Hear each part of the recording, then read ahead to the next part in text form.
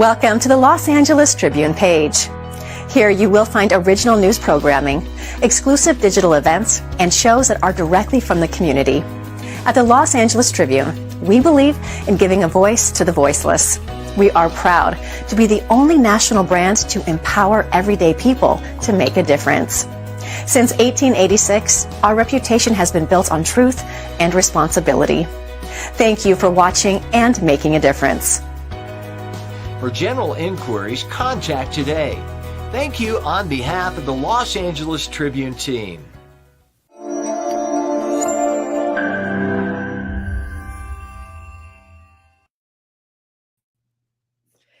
Hello, everyone, and welcome to Day 5 of the Los Angeles Tribune Leadership Week 2025. It is such a delight to be here with you all today. For those of you that are tuning in, we encourage you to share with us in the chat. Where are you tuning in from, and what are you looking forward to most during Leadership Week 2025, Day 5? We have so many amazing speakers that will be joining here today to share insights on how to lead your life and lead your business. Donna, what are you most looking forward to today for Day 5 of Leadership Week 2025? There are so many different thought leaders that are here that are sharing. It just continues. We have Robert Cialdini coming up. We have Dr. Joe Vitale. We have David Meltzer. There are so many more people coming through to share their areas of expertise. I am just thrilled because today, some of the people speaking are some of my favorites. I love that. And what about you, Jason? What are you most looking forward to for Day 5 of Leadership Week today? There is a block coming from the Aussie side today with Jeff Ross that I'm really excited to meet some of those folks and see what they're bringing to the table in leadership as well. He's been bringing so much behind the scenes and has been delivering for the last few days, and to have Jeffrey hitting the stage and hosting for that time period, I'm excited to get some fresh perspectives from a different place, because you remember yesterday we had so many different categories, and now we're potentially doing the same thing from a whole different and fresh perspective. I'm really excited about that period. And we get to do some really neat interviews and some surprise guests at the end of the day. Yes, indeed. And I think what's going to be so beautiful about today, Day 5, is we have so many pioneers in their space. We are kicking off the day with Dr. Robert Cialdini, who wrote the book Influence and has been such a pioneer in sales and psychology. I mean, if you've ever read a review for anything that you've been buying, for any restaurant that you have gone to, Dr. Robert Cialdini's work has really inspired that whole experience. Same with Dr. Joe Vitale, tying spirituality into marketing and how you engage with your community. So our viewers are in for a treat. If you're tuning in today, we encourage you to share this program with a friend. Share it with someone in your community. You can repost the link and not only share it, but tell the person why you're sharing it, what they can expect. This is what Leadership Week is all about. It's about bringing people in community to learn from one another. We are going to get started with our first segment in just a moment. But before we do, I would love some individuals that are chiming into the chat today to share what is one insight or one question you're going to ask yourself as you get ready to watch Leadership Week Day 5. We encourage you to take action. You're going to hear so much information, but the best thing that you can do is find one or two insights that you heard from to take action on. And on behalf of our entire team, our CEO, Moe Rock, our entire executive production team that you've been hearing from all week, we appreciate you for spending your time with us today during Leadership Week. We are going to move to a quick commercial break. And when we come back, we are going to be kicking off Day 5 of Leadership Week. Thank you so much, everyone, for joining us, and we'll continue to see you throughout today. Hello and welcome to the Los Angeles Tribune. Since 1886, our name has been a part of the world of journalism.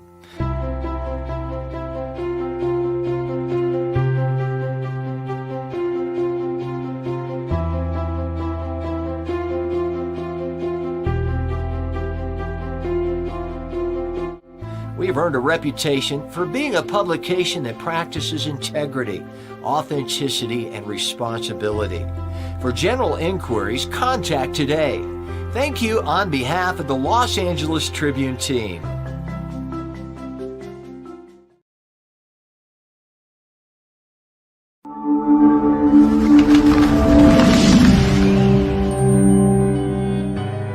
Welcome to the Los Angeles Tribune page. Here you will find original news programming, exclusive digital events, and shows that are directly from the community. At the Los Angeles Tribune, we believe in giving a voice to the voiceless. We are proud to be the only national brand to empower everyday people to make a difference. Since 1886, our reputation has been built on truth and responsibility. Thank you for watching and making a difference. For general inquiries, contact today. Thank you on behalf of the Los Angeles Tribune team.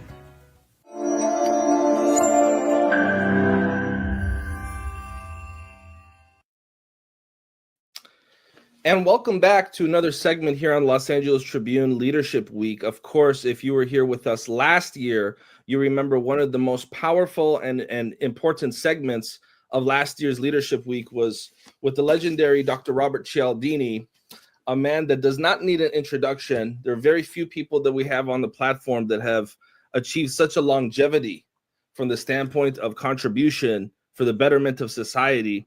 So we don't even need to really read this long biography that he has because our community is already very familiar with him. I'll quote Charlie Munger. This is the book that I give most often as a present and in my top recommendation. If you have a quote like that from Charles Munger, I think it speaks for itself. So we're going to be joined by him here momentarily. Before we have him on stage with us, Ava Manuel, Alicia Magnus Lewis, and will be joined momentarily by another co-host to help us lead this powerful conversation. How excited are you, Ava?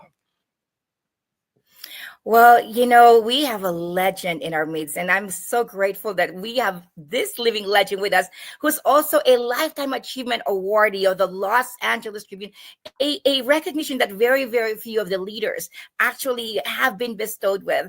And we had the opportunity and the privilege, the honor to be able to present this award on the 40th anniversary of the Influence book last year at Dr. Cialdini's event. So I'm very, very excited, Mo.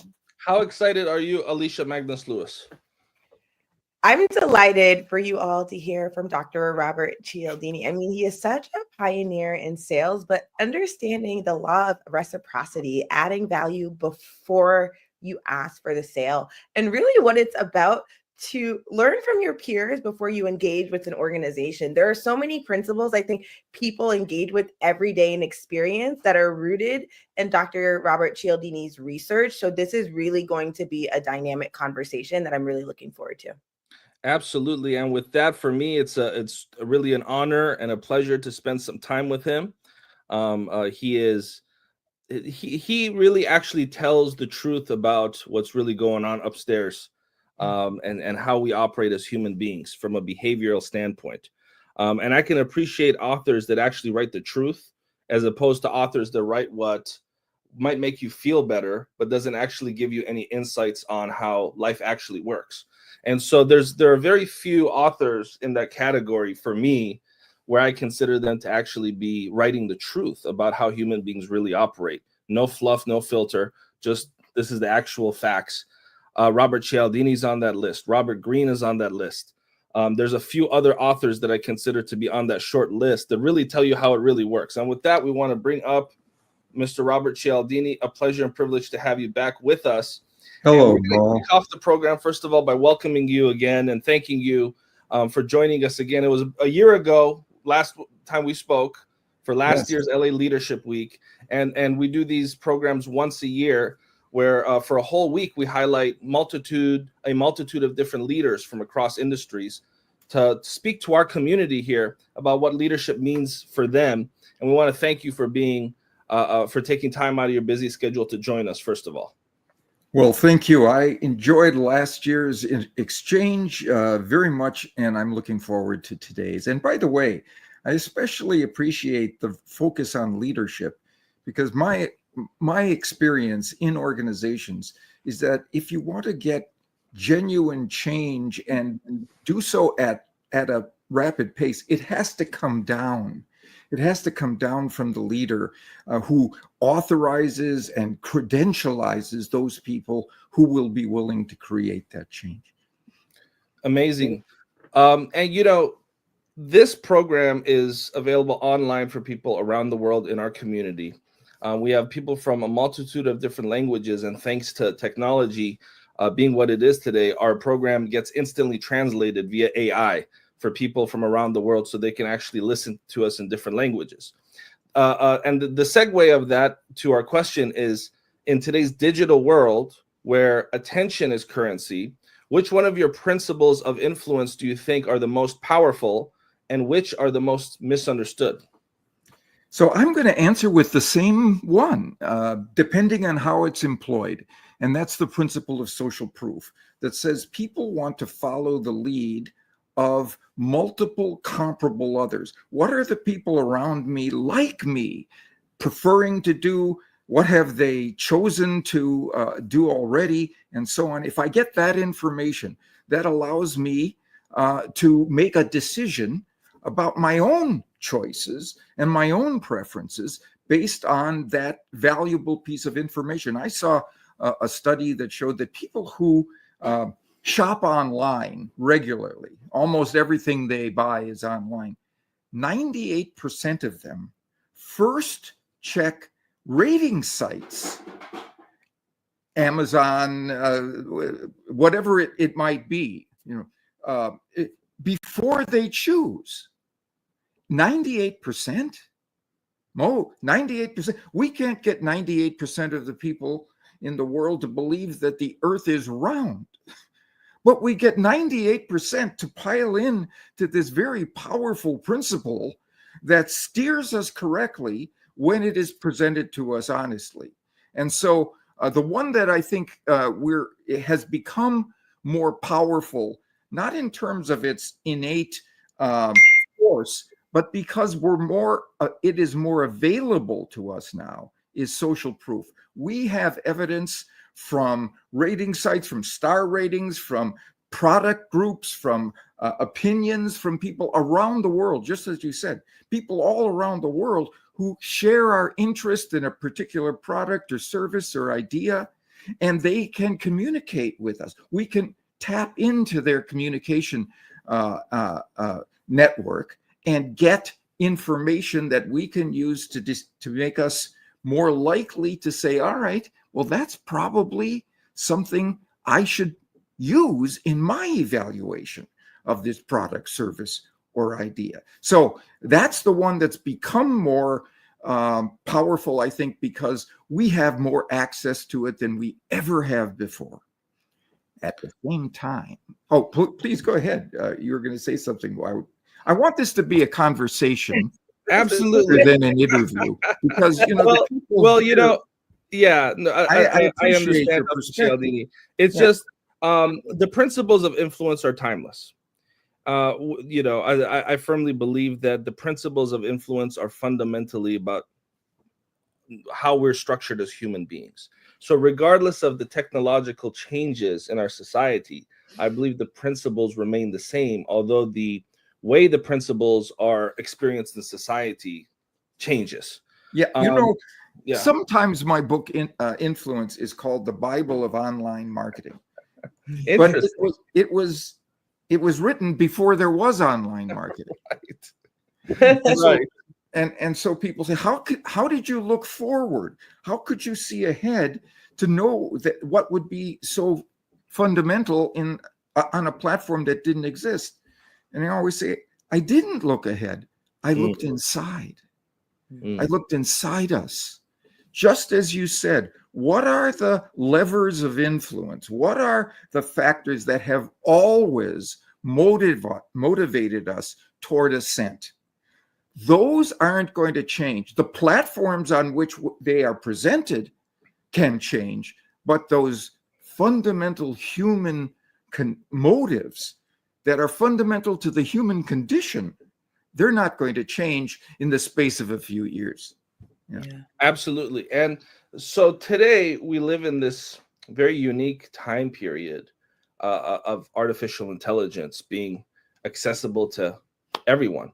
And we see the implementing of AI in our lives, whether that's through algorithms that now, at one point in time, we decided what we see on the monitor. Now the monitor is sort of feeding us content and information. It's a very strange place that we're at in terms of our relationship with computers. Are we now being controlled by computers, or are we controlling the computers? It's deeper than just a sci-fi movie. It's actually something that we're experiencing with the algorithms, etc. What are your thoughts as somebody that understands how human beings are influenced?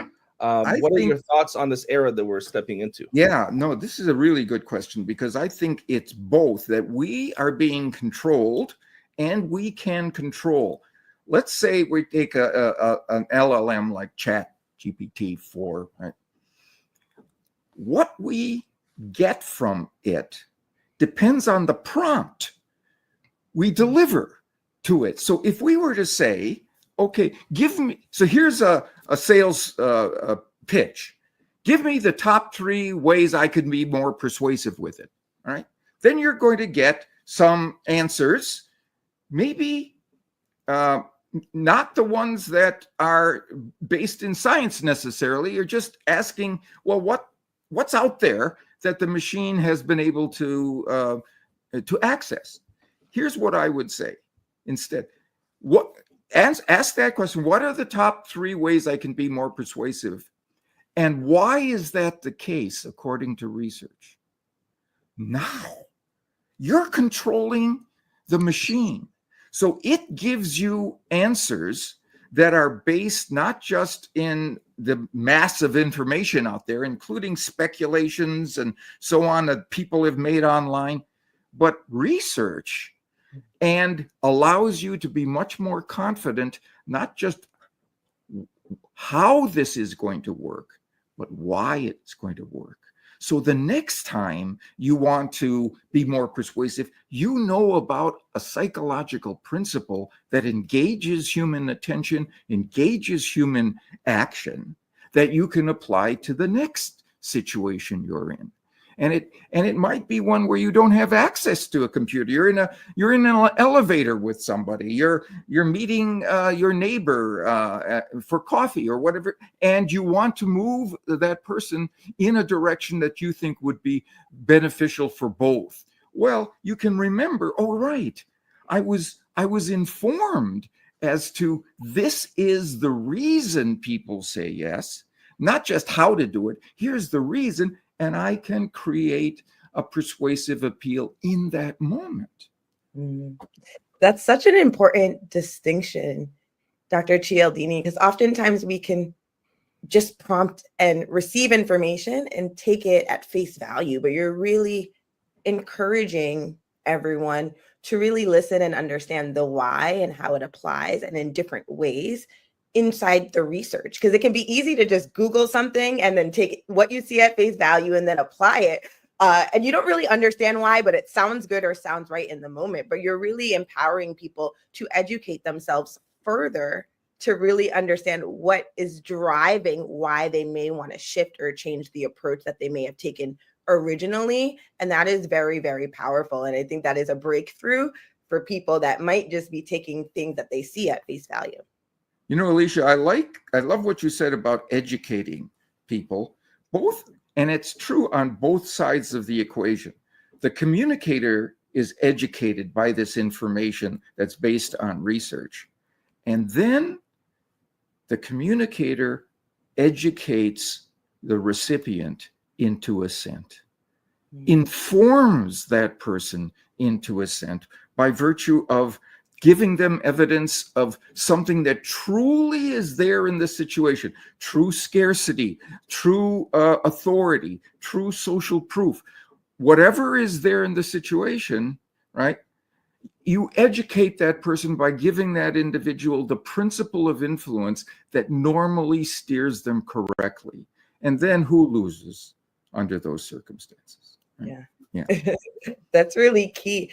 Dr. Cialdini, you've written extensively about ethical persuasion. How can individuals and organizations safeguard influence in a time like today where misinformation is out there and it spreads so easily, and could potentially be used to train some of these models that people are kind of relying on as they do research and as they go out there in the world and engage with the world? So, I think we have done some research on ethical cultures versus unethical cultures in organizations. And there's just no question that if you have unethical approaches to your culture, where you're pushing the idea of misinformation or deception, exaggeration, counterfeiting information that you give to people to get them to move in your direction, there are some large costs to that to your bottom line. First of all, the people who have to do that, who you're forcing to be dishonest, are under strain. That conflicts with their values and who they want to be, and you get more medical days, you get more health absences because of that stress, right? And because of that stress, those people are more likely to want to leave your organization, and you have enormous costs associated with turnover. And besides that, the best people leave. Those who can move, who have the credentials and have the track record to show somebody else that they're a good find, they can leave. And now you're left with people who are less competent, right? And here's the one factor that we found that I thought was the most you've also you're left with people who are comfortable with cheating. And they cheat you. Yeah. They cheat the organization. That's what you've selected for cheaters. And they're gonna misquote their expenses. They're going to have under the table deals with partners and vendors. They're going to take supplies and a computer from the storeroom and so on. You've pulled the viper under your coat, and they're gonna bite you. Mm-hmm. So inside those organizations, we have to be very sure that we insist on ethical, honest representation of ideas and products and services. Right? So that's what do you do online, though? How do you manage people who are being misleading, being deceptive, and so on? Here's again where I think we get to affect the machines as much as they affect us. Right? So if you have been duped, you get something that from an online broker of information or products or services, and it turns out not to be what they said. Right? We can't just be passive. We have to go back and denounce those individuals online publicly. We have to penalize them for that, so that this is not a profitable practice for them in the future, because anybody who gets cheated then reports it. And on the flip side of that, those people who have given us information honestly and veridically, it's exactly what they said it was, we need to go on and praise them. We need to make sure that we compliment them on their ethicality, on their honesty, and inform others like me who are looking around, for making a good choice. This is the way to go, not this way, not in this direction. You'll get fooled over there. Over here, you'll get the straight scoop. Yeah. I think of two common sayings as I hear you speak, Dr. Robert Cialdini. One is there's no honor amongst thieves, right? The idea that if you run an organization and you have someone that practices unethical behavior, a lot of people think they're the exception of facing the brunt of that force by keeping such a person around. Yes. And also, I tell people all the time, if you don't want to slip don't go to places that are slippery. Right? So Yeah. to stay around, individuals that have a good moral compass, and a lot of life's problems are resolved by staying away from slippery places. Right. I love that. There's another one that I like to use, and it's an old saying. An ancient Greek philosopher said, "Seek not dishonest gains, for dishonest gains are losses." Dishonest gains are losses. Just as I indicated, those are going to fire back at people, and they will lose in the long term, I think. Yeah. Absolutely. If someone were to ask me, Mo, you can go inside of the mind of Dr. Robert Cialdini and find out any piece of information that you want that's inside his mind, what I would be most curious about is what is it that Dr. Robert Cialdini, how would he summarize what are human beings? Meaning, the analysis of their modus operandi, their emotional. We know they're emotional creatures. We know they're social creatures. But I would, if I had an opportunity to just delve into the mind of Dr. Cialdini for a moment, that's what I want to know. I want to know, how does he perceive human beings from an anthropology standpoint? Okay, I'm going to do this in terms of the influence process to respond to you. What are humans like when it comes to influence and how you move them in a particular direction? And it seems cynical at first, but I'll explain that I don't think it is at all. Something that Ben Franklin said about persuasion. He said, "Should you wish to persuade, speak not to argument, speak to self-interest." Right? Show people how, if they move in the direction that you are recommending, they will benefit from it. Now, I think the key is to recognize that what is in their self-interest and in their benefit is not just material and economic. You can ask them to move in this direction because it aligns with a value that they have told you about, or or belong to an organization that represents that value, or they have children and they want those kids to model their behavior. Show them how behaving in a certain way allows them to be congruent with who they prefer to be, right? Not just who has the most dollars that day, right?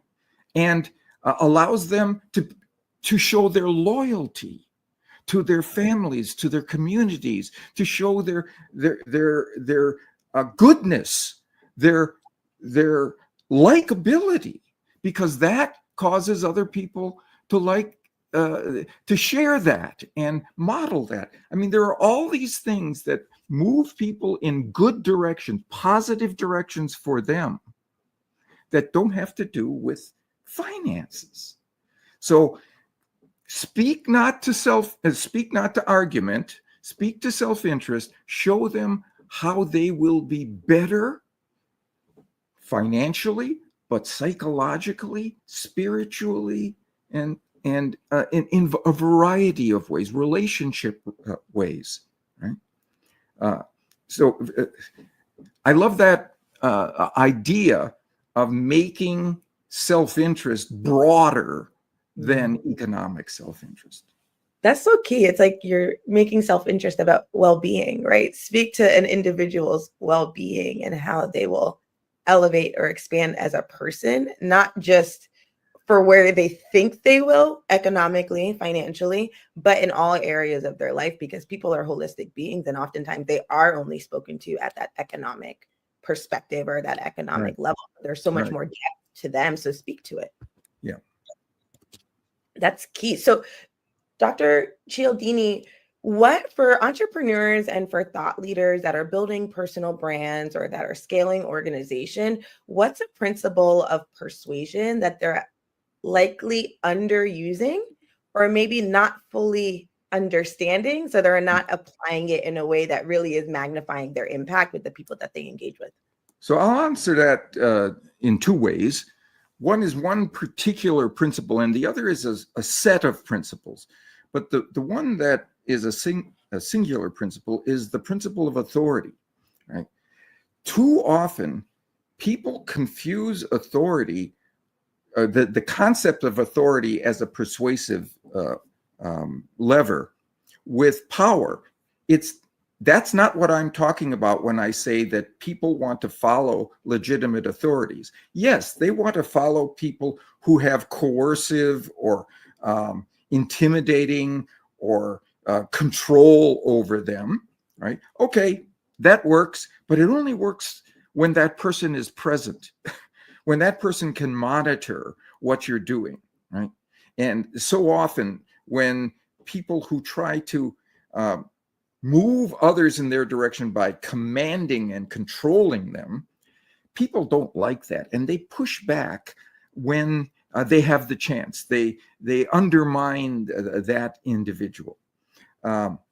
So what I'm really talking about is an authority who is seen as an expert, a credible source of information about the topic. If you can establish yourself as that and present that to a recipient, all right, you will have influence on what you've recommended for that person, even if you're not there watching, because that person has recognized, oh, this is the right way to go. It's not just what this person prefers me to do. Oh, I've been convinced that this is what an expert has judged is the right way to go. And that's a reason to follow it under any circumstances, right? So that's the one I really think, if there's a single principle of influence that is most often misused, it's that, not recognizing the form of authority that I'm talking about, which is not about power, it's about credibility, right? That's the big difference. Right? Dr. Cialdini, in an organization where there are individuals that have a habit of practicing what you described, the idea of rubbing people off the wrong way, because they just tell people what to do, and people don't like that, and they do choose to undermine an individual that practices that way. If such person is in an organization, what is the remedy to that? Is that if that person has a value and is a good person, but has that habit consistently, is there a remedy to that? Is there a solution to that? Or is the solution to just get them out of the community? What are your thoughts?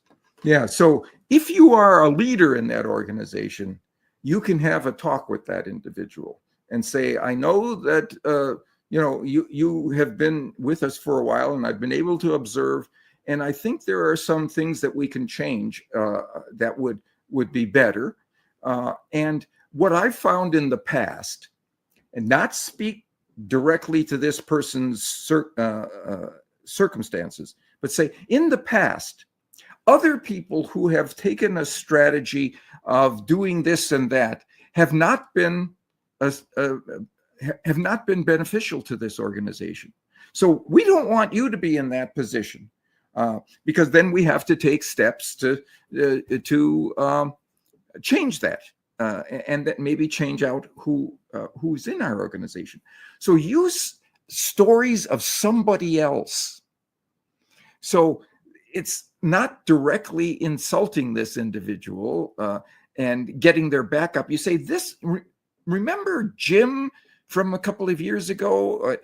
Or let me tell you about a story I had when I was in your position, and then there was somebody who acted this way, and here was the problem with that, and that person didn't last long. Or just get it over there. There's a lovely study of firefighters who were given examples of other people who had done who had made mistakes in fighting fires, right? Versus telling the firefighters themselves of mistakes that they had made. If you tell them about other people, now they're more willing to change their ways because you haven't punched them, right? And what happens when you punch somebody is they tend to punch back, right? So tell them about somebody else's mistakes along these ways, and then ask them to model the behavior that would reduce that likelihood. Yeah. This is such a perfect conversation for Leadership Week. What we've been learning here now as we hit the halfway mark with Dr. Robert Cialdini are some incredible leadership principles. You know, a lot of people think that influence is, the concept of influence is, I think, misunderstood by a lot of people. I think your work by a lot of people is misunderstood in general, from the standpoint of, this is not a sales book. This is a life book. This is a book that talks about human nature on a very deep level.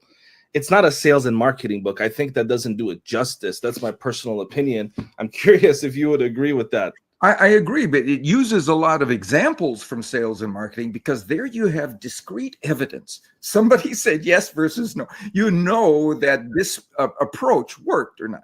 So I use examples, a lot of them, but you're exactly right. It's about how we comport ourselves to be more successful in our communication processes.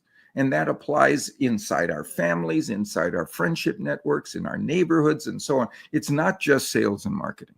Yeah. Last year, we spoke a little bit about Charles Munger, and you shared a little bit with our community about how he had reached out to you and giving you some shares. And I periodically, every once in a while, I go back and I listen to the psychology speech that he gave. I think it was either Yale or Harvard, where he cited your work. I think it's called The Psychology of Human Misjudgment. Do you, for those that may not have heard our conversation last year, I would love for you to just talk a little bit about, first of all, Charles Munger, what your analysis is of him as a man and as a businessman and his contribution to business. I would be curious what your thoughts are. And just a little bit of a reiteration of what that was like, if it was a significant thing for you to find out that he cited your work in that speech that is pretty popular in a lot of circles, that speech he gave. It was more than a surprise. It knocked me to the floor, to be honest, that Charlie Munger would say that about my work and invite me to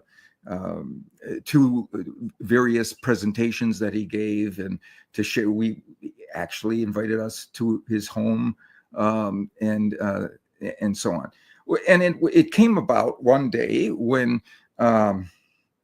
in the mail, I received an envelope, a legal-sized envelope, and inside was a share of Berkshire Hathaway A stock, which 25 years ago was worth about $75,000. It's worth nearly $400,000 today. Right. So I am so glad I held on to it. But inside the envelope was a share of stock with a note from him. And he said, by virtue of your principle of reciprocation, we are obligated to give value to others who have given value to us.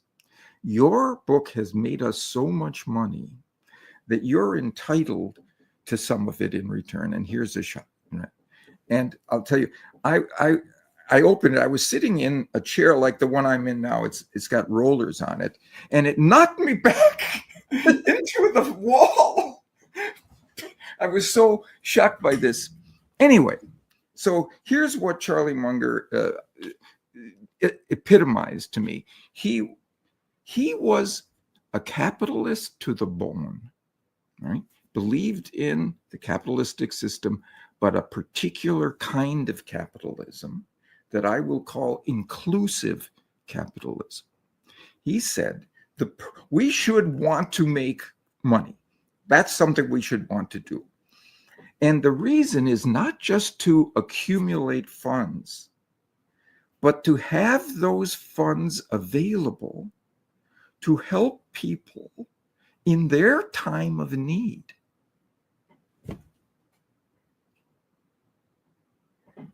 Wow. Wow. I mean, what a positive way to think about the accumulation of capital so that you have it available to rescue people in perilous times. He's on the side of the angels with that form of capitalism. So, I mean, he was brilliant. He was just brilliant. But everything he did was oriented to this purpose. Yeah. I find in history, there's, to use Machiavelli's metaphor, there's always someone whispering to a prince. Behind every, behind every great leader, behind, behind, there's a Henry Kissinger somewhere that's kind of guiding the prince, so to say. And I feel like Charlie Munger, I think that without Charlie Munger, there would be no Warren Buffett. Yes, and what Warren says so. He says without that partnership, we just wouldn't have been able to flourish. We wouldn't have been able to thrive to the extent that we have. Warren Buffett is brilliant, so he would have done well. But that combination, it was synergistic, and it elevated them to levels we've never seen before in the history of our markets. Berkshire Hathaway's rise is unparalleled. I think it was that combination. And so last year, not this year's Berkshire Hathaway meetings, which will occur at the end of or beginning of May. Last year, I was there, and at those meetings, typically Warren Buffett and Charlie Munger would sit at a table and get questions from the audience or from journalists and then answer them. And Warren would take the first swing at the question, and then he would say, Charlie, what do you think? Right? Well, this year, Charlie wasn't there. Charlie passed 1 month away from his 100th birthday. Anyway, Charlie wasn't there. But there were some other people from the board there, and Warren got the question. And he answered it, and he said, "What do you think, Charlie?" Yeah, no, I saw that. That was really an emotional moment. Yeah, because I actually saw this collage that someone made, Dr. Cialdini, of him doing that with Charlie next to him. And then suddenly he does it again, and he's not next to him, and it just grips you. Because you can see that's like that's like an arm. That's that's almost like a extension of Warren Buffett. It's like losing a limb. Oh, good metaphor, and I think it validates what we were saying earlier. Charlie's still there, generating an approach that Warren still. And Warren's staff, his leadership team, still abide by and still follow. Yeah. Alicia, you have a background in banking before you got into journalism at the highest of levels. I'm curious if you have a question or a thought, please, Alicia. Thank you so much for that, Mo.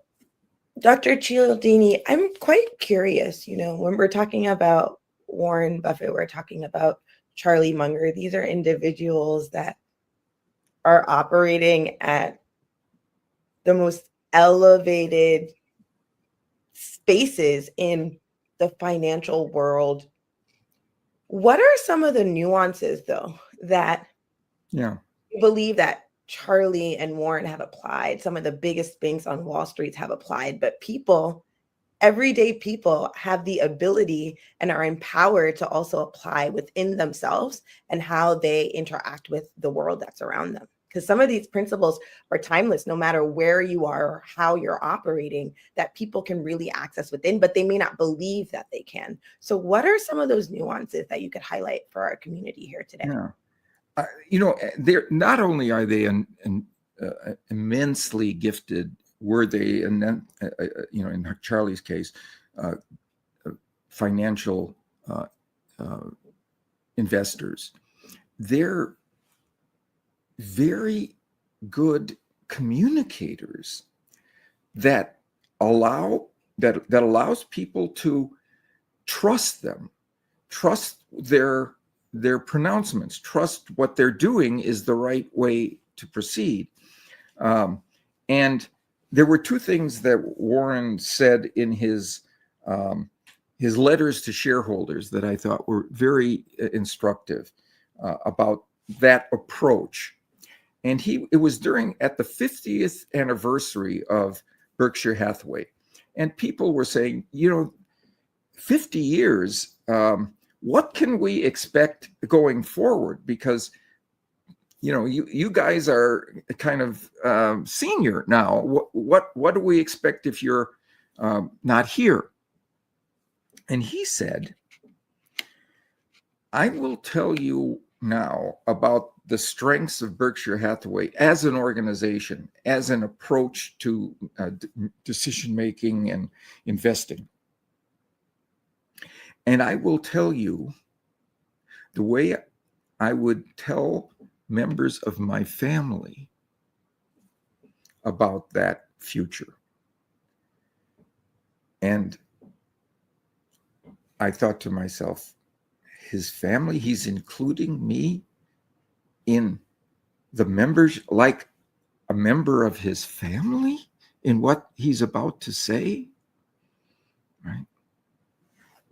And that's who the man is.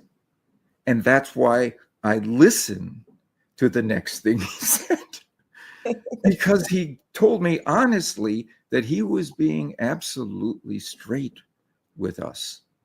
And he was going to protect our interests the way he would protect the interests of family members. Well, yeah, if there's any reason besides that, for me holding on to my share of Berkshire Hathaway stock that went from enormous gains, those could be gone, and I'd still use this. This would be enough for me. Right? And the other thing he does is to constantly remind us of his honesty. And he does that on the first or second page of his annual letter to shareholders, where he mentions something that went wrong that year. Before he describes all the things that went right, he mentions something that went in the opposite direction. And he owns up to it first, right? First. And he says, we made a mistake here. We're human, but it won't happen again because we fixed that mistake, right? And then he says, however, or but, or nonetheless, here's all the things we did right this year. Here are all the things that lifted our profits. I'm listening to that next set of stories about profits differently now, because he showed me how credible he is, how trustworthy he is. He's not just willing to talk about the successes. He's willing to talk about the mistakes. Oh, this guy is being straight with me. Mm-hmm. I'm listening now to the strengths differently than I did if he hadn't mentioned those weaknesses. I'm listening to strengths that are coming from a credible source of information, somebody I can trust. He's brilliant at not just being successful, communicating how he is successful and which things you might want to pay attention to, most attention to, that they're able to do there at Berkshire Hathaway. Yeah. showing the humanity that's within us all. And I think that what you just shared, thank you for sharing that. That's going to be a big breakthrough moment. I think in a world that's so performative, people aspire to perform and not be as real. And that is so key and critical in leadership, but in life and in how you engage with community. And it's important revelation for people to really be aware about. Can I take off on that word humanity? Please. So we are in an era of technological progress like we've never. I mean, AI is transforming how things are done in our lives, and it has been remarkable in what it can provide. But it's doing something that I'm worried about. It's making us separate from one another. The way we work is separate from, we're in front of a computer, and pretty much all our interactions are on that screen. The way we educate ourselves, we go to YouTube videos to learn how to fix this pipe, or we go on Wikipedia to learn more. We don't check with somebody. It's the way we entertain ourselves. We go on Netflix, or it's not with other people, and we're missing the human connection because of that technological advance. Now, we would be fools to try to resist the technological advent of change that's going on right now. Right? That's a bullet train that's coming at us. We'd be fools to step in front of it. But here's what I'm going to suggest. We have to humanize that technology. We have to infuse it with examples of human connection. I'll give you an example. There was a study of 6,700 online commercial sites where the researchers did A/B tests. They looked at various factors in that site, and they put them in or took them out and looked at the change in conversion that occurred. And some of them were financial or economic, like is there free shipping? Right. Others were technological. Is there a search function within the site that allows visitors easy access to all kinds of information? Some were even sales oriented, like is there a call to action line in the information? Okay, and I'm happy to say the ones that came out at the top as the most effective were the principles of influence. Is there an authority recommending this? Is there social proof? Is there true scarcity? That kind of thing. Okay. But also in the top was the liking principle. How do you get liking online?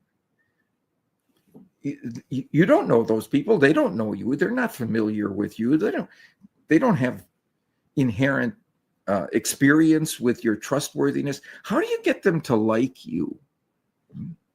It turns out it was simplicity itself. If there was a welcoming statement on the landing page of the website, it got more conversions, significantly more conversions. Welcome to our site. We're so glad that you're here. The way you would welcome people to your home, or if you had a brick and mortar business, the welcome to our business, that act of humanizing the exchange produced more conversion before they read one word about what the site was offering. It wasn't the features of the offer. It was the psychological human connection that was there before the offer was made. Those are the kinds of things that we need to infuse into our communication channels the way we would as humans interacting with one another. It turns out human beings like to be treated with respect and care, after all. Right? And kindness and approval. Right? And I mean, here's one example that is actually scary. It had to do not with a business transaction, but with a medical transaction. Radiologists at a set of hospitals were given the images of screens of patients who were there at the hospital, and asked to provide various comments and evaluations and recommendations for future scans or actions to take. Okay, and half of them were just given it the way they normally would. The other half were given that set of images with the patient's picture next to it. And they gave nearly 3 times as much time, energy, and recommendations because there was a person there. The process had been humanized. So you know what I do now whenever I write an email? Well, first of all, I can tell you that on my landing page of my business, the Cialdini Institute, I have a welcoming statement and my signature. It's a real signature. It's not some machine-generated font. It's my signature. There's a person there welcoming them. Well, on my emails, underneath my name, I have my picture. There's a person there. You know what were the 2 biggest increases in arenas of marketing in the last 10 years? Influencer marketing. Through the sky. There's a person there. Mm-hmm. And the other, handmade products. 37% increase in the last 10 years in purchase of handmade products. There's a person there. Wow. If we can do that inside our communication channels, even those that are online, we're going to be better off. I had somebody send me a handwritten thank you note about a week ago, and I remember getting it in the mail and feeling so special. Yep. Because people don't do that anymore, right? It's become a lost art of our society, the humanizing aspect of it. Now people might text you and say, oh, thank you for this or thank you for that. It does not feel the same as someone handwriting a thank you letter, sending it out to you. And so if you're one of the few people that are doing such practices, you're in a special category. And I want to welcome everyone that's watching us right now to the Los Angeles Tribune Leadership Week. We have about 10 minutes left with the legendary Dr. Robert Cialdini. He's one of the most important authors to me personally. Roberts seem to be very clear with how the world really works. Robert Cialdini, Robert Greene, Robert Ringer. These are some authors that have inspired me through their works, and all of them paint an accurate description of how the world works. So if you want to know how the world works, find yourself a Robert and befriend him. They seem to be very sharp guys. One of our colleagues, Parisa Rose, has joined us. Parisa, I'm curious if you have a question here as we slowly wrap up our time with Dr. Cialdini. Parisa, please. I do. Thank you, Mo. And it is so great to be here with you, Dr. Cialdini. I would love to know this one piece about communication. As you were talking a little earlier about, as I was listening in, you were talking about how this influence is really about becoming that much more of a prolific communicator. So if there is one thing that you could impart on those that are listening to our global community about communication to allow them to step into better communication, which would then lead to better connection with others, which then would help with really humanizing this very digital world we live in, what would that one piece about communication be? empathize with the recipient of your message. People have asked me in other situations, what do you think is the best trait of a salesperson, right? And the answers you normally give is, well, this person is driven, is energy, is ends oriented, and believes in their product. All those things are true. Put yourself in the shoes of your recipient and think through their mind, see through their eyes what it is that they're looking for. Remember, I said earlier that Ben Franklin, they're interested in something that will be beneficial for them. If you can put yourself in their position, you now are informed about what you have to offer, or what aspect, what feature of what you have to offer is most aligned with their needs, their circumstances, their choice, their preferences in this situation. If you can do that well, you will increase your influence significantly. Wonderful. Thank you so much for that. Very helpful. Thank you. Dr. Cialdini, as we wrap up our segment here with you, we want to be respectful of your time. I'm curious if you could please share some more about the Cialdini Institute and what offerings and programs exist for entrepreneurs that are watching that may want to level up their influence capabilities. What kind of certification programs or opportunities are there for entrepreneurs? And if you have any closing comments about leadership that you would like to make to our audience, please take as much time as you would like to answer those questions. We're on your schedule, please. Yes. Well, thank you. I appreciate that. We have a startup called the Cialdini Institute, and what we do is teaching, training, coaching, and information about ethical influence.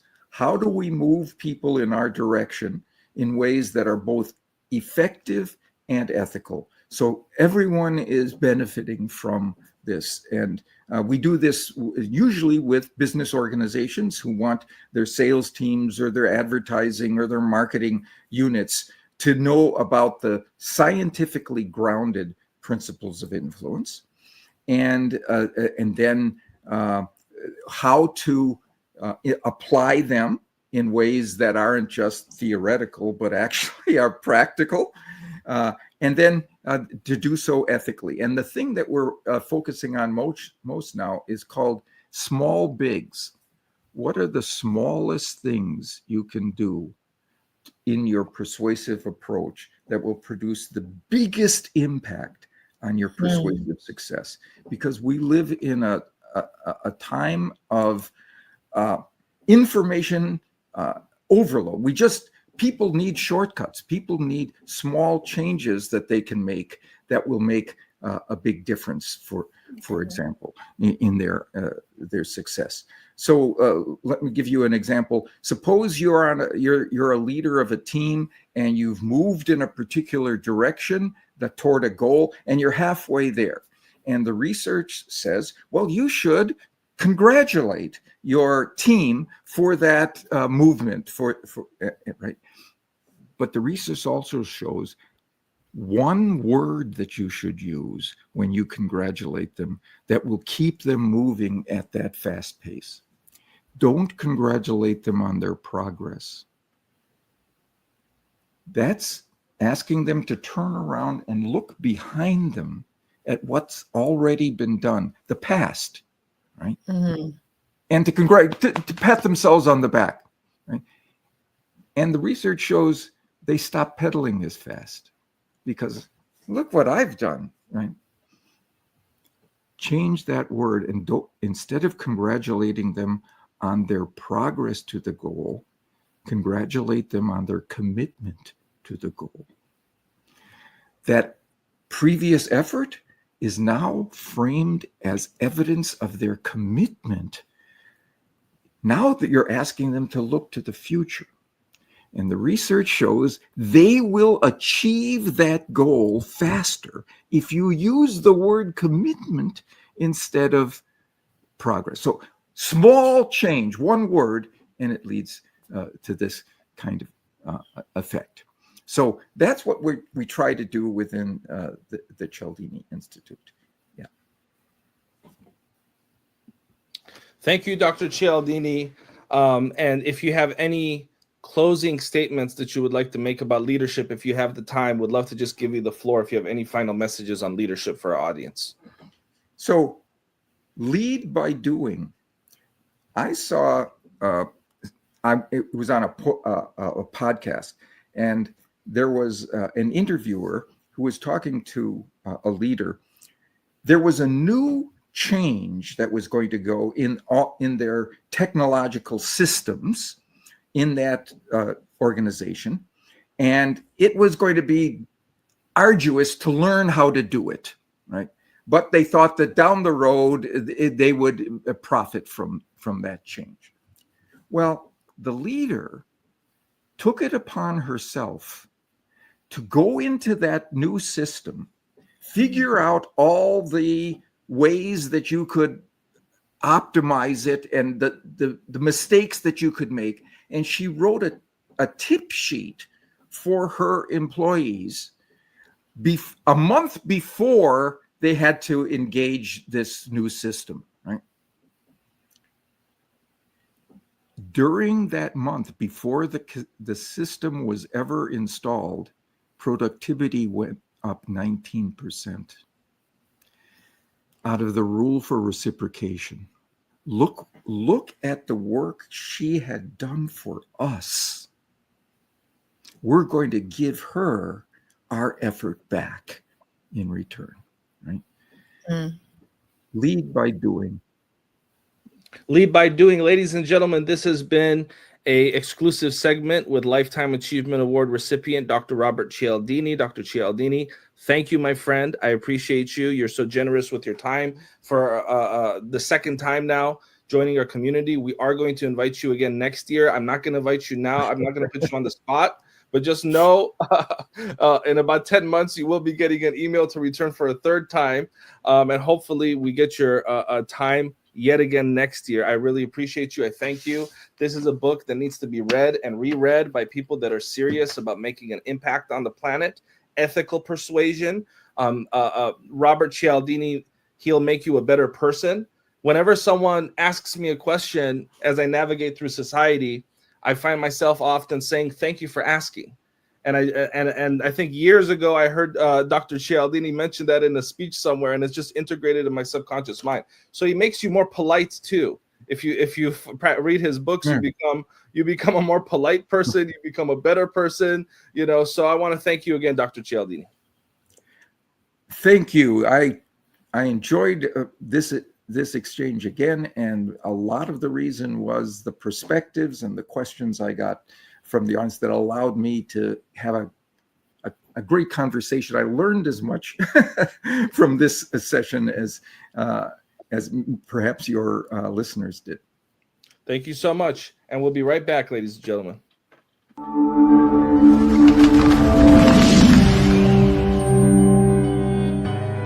Welcome to the Los Angeles Tribune page. Here you will find original news programming, exclusive digital events, and shows that are directly from the community. At the Los Angeles Tribune, we believe in giving a voice to the voiceless. We are proud to be the only national brand to empower everyday people to make a difference. Since 1886, our reputation has been built on truth and responsibility. Thank you for watching and making a difference. For general inquiries, contact today. Thank you on behalf of the Los Angeles Tribune team.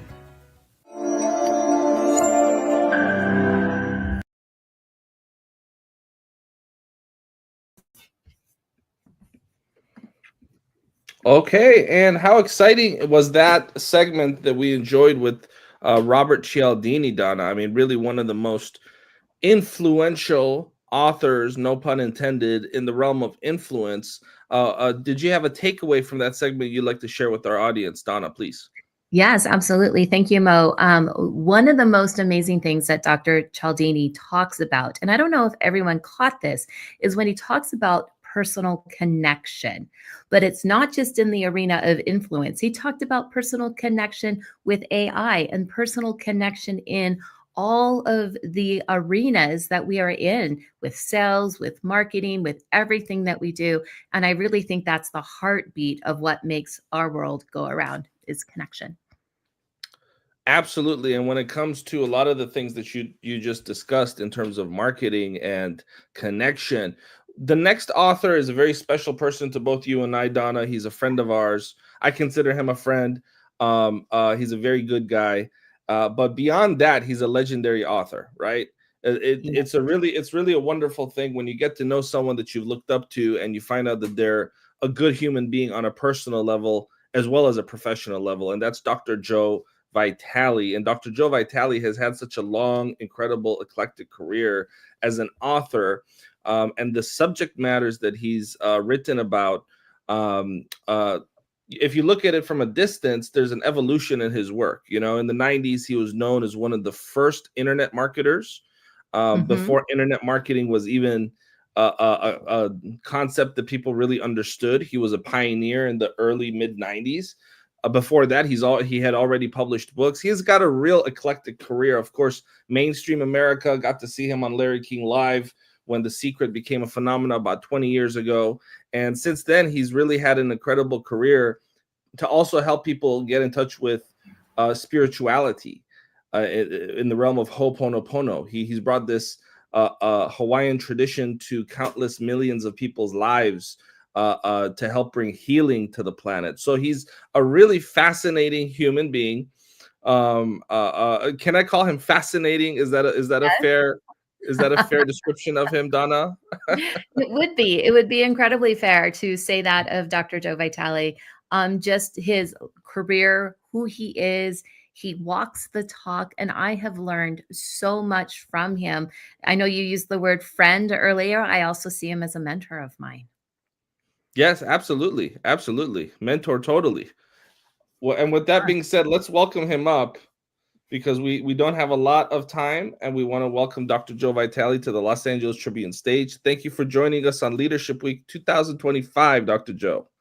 I am beyond flattered and honored to be included in any way, shape, or form. So thank you for this opportunity. Dr. Joe, I'm just going to kick off, and then Donna, you lead the way from here. Just because we had Robert Cialdini on before you, I'm curious what your thoughts are on influence. I mean, and I knowing you and knowing the fact that you've read so many, pretty much, I think you're the world's foremost expert in the realm of psychology, personal development. Like, you've read it all. You've written a lot of it, and the stuff that you didn't write, you've read. So I'm curious, when it comes to the psychology of influence, if you have something that you'd like to share in terms of something that you've learned in your career, in your research about that, the power of influence, just as a natural segue from Robert Cialdini, please. Well, to be in the same room or to follow that legend is, again, very flattering. What an honor that is. It's very humbling because he's influenced all of us with his influence book. So this is beyond belief in many ways that I'm even here after him. Anyway, yes, I have researched. I've read just about everything there has been on influence and persuasion and copywriting and all of that. And of course, I wrote hypnotic writing. I wrote a book called Buying Trances. All of this was in the direction of how do we influence people? How do we get our results? How do we persuade?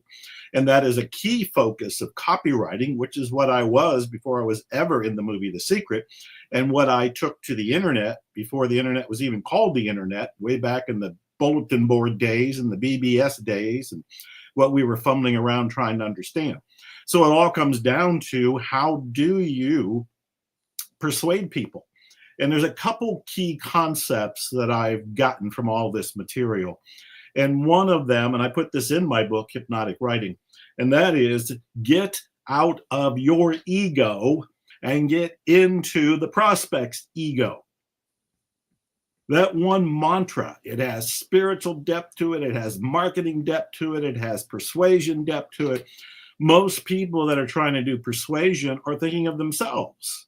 and what they're going to get from it. And you've got to transform it. You've got to shift it. You have to get into their mind and ask yourself, what do they want? And how can you give them what they want in a way that does benefit you, but the benefiting you needs to be after the fact. So get out of your ego and get into the prospects. The customer's ego is a big takeaway. Make that mantra, tattoo that on your wrist or on your forearm. That's the first. The second one, and this is another huge one. I got it from Elmore Swartz in his book, Breakthrough Advertising. He said, a good copywriter is the script writer of the prospect's dreams. This is huge. This is really huge if you grab this. This makes all of selling, all of influence, all of leadership really easy. Because instead of, again, thinking of yourself, you're thinking, what does that person want? And when you talk to them, when you write to them, when you guide them or lead them in any way, shape, or form, you paint the vision of their end result dream. Their dream, not yours. And this goes back to Elmore Swartz. He's saying you are the script writer for the prospect's dreams. Mm-hmm. Those two things alone, Mo, can really make a big difference. That's incredible. And Donna, I'm just going to ask one more question, and then I'm going to pull a Houdini and vanish. And you're gonna lead the way the rest of the segment here. That was powerful, Dr. Joe. And you know, it coincided with his closing remarks on empathy. And yes. The way you phrased it, though, was a lot more clearer in terms of step out of your ego, go into the other person's ego. That's very powerful. I asked Joseph McClendon a question yesterday, and I may have even asked you this question over the years at some point in a different way. You know, there are a lot of seekers on this planet. There are a lot of people that are looking for enlightenment. They are looking for the Big Mac secret sauce. They're looking for the Coca-Cola secret formula. They're looking for that one silver bullet. Maybe they want to find it in a book. Maybe they want to find it in a seminar. Maybe they want to find it in a spiritual guru or spiritual practice. Maybe they want to find it internally, whatever the case may be. We live in a world where there are a lot of seekers. My question for you, after your journey, I think that if there's one person that would know, is there something under that hidden mat or not, it would be you. What is, if there is such a thing, what is enlightenment? What is that thing that many of us are looking for? Please, Dr. Joe. Easy question, by the way. I know. Simple question. I mean, geez, let's just shut the door and just talk for the rest of the day about that one question here. Close the lines, everybody. We're finishing up with this one. It's going to last all week. All right, let me try to give you a short answer to that phenomenal question that I didn't even see coming. So here it is. It's descended upon me. First of all, what are we all looking for? I think we're all looking for that inner serenity. We're looking for that inner peace.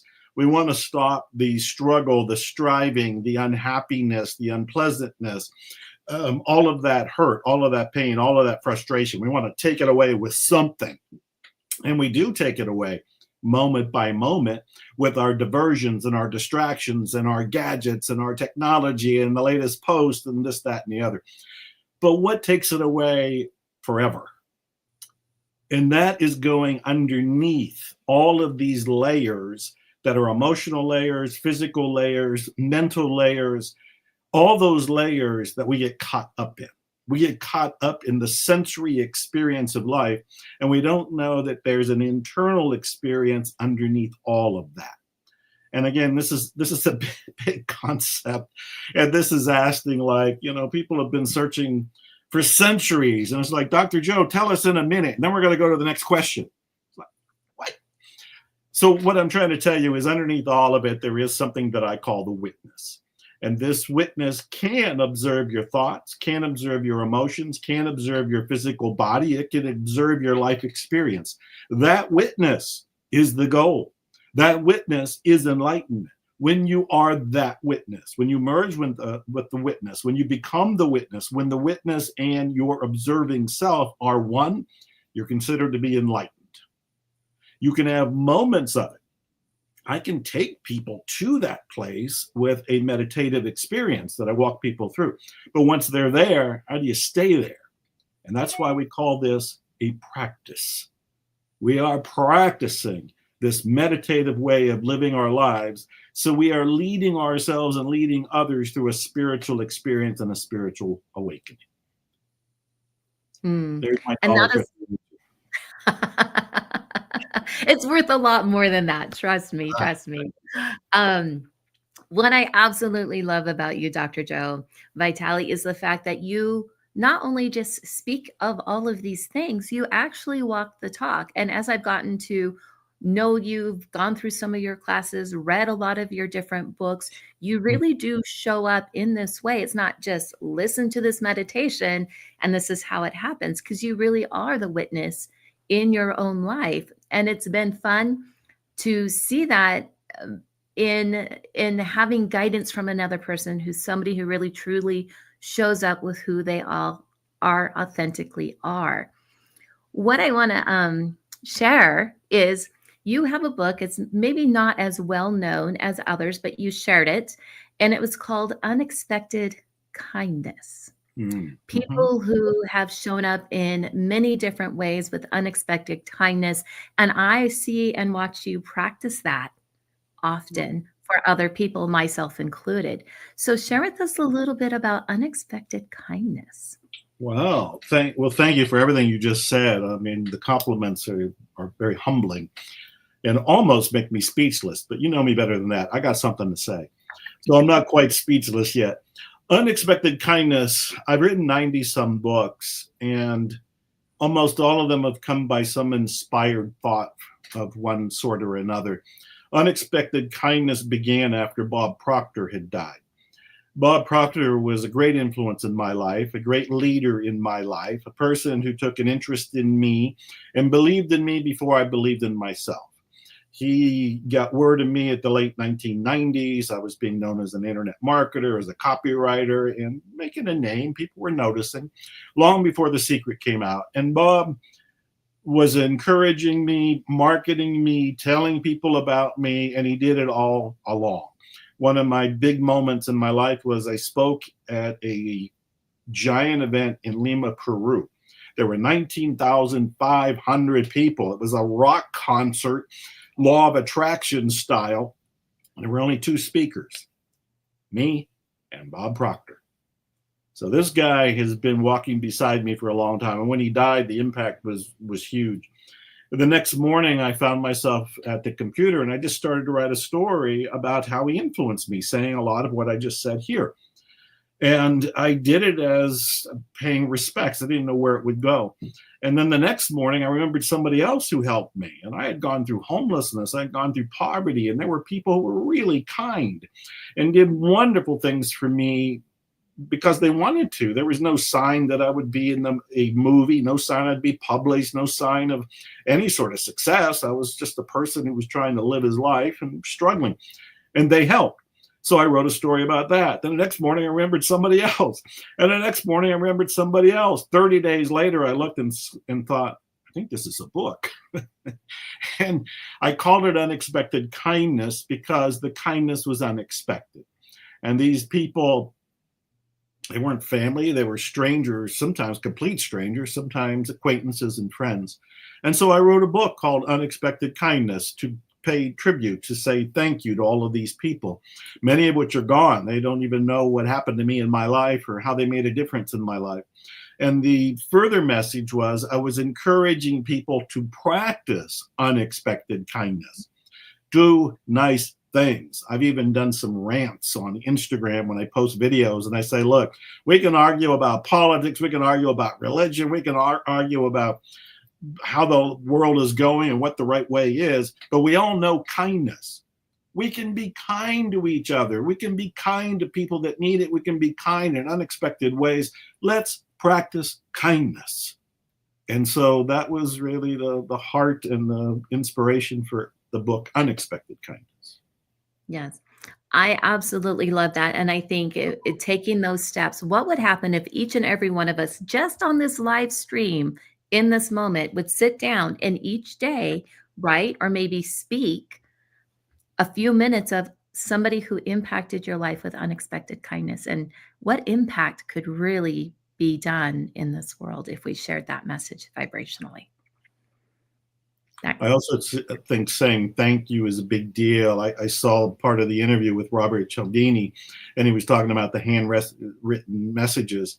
And some of my frustration in writing the book Unexpected Kindness is that some of the people have passed on and I didn't get to say thank you. And there's a deep regret and a frustration there. It's like, oh, I really want to tell Larry what he did was nothing to him, but the world to me. And to say thank you to these people, whether it was a handwritten note or a phone call or meeting in person, which would be so incredible. I would encourage people to say thank you in person, phone call, email, handwritten notice or note. And I would also say, even more than saying it, is do it. If you see an opportunity to help somebody with a smile, with a kind word, with a dollar bill, with moving their furniture, I don't know, whatever it happens to be kind, practice kindness. We can transform the world with those two things. Say thank you and practice kindness. I absolutely believe you. Truly, truly, truly. Now, I know that you're best known, one of the books series, Zero Limits Living. I have to say this is my most well-traveled book from the last year. It goes everywhere with me. It's been to Japan. It's been to an island in the Caribbean, because there is so much wisdom in this little book with that you have shared, that it's something that I pick up and read at various times, different passages of it, because it has such a profound impact. When I'm curious, for those who might be newer to your work, what does zero limits mean in the context of daily life and leadership? Good question. The concept of zero limits has become my quest and my brand in recent years. I'm in my 70s now, and as I look back over everything, yes, I was in The Secret, and I've talked about the law of attraction. Yes, I wrote a book called Zero Limits, brought a Hawaiian healing method called Ho'oponopono to the world. And yes, I've done fourth dimension processes and hypnosis and a long line of different things. And I got stories in all these categories. And with all these books I've written, I can tell you about different conquests and different quests and different techniques. But right now, at this point in time, my whole focus is on zero limits. And I even have a movie called Zero Limits. It's going to premiere in June in Sacramento. And the whole point of the movie, the book, my life, my quest, my brand at this point is to find out, do we have any limits? Do we have any limits in leadership, in our personal lives, in our spiritual lives? Pick any category. Do we have any limits? And as I pursue it, I keep finding out we don't. And we can go back to whether it's Yogananda, who said the only limits we have are the ones we think, or you can go to Napoleon Hill, who said the equivalent of that. We have mental constructs, which end up being the limits, meaning that if you believe it's not possible, then it's not possible, but only because of your belief, not because of anything in objective reality. So I'm looking for, are there any real limits? And what I'm finding is no. What I'm inviting people to do is question it all. So if there is a leader right now, they have a business or they have a mission, they have something they're trying to accomplish, and they have a vision that they want the others to enlist in. So there's an army getting behind this vision, and the leader is taking them to create some difference in the world, some difference in their business, their corporation. What they want to ask themselves is, where do I feel that this won't take place? Where do I feel that this won't happen because of fill in the blank? That because of fill in the blank is going to be an excuse. It's going to be a belief. It's going to be an articulated limit. So once we look at that, the next question is it actually a limit? Can we poke at it a little bit? Can we push the boundary of it a little bit? Can we find out if it's possible or impossible? I keep finding out that there aren't any limits, which is why I keep saying zero limits. Let me tell you real quick, this is just synchronicity. last night I watched the movie that was on. It had been out for a few years, and I've seen it before. I read the book about it before. I knew the story, and it's about the young man from Paris who came to the United States, and he wanted to string a tightrope above the Twin Towers and do a tightrope walk. Now, this is like the circus thing where you see the wire go across two tent poles and somebody gets on the wire, and this acrobatic kind of stuff. He wanted to do it above the two towers. Of course, when we had the two towers, they were the tallest buildings in the world. This is insane. This is impossible. This is not something a mentally sound person would do. But he was mentally sound, and he had a dream, he had a vision. And one of the things I noted as the story unfolded in the movie's called The Walk, is he was a leader because of his vision, and other people were attracted to him. And as a leader, he got the people he needed. He didn't have to pay them. They wanted to be part of his vision. They wanted to be part of the impossible dream. And so as a leader, when you believe in something and you believe it's possible, even when most of the world's going to think it's impossible, you're going to attract these people, these seekers who want to tag on to a dream. And in the case of this movie, which is a true story, he did extend a wire across the Twin Towers. He did walk across the Twin Towers. He stayed up there on the wire for 45 minutes. Oh my goodness. I mean, I had sweaty palms. I'm watching a TV show. I got sweaty palms watching him do this aerial impossibility. And this is what I love, and this is what I keep looking for. And I keep finding that these stories like that one, though you may not relate to it as something you would do, tells you this was something impossible and somebody did it. And if that's the case, what else is perceived impossible that we can't do? This is why I made the movie. This is why it's my brand. This is why I have the latest book that you have, Zero Limits Living.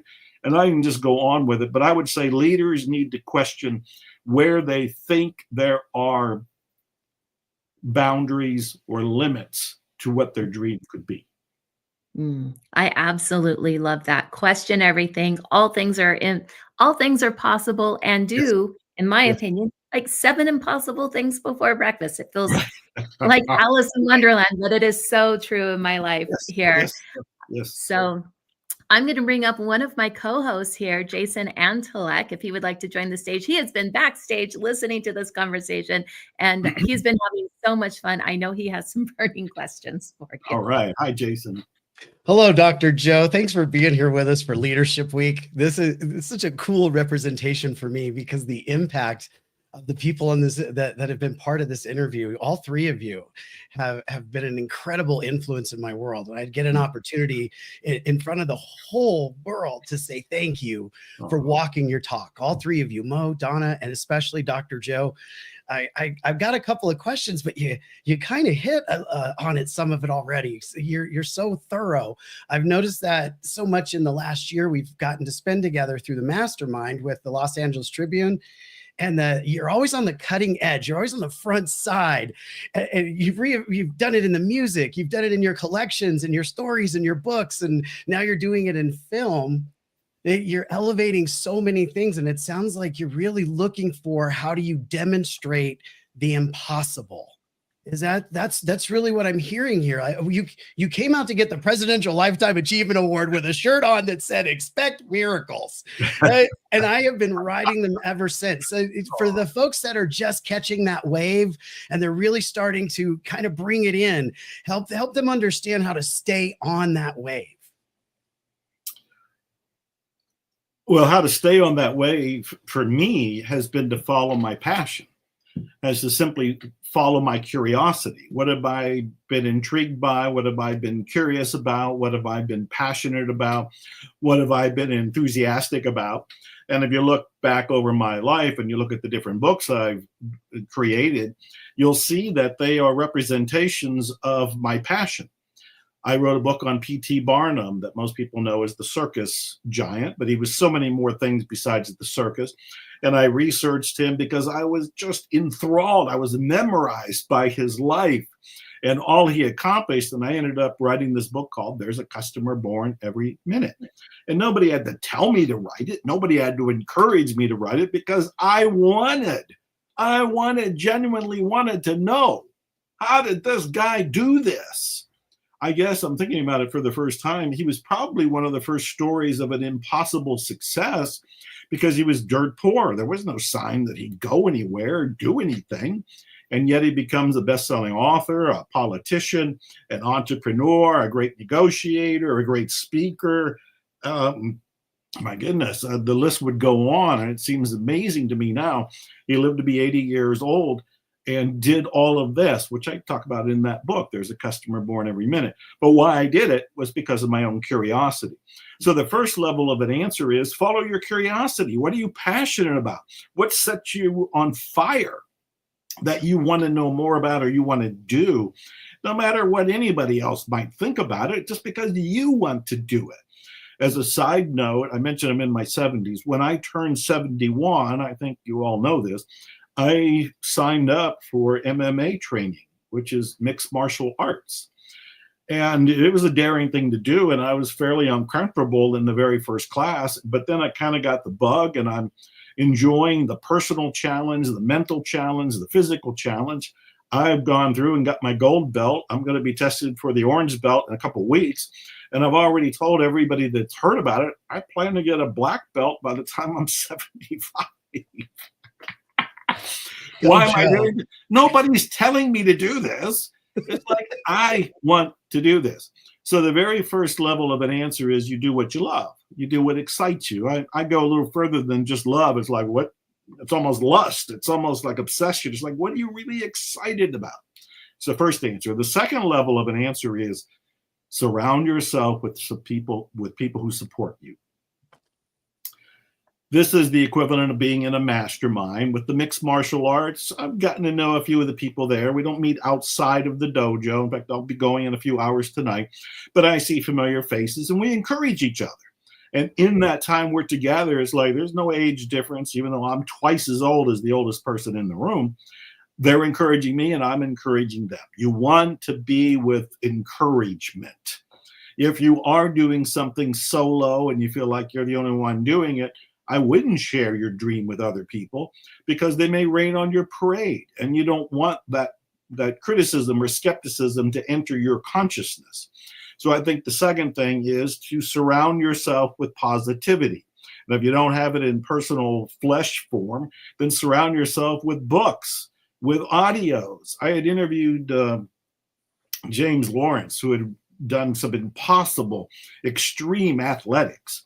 And I interviewed him about his motivation. And he said when he didn't always have his own, he would borrow belief from authors like me. He didn't know me, not then, he knows me now. But during all of that time of doing his athletics and doing what truly other people think and thought was impossible, he would borrow belief from authors who talked about doing the impossible. He borrowed belief from me. So the second aspect is surround yourself with positivity in real physical form, or books, audios, movies, like the movie I just talked about, The Walk. This kind of thing can give you the encouragement to feel like you can fly. Right there, catching the wave and how to stay on it. Yeah, that's beautiful, Joe. And there's a point after that, which I know is where we're headed, because you're always looking beyond. And you touched on so many interesting things there. We share a love for Barnum and all things circus. My family immigrated to the United States with the Barnum and Bailey Circus, wow. and in the acrobats and the high wire. Okay, so what you brought up today really connected in my heart. So thank you for bringing the walk forward that way. You've touched in so many places, but where I really was leading here was there's a point of collapse of that wave, and right there at that fracture is where that action takes place. And you've shown me how to bring that in, and instead of feeling so scattered and have that all over the place, to really bring that moment in and to meet it and to be part of it and enjoy that miracle. So I know that there's a more eloquent way to say it, and I know we've only got a minute or so left here. I would love to hear what your takeaway is for folks to embrace and expect miracles in their life, according to Zero Limits Living. Well, I think there was a couple of things you said in there that we need to address. Definitely, I'm the guy who says expect miracles. A lot of the recent science says we tend to get what we expect, and most people are expecting crap to happen. And as a result, I get the experience of crap happening. And I'm the one introducing the idea, and I have it on the setting behind me, of the phrase expect miracles. So it's like, let's move in a different direction. Let's get our vision, our perception, our mindset to get into a more optimistic view of things. That's creating the vision, which every leader needs to have anyway. The leader needs to have a vision for themselves and to pass on to the people that they're going to attract. That's the very first thing. The second thing is, yes, you have to take action. Once you have the vision, it should be so clear that the momentum is almost automatic. It's organic, because you want to get up and move to create the vision. The third thing that I would say, and this is more of a warning, at some point, you'll lose a little bit of the motivation. It'll be some movement still going on, but you'll lose a little bit of the motivation. That's where a lot of people give up. It's where a lot of people who have read my books and watched the movie The Secret, they heard about the law of attraction and they think they got it made now. No more rainy days, no more bad days, no more bumps in the roads, no more bad news. That's incorrect. Life is going to throw curveballs. There will be a rainy day. There will be a bump in the road. There will be what appears to be a stall or a stop in your movement. And as long as you understand those days will come and those days will go, you can maintain the momentum and kickstart and reignite the motivation so you can keep on going.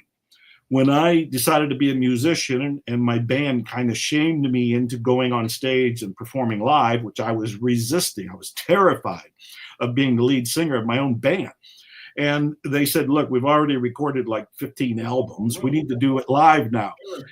I almost stopped because of my fears, but I knew enough. Question the fears, question the limits. That's what Zero Limits is all about. Question all of this, erase them, delete them, cleanse them, let them go. And then, of course, I did perform as the lead singer, guitar player with my band of legends, and we got a standing ovation. Wow, so priceless there. Again, a legend, living the world, living what he talks and what he preaches. Thank you so much, Dr. Joe Vitale, for everything and for always showing up, supporting, and being a part of the Los Angeles Tribune family. I'm beyond grateful. Thank you for the honor. Thank you. Thank you. Thank you. Jason, how was that? Wow. Wow, that was a year in the making. I feel like I just jumped from one version of that wave to the next one. This is true leadership in action, and what it means when you meet the moment, when you show up in presence.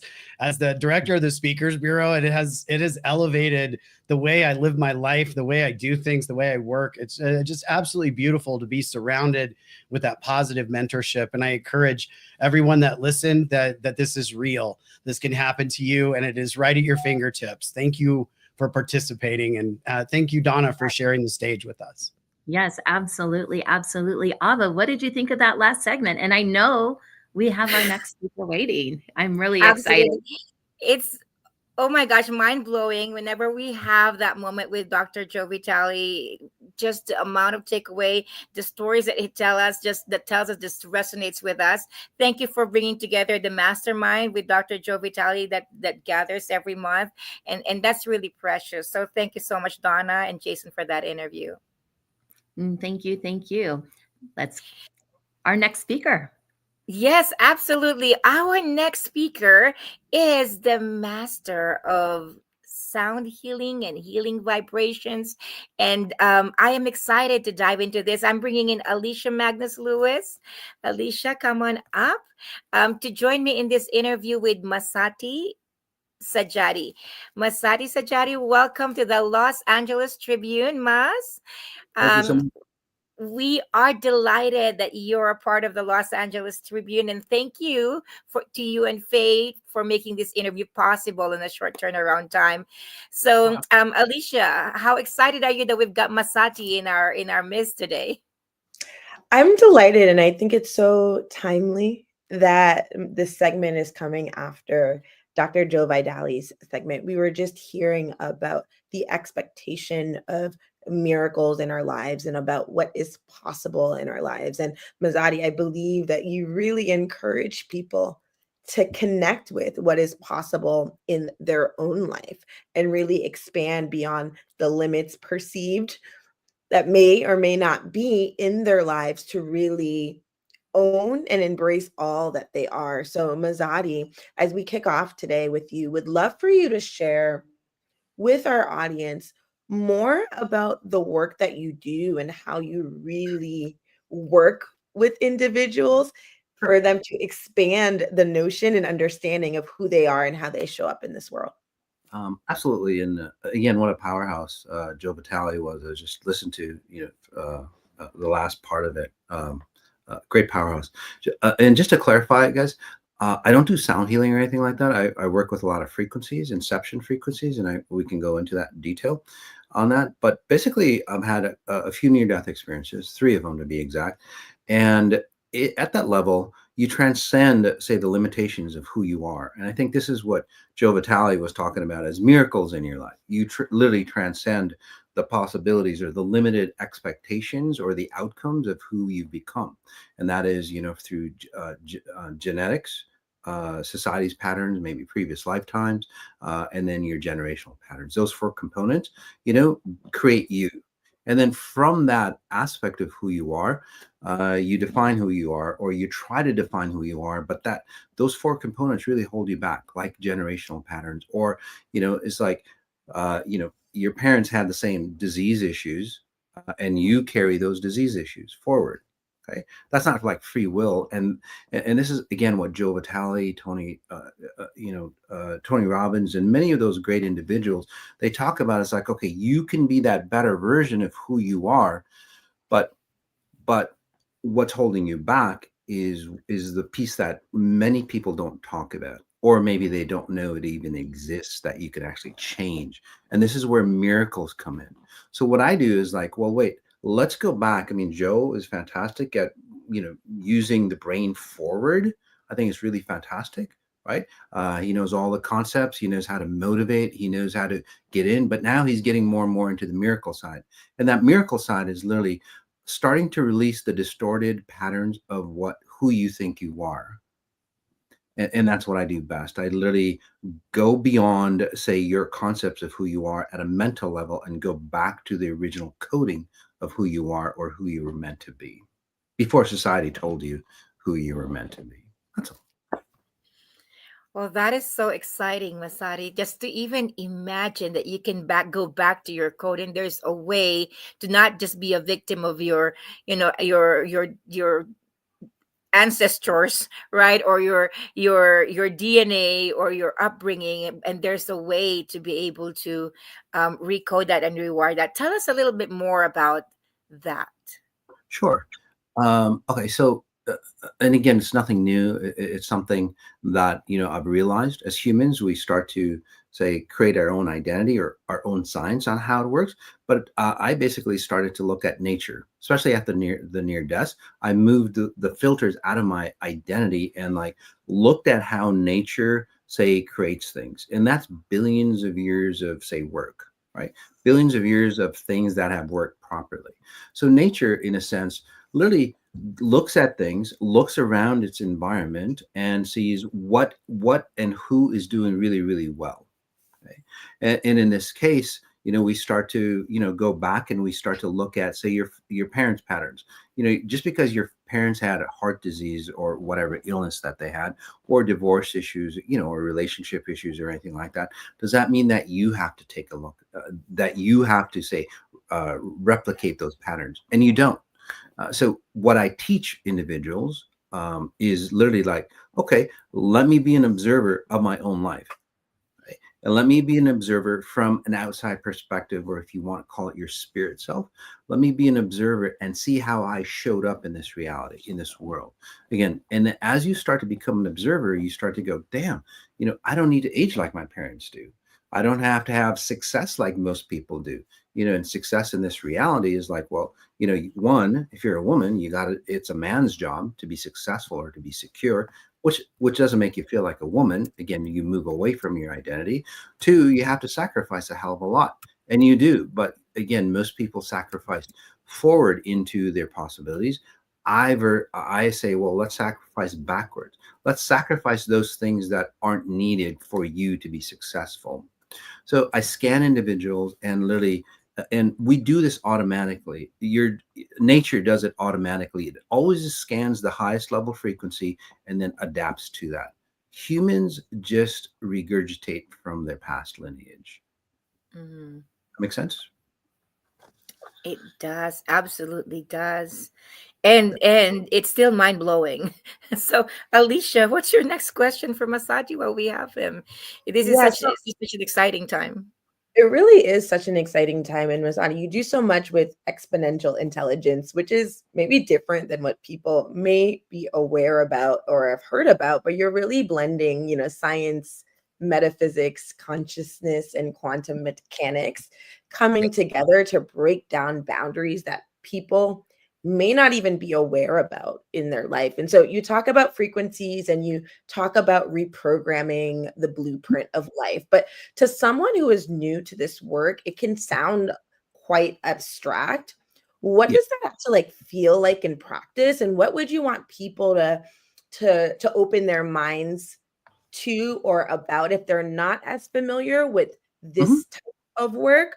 But to highlight for them in terms of what they can learn from the work that you do. Well, a few things that you can do is start to what I call spatial referencing. Start to observe the patterns, and then start to look at your parents. Start to look at your friends and the people you attract with. You get attracted to, and then once you start to see the algorithms of your life, you'll literally start to go, gosh, those algorithms aren't really as efficient as we could. By the way, AI has become so exponentially intelligent just because it studies the algorithms. People study their habits, right? But if you put a series of habits together or a series of experiences together, just jot down like 10 experiences that you've had and just jot down the similarities of all those experiences in different aspects of your life. And you'll start to see that there usually is one or two reoccurring patterns or algorithms, just like AI. It reads those algorithms, and then you could extrapolate your future. No matter how much success training or whatever that you do out there, if these algorithms are running, you're going to get the same result. So you need to change the algorithms or the patterns of your life, not necessarily, success habits and so on. Those are really, really, really, really fantastic. And it will actually help you transform who you are with XI. So again, if you have success mechanisms, whether it's Joe Vitale or anybody else that out there, a lot of say Tony Robbins' clients or Joe Dispenza's clients are our clients now, because they see that, gosh, this is really, really fantastic what I've done with Tony and or Joe or whoever, but there's still a little piece missing. And that's the miracle that Joe was talking about. And miracles are just simply science that hasn't been discovered yet. That's all. So we just know literally through the near death, I know the science behind those miracles, or what we call miracles. And it becomes every day for you.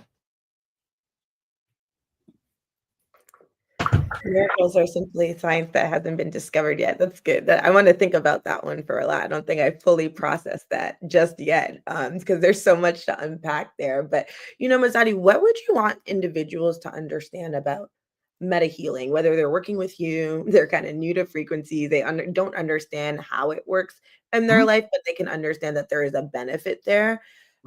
Especially as we talk about leadership and leadership principles, how can understanding frequencies and going through and experiencing meta healing really help people with leadership in their personal lives, but also how they show up in their organizations? I know you work with a lot of CEOs.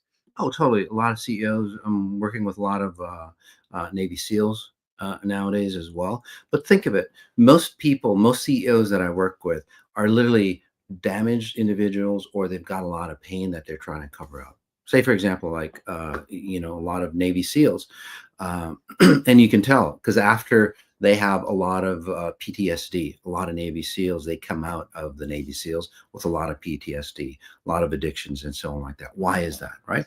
Or a lot of CEOs, they come out with a lot of burnout, right? They destroy themselves, or sometimes they literally commit suicide because, again, things are going wrong. So why is that? Why isn't their success being complete?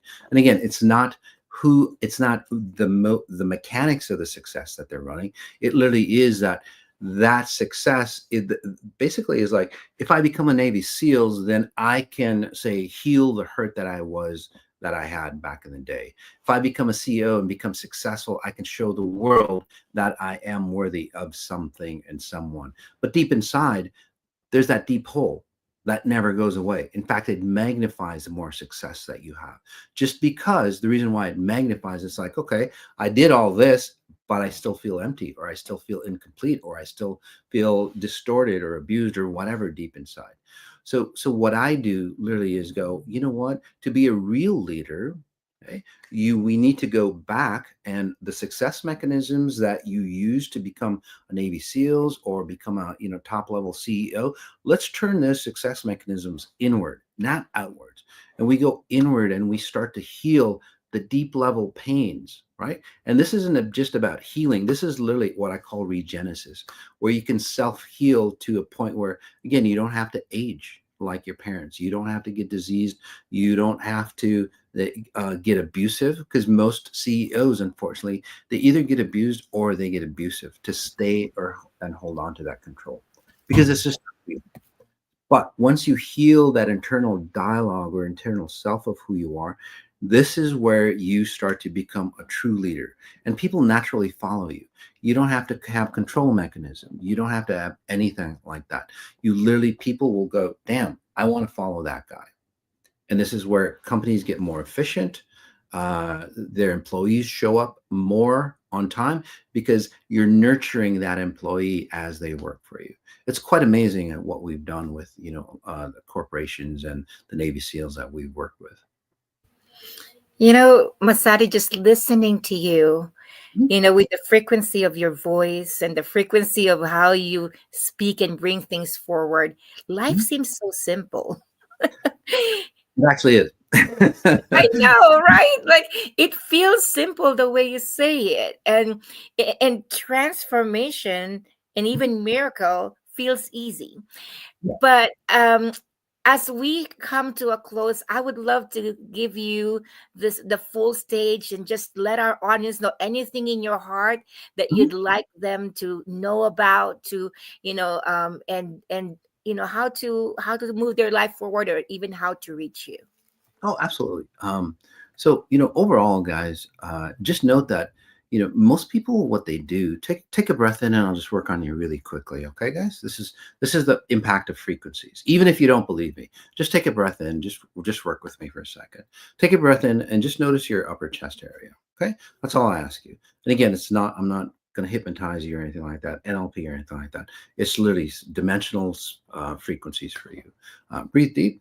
The biggest thing that I think we should really need to understand, and this is what's happening in today's society, as society, say, crumbles in a good way. It crumbles because those things that aren't, say, supposed to be here, those things that have held us back through religions, through political systems, through money structures, through identities, and so on like that, those are washing away.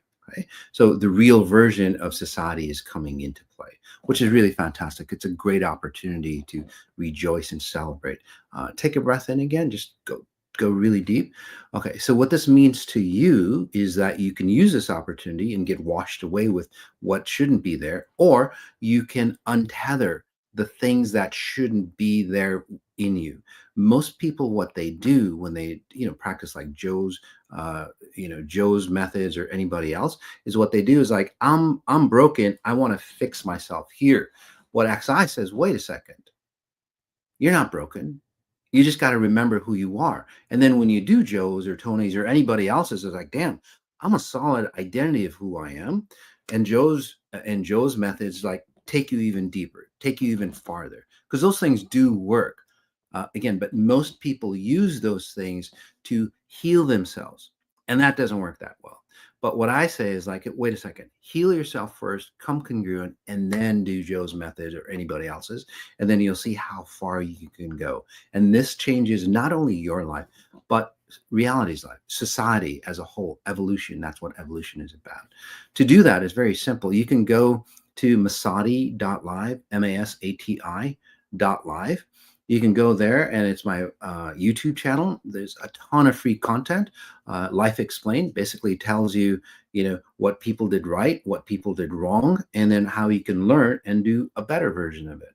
Right. So that's all that. You can go to the XI Code, thexicode.com, and there's actually, if you sign up for the newsletter, you can get a free, I think 2 or 3 meditations. Free. They're called hyper meditations. And again, they're not relaxing meditations, although you will feel relaxed. These are rewiring, reprogramming meditations to help you remember who you truly are. Wow. What an engaging conversation, Sajady. And I think you shared with our audience today something that is so important. We talked about it a little bit yesterday in day 4 of Leadership Week, but how important healing is and everyone's individual journeys, but also in how they show up in their leadership role, in their organizations, in their families, with their friends. And it really does make an impact on everyone that is involved. So appreciate you sharing that perspective that you've just gained in working with CEOs and in Navy SEALs, and how doing this work to help heal, it helps them for themselves internally as they go through their own journey in life, but it also shifts how they show up in their workplaces and spaces, which I think is so key to this conversation about leadership here. Yes. And that's really key, is that, is your presence going to shift the environment around you versus who you are, what you dress like, what you're driving, and all those things.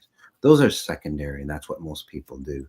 True leadership, you just walk into a room and they go, damn, I want to follow that. I don't know who that guy is, but I want to follow. You know what I mean? Or woman. Yeah, well, Mas Sajady, thank you so much. You have a lot of comments and engagements. I see that Faye is on our comment section. Faye, thank you so much.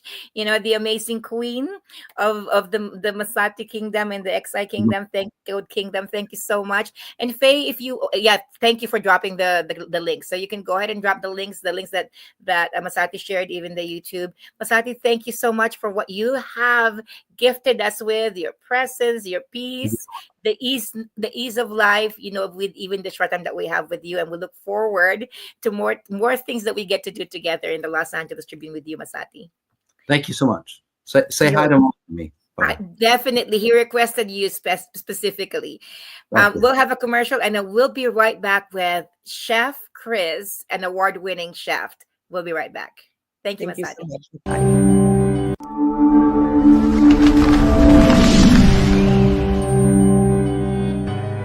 Welcome to the Los Angeles Tribune page. Here you will find original news programming, exclusive digital events, and shows that are directly from the community. At the Los Angeles Tribune, we believe in giving a voice to the voiceless. We are proud to be the only national brand to empower everyday people to make a difference. Since 1886, our reputation has been built on truth and responsibility. Thank you for watching and making a difference.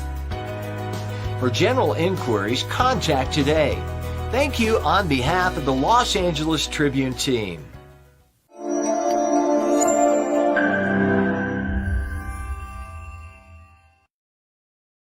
Week 2025, and we are here for a special segment, a hero spotlight. We're here to speak with Chef Chris Kavanaugh, who was named the Los Angeles Tribune Chef of the Year in 2024. Chef Chris is the executive sous chef at the Bayfront San Diego Hilton Hotel, and he is here to speak to us. I mean, Chef Chris, you have done so much as a chef, but really supporting community, whether it is supporting community at elderly homes or supporting more recently first responders and individuals that were impacted by the LA fires that hit LA January of this year. Can you talk about your work and how and why you serve community and the ways that you show up. Yes, well, first of all, thank you very much. The award in 2024 was unexpected and totally amazing. It opened a lot of doors that I never expected to be open. So thank you, first of all, for that. When I was in the Army, we took an oath to protect this country.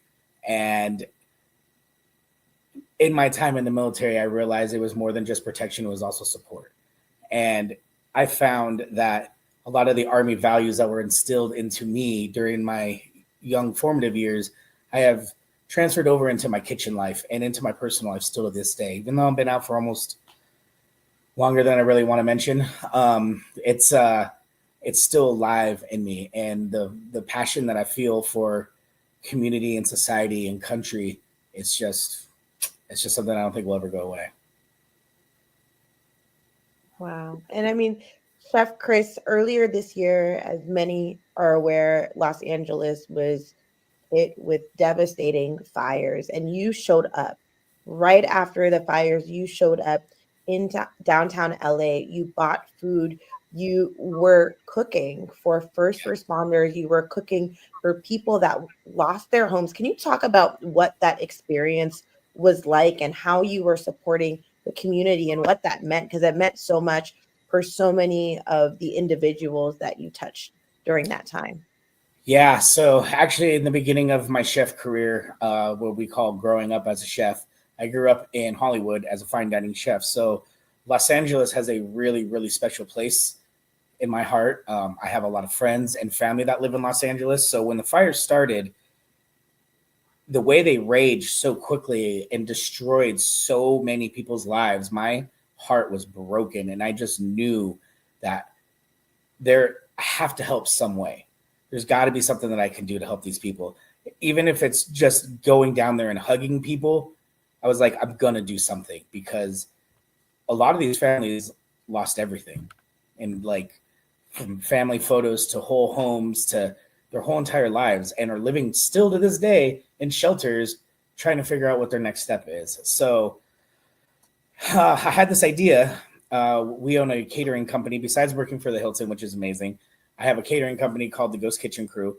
And I was like, I have this equipment. How can I use this? And I was talking it out with my wife. And I was like, I think I should go out there and set up a pop-up tent and start feeding people. And she's like, well, people need to eat, Chris. And she's like, that's a great idea. How are you going to do this? So I was like, I don't know. So I started putting all these different ideas together, and I hit up LA Tribune. And I was like, hey, you guys, this is what I want to do, but I need some help.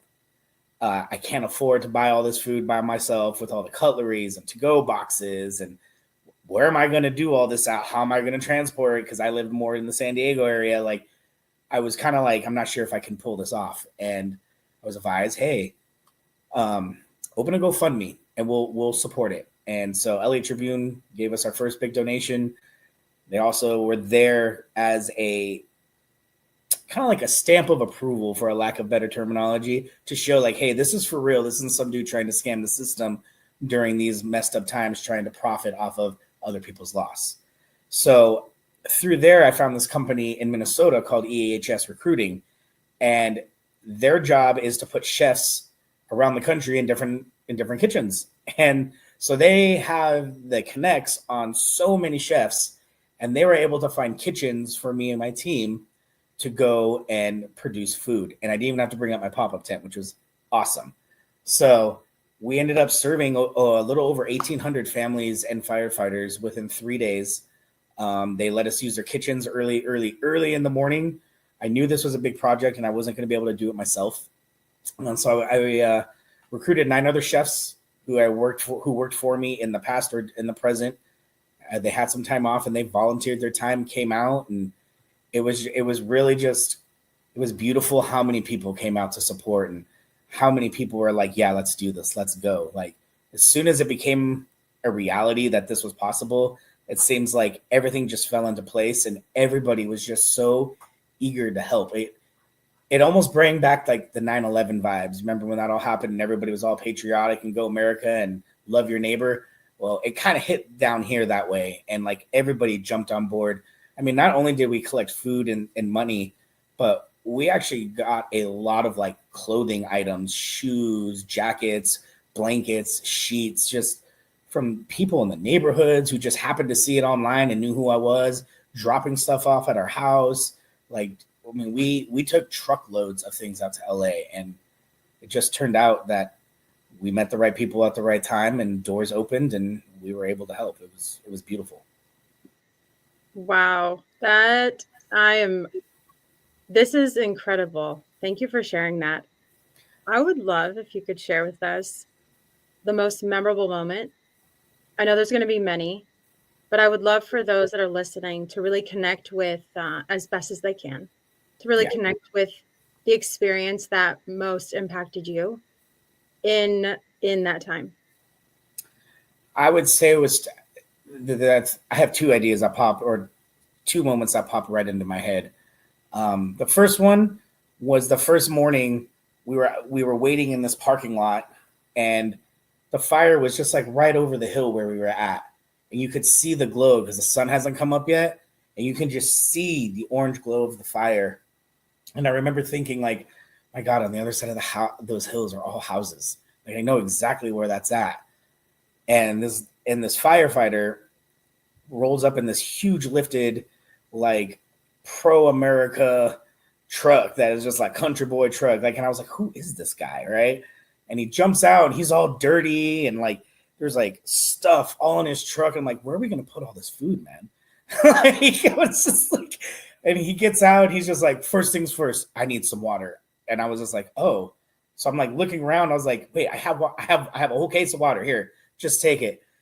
And he's like, and he drinks the water and he's like, I'm so sorry I'm late. I know you guys have been waiting. He goes, it's just crazy over there. We're all starving. And I was like, hey, how do you want to do this? And so he gave us some instructions. And at the very end of it, after we were done loading up all the food, I told him, here, eat this now. So when you get there, you can hand everything out and we'll do all the loading.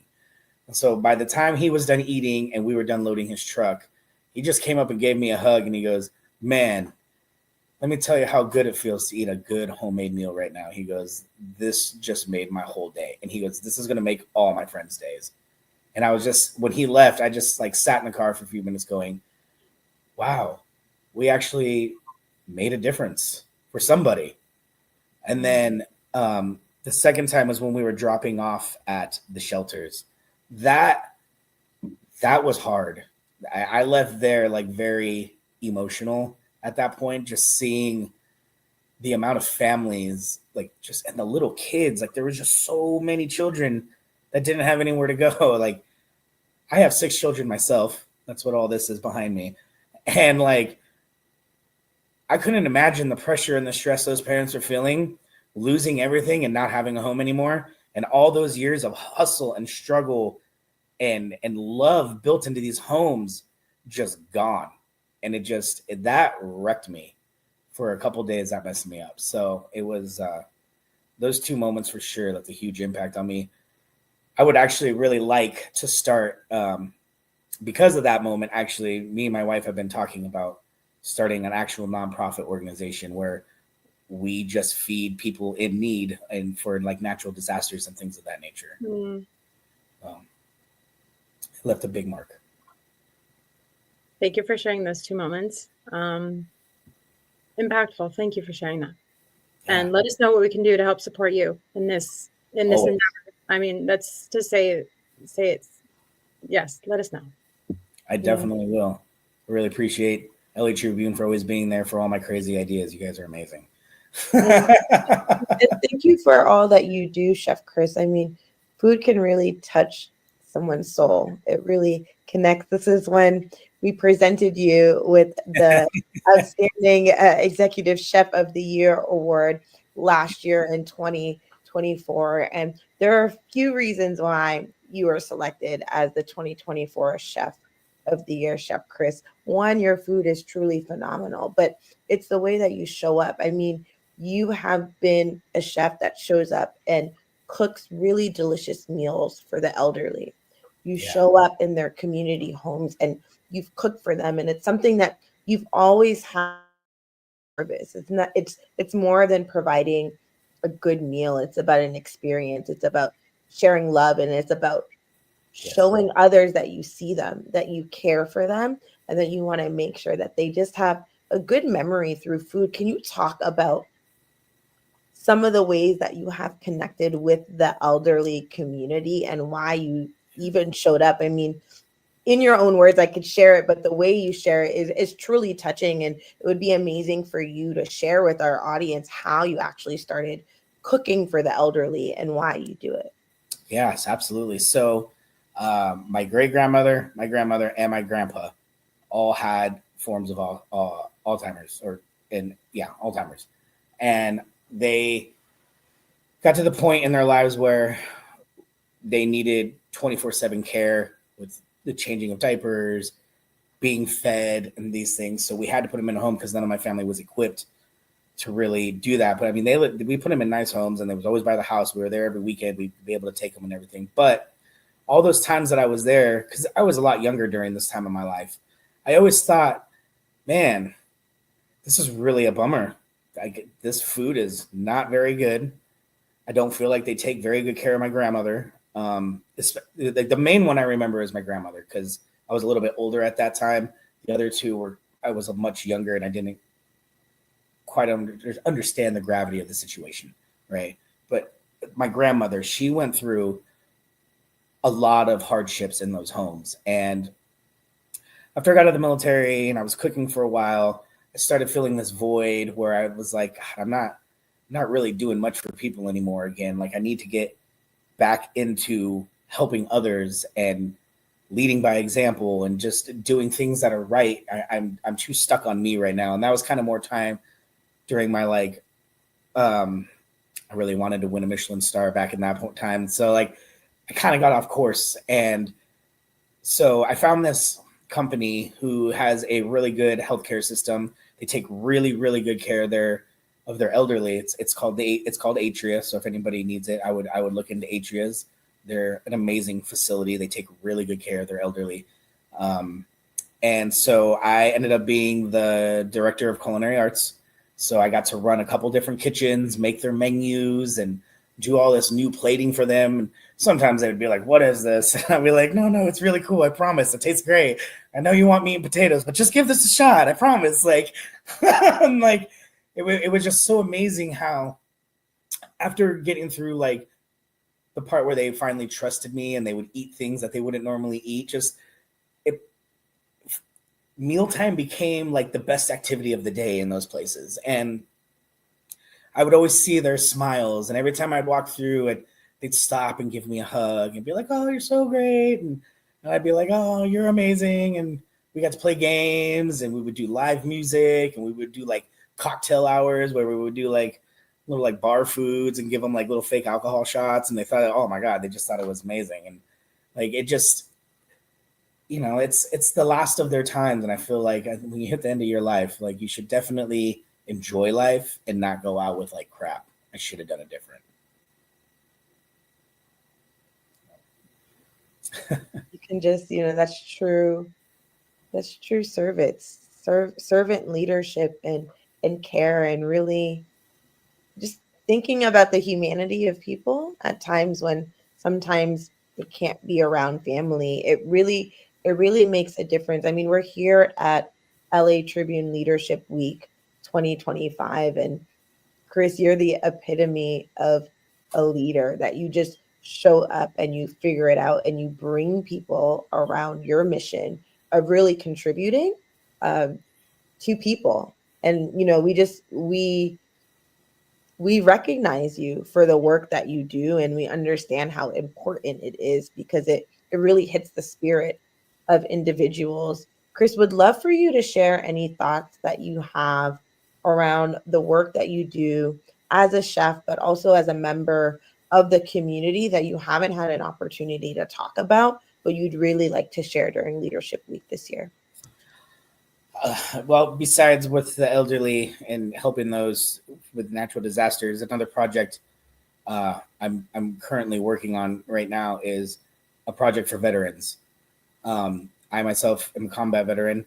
I feel like I have been luckier than most to live a very normal life. I have an amazing family. I have a very supportive wife. They understand my trials and tribulations, and work with me through them. And sometimes it's hard, and other times it's all gravy. So cooking really saved my life coming back into the civilian world.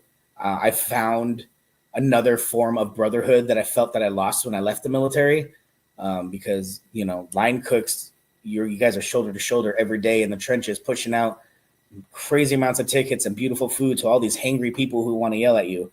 So it's fantastic. I love it. I couldn't think of doing anything else. Like, so I want to actually, we are in the process of developing a business plan for opening up a 501c3 to create a culinary school that is based around teaching people how to cook, how to grow their own food, and how to raise their own cattle, and give veterans a chance to use their VA bill in a school that's going to give them life knowledge of things that they can do, and hopefully have the same experience that I had going into the kitchen and just thriving under the intensity and the pressure, because I mean, that's what we're used to doing.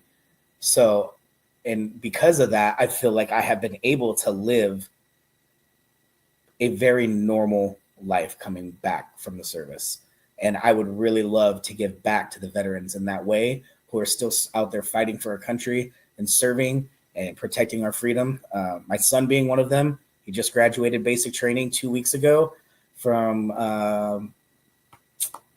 South Carolina, and he's joined the Army, and I couldn't be more proud. And so, I mean, it's also for him too in the future when he gets out. And it's just something that I think will change a lot of lives and reduce the amount of suicides in the veteran community, reduce the amount of homelessness that's in the community, reduce the amount of drug use that's in the community. Because when you have purpose, things seem to fall into place better. And, you know, idle hands is what gets us in trouble, especially as veterans. So that is something big that I will be working on within the next year or two. Wow. Rarely am I at a loss for words. This is one of those moments. And thank you for standing for what you know to be true, for what you know that there is a need for, and for just speaking very directly about it. I think a lot of the time when it comes to meeting the needs for others, and it touches any kind of sensitive topic, we tend to shy away from it a bit. We tend to dim what it actually might be, when we get to just call it out for what it is. And you just did that. So thank you for, I mean, I'm grateful that you showed up with openness to just call out what that is, and also be a leader within your own community, within the veteran community, to show them like, hey, help and support can look like this too. Yeah. So sometimes when we want to help and when others want to help, you sometimes don't, you qualify how you can help. Yeah. And we get to not do that. We get to just allow ourselves to step forward and help. And I think that the way you are stepping forward and doing that is tremendous. I would love to hear from you what your version, what your understanding of leadership is. So hopefully this isn't copyright infringement, but I base all my leadership off of the Army values. And the Army values is leadership. It's LDR SHIP, which stands for loyalty, duty, respect, selfless service, honor, integrity, and personal courage. I live my life daily to those values.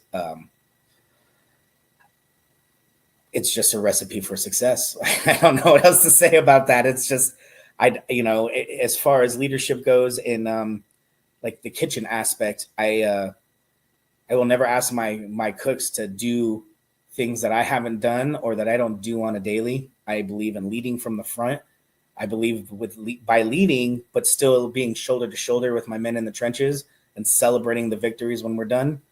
I am not your average TV chef where things are being thrown around the kitchen and everybody's being belittled. I actually find that to be counterintuitive to what we're actually doing in the kitchen, because love is the number one ingredient in food. And if you don't have love in your kitchen and love in the cooks of your hearts, you're not going to have the love in the food. So that's kind of where I stand on leadership. Wow. Thank you so much, Chef Chris for joining us today. For those of you tuning in, this is a hero spotlight. Chef Chris, you truly are a hero here in California, but also abroad. And we appreciate you for all that you have done to serve your country, to serve your community, and the people whose hearts you have not even touched just yet, but we know you will. We appreciate you for joining us here today. Thank you so much. Thank you. The honor is all mine. I really appreciate you guys. Thank you so much. Thank you very much. Hello and welcome to the Los Angeles Tribune. Since 1886, our name has been a part of the world of journalism.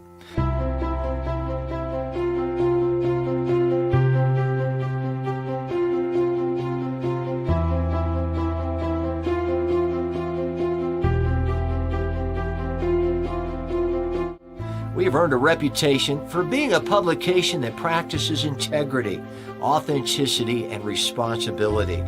For general inquiries, contact today. Thank you on behalf of the Los Angeles Tribune team.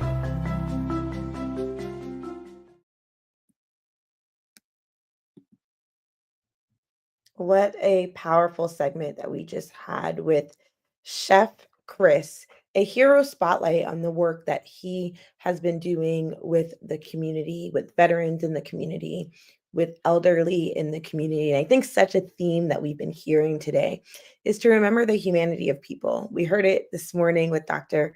Robert Cialdini. We heard it again with Dr. Joe Vitale, and it was just covered with Chef Chris segment. And, leadership is about remembering that people are people first. No matter what needs to get done, it's that remembrance that our people are people first. I would love to bring up Donna Campbell, who will be hosting our next segment. But Donna, you have led so many beautiful interviews today. The one with Dr. Joe Vitale is truly remarkable and rememberable because it's all about pushing past beliefs, pushing past the limitations on our life, and really understanding that so much is possible when we show up. We heard it from Chris as he worked with first responders and individuals that were impacted by the LA fires. He made a decision to show up, and people showed up too. And he was a miracle for the individuals whose hearts he touched that day as he fed them and as he continued to support them as, the community experienced the LA fires. Donna, would love to hear some of your reflections as we continue with day 5 of Leadership Week today. I think you're on mute here, Donna. There we go. Technology at its finest, as always here. We kicked off Leadership Week. We were going strong. Yesterday, it really felt like the Daytona 500 for me. And it was just like rock stars all day long. And today has not been any different because we kicked off with Robert Cialdini with The Art of Influence. And what I really loved about what he was sharing was the human connection and how that human connection is in that the thread of life for everything that we're doing. And then from there, we move into Dr. Joe Vitale, who's talking about zero limits living. What is the limit? Is there a limit? Do we have limits? Question everything. And then, Mas Sajady, who's really picked up where Dr. Joe left off, saying, we are unlimited. It's all possible. It's all vibration and frequency. And I've absolutely loved the messages. And with Chef Chris, wow, his leadership principles, wow. And getting to know him and meeting him in person, he's one of the top notch right there. I love me some Chef Chris. Jason, what you were on with Dr. Joe Vitale. I think you asked him some really interesting questions, but you've been on all day during Leadership Week 2025, day 5. What have been some of your reflections on some of the conversations that we've had today? It's very progressive. And to me, what that means is it's kind of stacking each day. There's a little bit here and then a little bit more to put to it and a little bit more to put to it. It's exciting to see the leaders pushing the capacity and then encouraging us to fulfill that capacity. And it's coming from different ways. Yesterday, we had a lot of different places we touched down. And today we're getting some different psychology, a little bit of the perspective, and a lot of applicable pieces. Those are what really excite me in this. The stories that we just got with Chris brought that emotional aspect to the table too. And I think those emotions are something I wasn't always in touch with, the way that he shares it, because I think it's really beautiful how he just shows up in his passion. Since I've embraced that, it teaches me just a little bit more about leadership, to embrace the emotion as part of the plan. And you're getting a little overwhelmed with that. I think we all know that feeling. It's wonderful to have these kinds of tools to support us in all aspects of our growth. And that's really what's happening. It's just kind of building on one and the other, and the capacity is spreading. Yeah, it's truly remarkable. And I think it is a reminder that leadership is multifaceted, that we are multifaceted, and that there are so many different angles, so many different perspectives and conversations to have to really evolve as leaders and to embody true leadership. And I think we definitely see that with Chef Chris and many of the leaders that have come to speak at Leadership Week 2025. Carissa Johnson talked about it yesterday, expanding the container of what is possible. And expanding the container of how you see yourself. Becky Robbins talked about that yesterday too. So Leadership Week is continuing. I feel like Donna said, we are just getting started. There are so many more remarkable conversations to have. We'd love to shift gears here, Donna, to have you introduce our next guest. Really, really looking forward to this segment that we're about to have today. Yes, I am super excited. It is somebody that I have known about, have followed, and have known many people in common with him. And I'm happy to announce we're going to be bringing on David Meltzer. Now, he is truly a legendary entrepreneur, a speaker, humanitarian. He's been in the sports world, value-based leadership, and a conscious capitalism. And he has a hit podcast, I believe, called The Playbook. So he has spent his entire life around high-performing leaders throughout time. And from what I understand, his mission is clear. And I'm told and David, you're going to have to let me know when you're on here to make sure I have this one little piece right, that you're here to empower 1 billion people to be happy through heart-led business and personal transformation. That right there is a calling. So let's bring up David Meltzer. David, welcome here to the Los Angeles Tribune. Well, thank you so much. And yes, you almost got it right, because so many people try to limit what we do by the meaning of their past, but it's over 1 billion people. Why limit yourself? I missed over a word. 1 billion people to live in abundance, to make a lot of money, help a lot of people with that money, and have a lot of fun. Because I've never met anyone who makes a lot of money, helps a lot of people, and has fun every day that isn't happy. So thank you for supporting that calling, which is truly a calling of mine. And here today to talk about one of my favorite subjects, which is leadership in itself. So thank you. Thank you. And I absolutely love it. Tell me, I'm going to kick off here with the over 1 billion. What inspired you to have that as a mission, as a vision? Where did that come from? Because that's like 1/9 of the planet. Yeah, almost 1/9 of the planet, a collective consciousness to change the world. And what had happened is I lost in 2008 over $100 million and went bankrupt. And my wife saved my life at the time by telling me that this loss was truly protection, promotion, love, and perfection of me.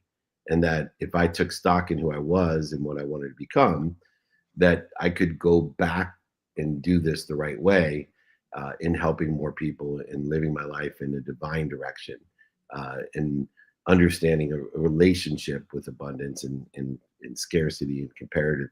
So a few years later, I made it all back and literally bought a dream home in San Diego, a beach house. And I asked my wife, what can I do for you?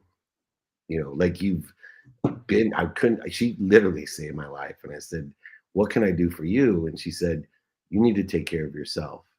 And I said, what do you mean? She goes, because if you don't take care of yourself, you're not going to be able to take care of others. And at the same time, talk about a calling, my youngest daughter came into the room. She was 12 at the time, crying.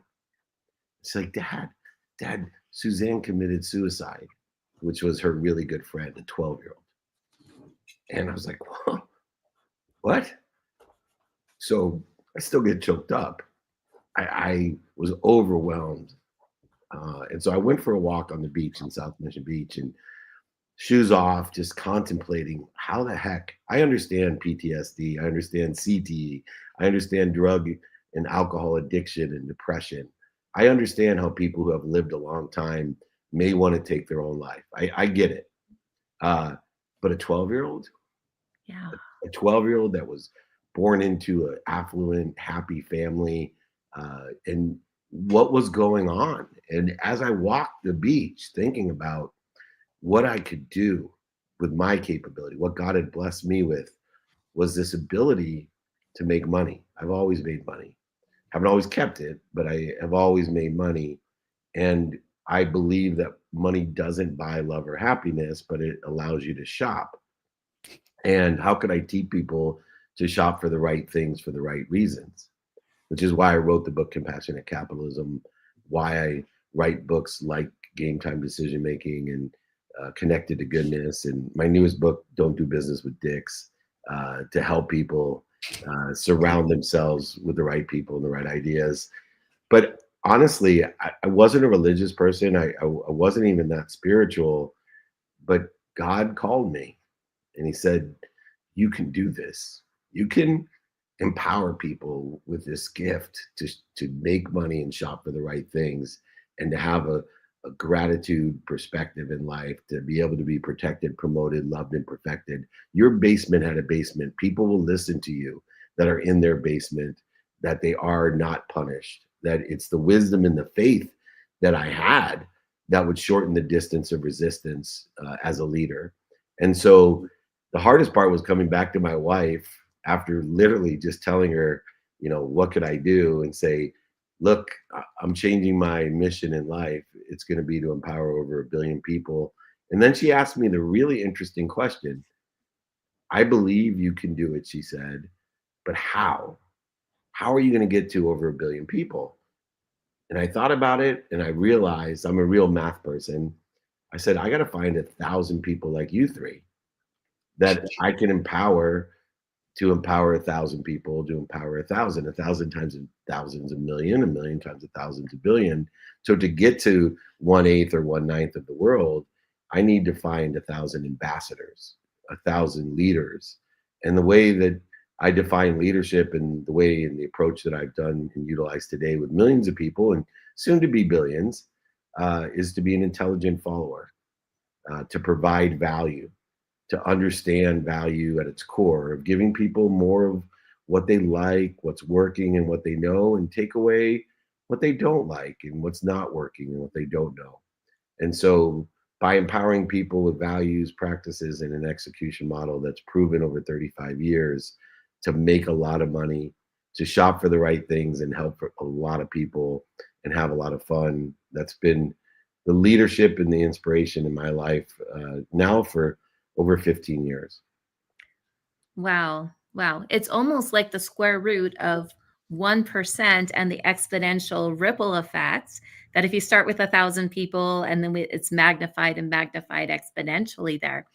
How has your life shifted and changed since feeling spoken to take on this mission, since you started doing this?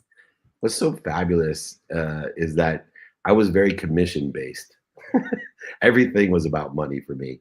Embarrassing enough, and I'm very vulnerable in telling people the truth. I literally was worth over $100 million, and my bank account would go down $100 and I would be depressed. And if it went up $100, I'd be proud. My whole identity was based off of my bank account or my money. And today, I'm blessed to be in a position to be the chairman of Napoleon Hill Institute. I'm the chief chancellor of Junior Achievement. We've been nominated for the 3rd year in a row for a Nobel Peace Prize, the 7th largest charity in the world, 100 million alumni of entrepreneurs who started from 15 to 25.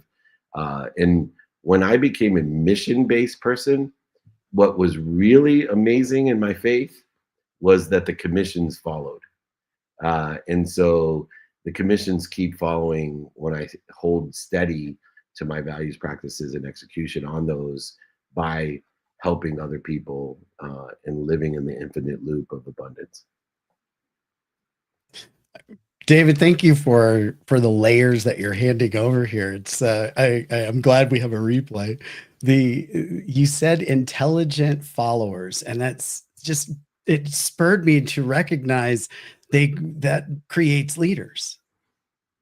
And the scalability, which is your specialty, it may have started with numbers but you made that move that I think a lot of people are making right now, where they really want that servant leadership to become part of everything that they're doing. And when we start to layer the pieces you're talking about, our mission expands, and we become those leaders naturally in an organic way. And your scalability isn't just in the monetary space, it's in that capacity. And that's something I was asking Joe about earlier too.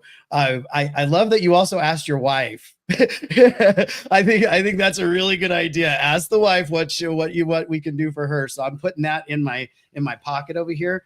What I'd like to understand is when we get to that place of scalability in our capacity and our capabilities, what's your advice right there as that growth begins to fulfill?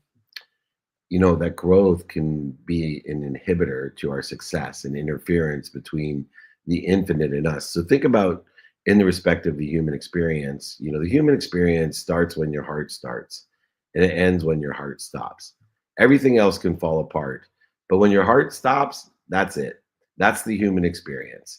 It is separated by incremental time, man-made constructive time. Everybody's guaranteed only one thing in the future. It's the only certainty of tomorrow that you can rely upon. You get 24 hours. You will get 24 hours every day of your life, except for the last day. You're guaranteed to be cheated, seconds, minutes, or hours, depending on who you are. But if we break this down in this scalability side of things, in the understanding of the infinite, because in the infinite, we are in a human experience, and to be able to, within the context of our experience, learn lessons. You see, the human experience is really simple. We are here to learn, and you're going to keep on learning the lessons until you learn them. They're going to keep coming back until you learn them. They may have a different size, shape, hair color. I have 3 daughters, and some of my daughters, like, I'm never dating a guy like that again. And then he's 6 inches taller, tanner, but he's the exact same person, and she has the exact same lesson to learn, and they'll keep coming. Here's the interesting thing about the reconciliation in leadership and in the infinite reconciliation with human experience. If we are connected to and through the infinite, there's an infinite amount of information, which we're starting to realize more about. There's an infinite amount of energy. I'm 57 years old. I have more energy than anyone I know. I have more energy than when I had when I was 25. And I was in a lot better shape when I was 25, trust me. But I've learned not to interfere with the infinite. So instead of trying to get more wealth, more health, more happiness, I am happy, I am healthy, I am wealthy, and I'm worthy. What am I doing to interfere with it? How am I using the 24 hours that I'm given each day in a divine direction, to re-engineer the detours as divine in protection, promotion, love, and perfection, not punishment, and allow for divine time? Because one thing is interesting about the human experience as well is we don't, as human beings, as human embodiments, as beings, we don't have a capacity to understand infinite. So what happens is there's no evidence that we're going to get to where we want to be or better. Or in my case, the evidence was contrary, that I was going to get to where we want to be or better. And so we quit. It'll never be the mistakes that you make. It was interesting. I received an honorary doctorate on Friday in Humanities, and my mom had passed, and I got to tell her that I got the honorary doctorate. But literally in the last conversation I had with her, I got to tell her that in person. And my mom's favorite saying was doctor, lawyer, or failure. And I told my mom, I said, Mom, I now have reached the holy triad, the holy grail of Jewish moms. You always told me I needed to be a doctor, a lawyer, or a failure. And I said, I've been all 3 now. I was first a lawyer, then a failure, then a doctor. But It'll never be the mistakes that we make that stop us from our divine, because life's about the lessons. It'll only be the lack of commitment, the lack of faith. And so when we look to understand how to get to where we want to be or better in our divine direction in divine time, we need to live in what's called human tranquility, better known as humility, at ease, and identify what puts us at dis-ease. And so my mission and the groups and organizations that I work for and all that I do within the context of books and TV shows and podcasts and speaking and meetups and holding courts, and probably do more digital interviews than anyone in the world, probably 12 a day like this.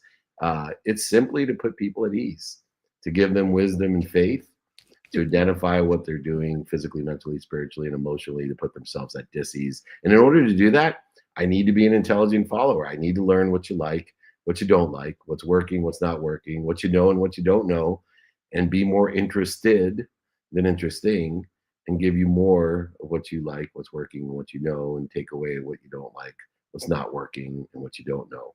And in that core value, it is actually simple to do. And utilizing gratitude, forgiveness, accountability, and inspiration, I also have to remind myself in that humility, the simple things to do are simple not to do.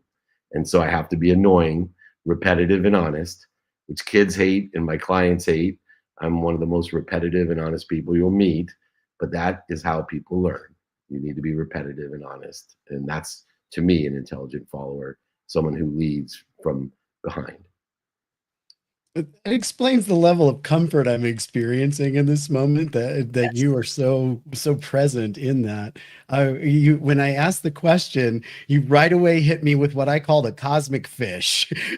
Every once in a while it comes along and it just whacks you in the face, and then you get hit with that big, wet, nasty fish, and then you got to get ready for the backhand. Here it comes. That is going to occur. So thank you for delivering that and touching in on the energy.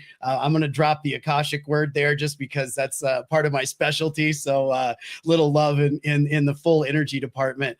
The integrity of what things are based on is something that you really embraced in the move that you've made and how you apply yourself now. And it sounds like to me that, and I'm sure to others, that your level of comfort in it has developed into something else. It doesn't sound like you look back at things in any kind of way that's in judgment. All of that's been released and moved on, and there's so much more ahead of you, right? Until that day that's not 24. Right? Yes. So thank you for embodying that. Really, I know there's something in there that I want to ask it, but I just feel like you have a little more to say, and that you layer so much wisdom quickly. But there's something I'm not quite getting there. Do you know what it is? Yeah, of course. So what interferes with us and our potential? In today, there's a huge energy gap that exists, especially on social media, between I am and this is what I want people to think I am. It was funny. I went to a wedding in Newport, Rhode Island, where home of the Vanderbilt family, the Breakers, the Biltmore, Great Gatsby, this idea of living beyond our means to appear to be something that we're not. And I see today we have a virtual Great Gatsby. Now, the good news is most of the people that are living in the virtual Great Gatsby, they have nothing to lose, because it is literally just virtual. They are living in a world of this is what I want people to think I am. So they don't have the great wealth that the Vanderbilt family had, the richest family on earth, to lose all that money.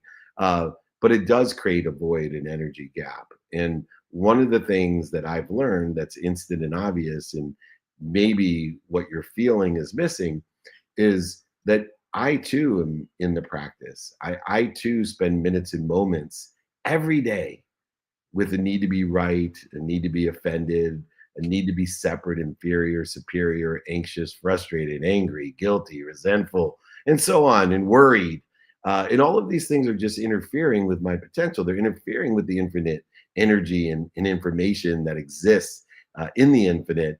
And so for me, I have spent millions of dollars on therapy and on personal development to try to figure out the traumas and the fears of my past and how they're limiting, my future. And I started to realize it was actually the meaning of the past that was limiting my future, and that I could never overachieve my own self-image. And if my self-image was of self and not of selves, and of not of co-creation and commandment of something bigger than me that protected me, promoted me, loved and perfected me more than my mom, then I could never excel in aggregate what I am and the exponentiality of my potential. And so I came up with a simple takeaway that I'd like to finish with. There is an instant and obvious way to spend minutes and moments in dis-ease.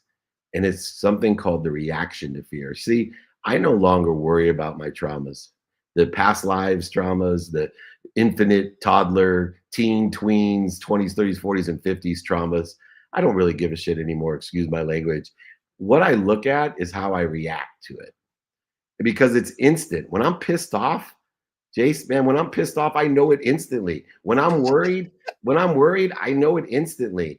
And so understanding that instead of resisting that reaction or going over it, under it, through it, around it, lying to it, manipulating, cheating it, and denying it, my true faith and my true wisdom lie within the ability of free will, which is to stop.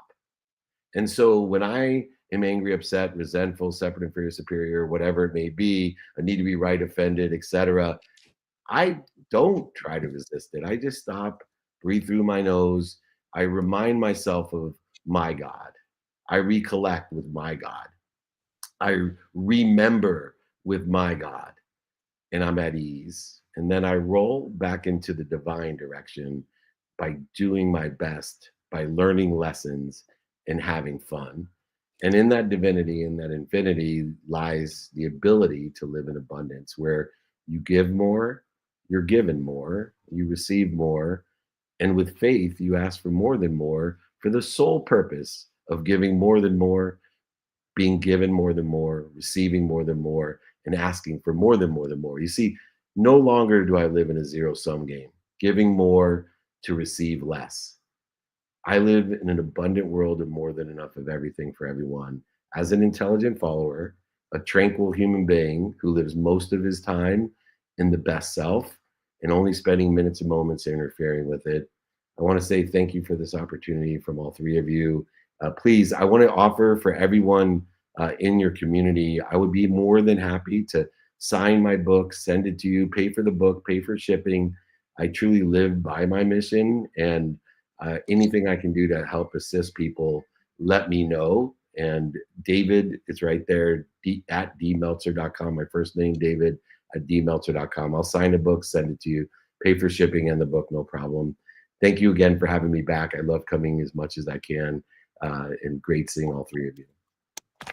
David, wow. Thank you so much for this conversation. It was so key. It's such a reframe of how people show up in the world, but how they show up with themselves. And, you know, you said something earlier that I want to say again, and you hinted at it more just now, but what am I doing to interfere with who I already am? And I think that is key. It's such a question I think people will think about. They'll think about as they continue to evolve, but they'll truly think about it. And I think you spoke about it, but it's having the peace to understand that things will happen, that you will have a reaction to what has happened, but then what do you do about it, right? And so there's so many mind shifts that you're encouraging people to think about that they may not figure out right in this moment. But I think what you shared is that, you know, we have to ask ourselves the right questions and think about how we're actually showing up in this world. And when you do that, one person at a time,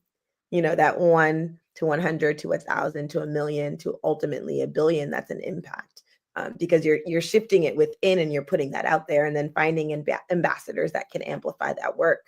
So we just want to say thank you, David, so much for this gift for our community. We do have a few more moments here. So if there's anything else that you haven't shared that's on your mind that you would like to share with our audience today, we encourage you to share that as part of your closing remarks. Thank you so much. Yeah, I have a real simple closing remark, and it's a lesson that I learned from the amazing Lee Steinberg. I was blessed to run the most notable sports agency in the world. It made the movie Jerry Maguire about our firm.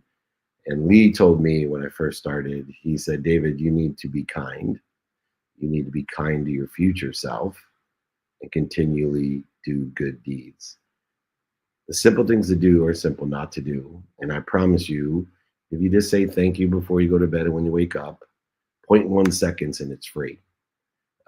Simple thank you, agreed by all the thought leaders, the billionaires, millionaires, entrepreneurs, celebrities, athletes, and entertainers I've worked with all agree gratitude's the most powerful thing in the world. But by tonight, although all of us are shaking our head, you got it, man, 0.1 seconds, it's free. I'm going to say thank you tonight. By tonight, half of us won't say thank you. By tomorrow morning, the other half of us won't say thank you. And within 3 days, almost all of us will not say thank you. So I want to remind, remember, and recollect you to your God, to be the best that you can be, to learn lessons and have fun, and to be kind to your future self and do good deeds. And remember, the simple things to do are simple not to do. So pay a special attention to those things. Thank you again, everyone. I got to jump to the airport. God bless all of you. Thank you so much. Thank you so much, David. We it's been a appreciate pleasure. you joining us. See you guys soon. See you soon. Well met, sir.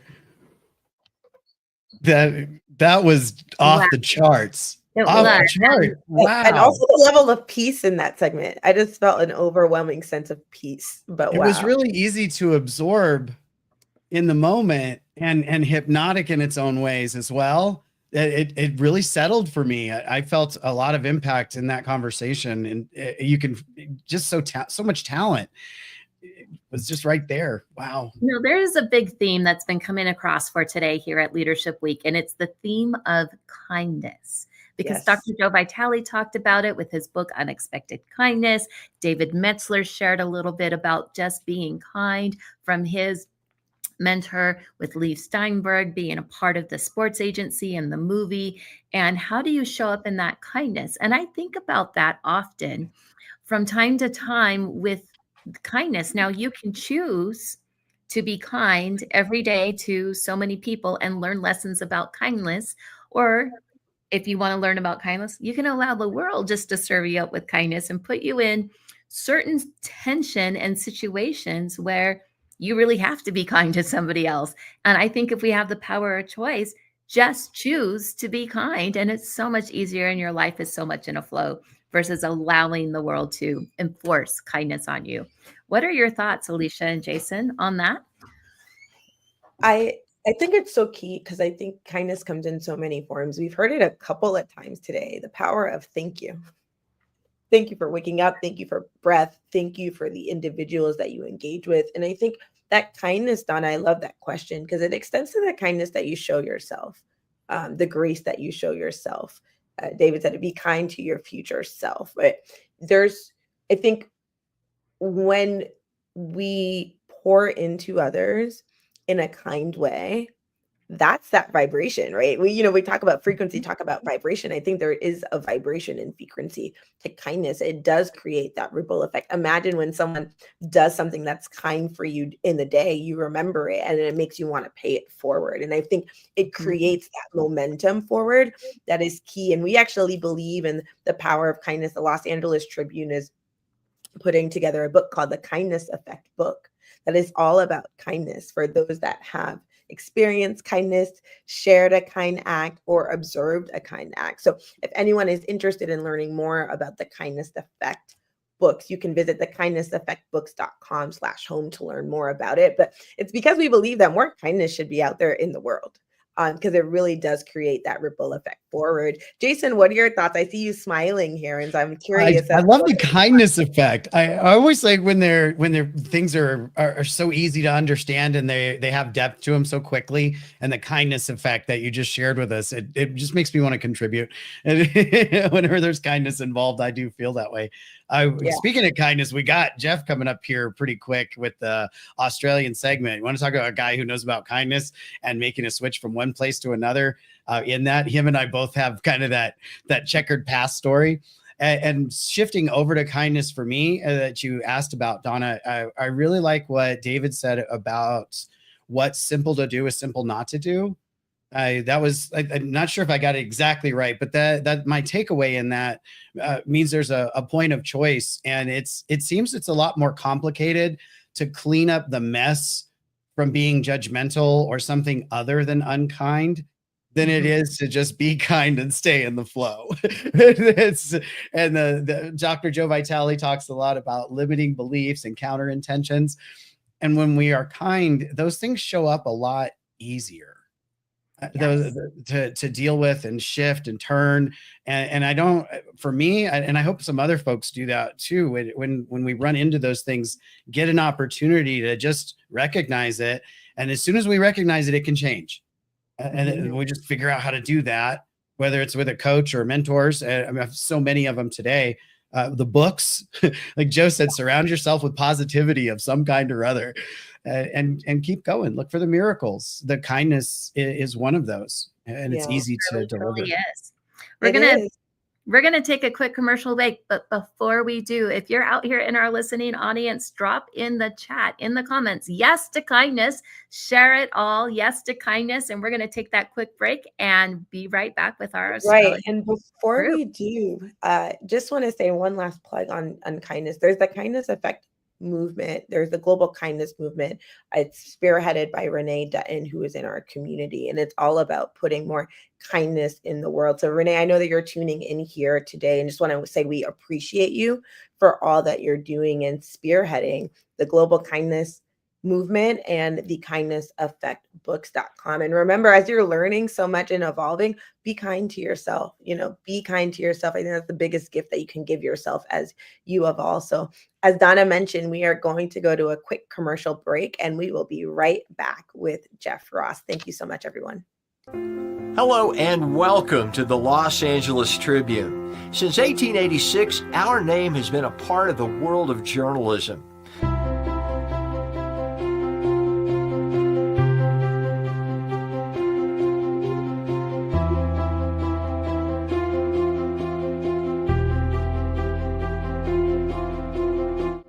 We have earned a reputation for being a publication that practices integrity, authenticity, and responsibility.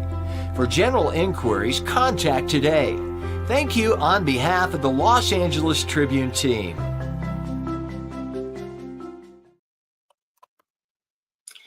All right, well, here we are again.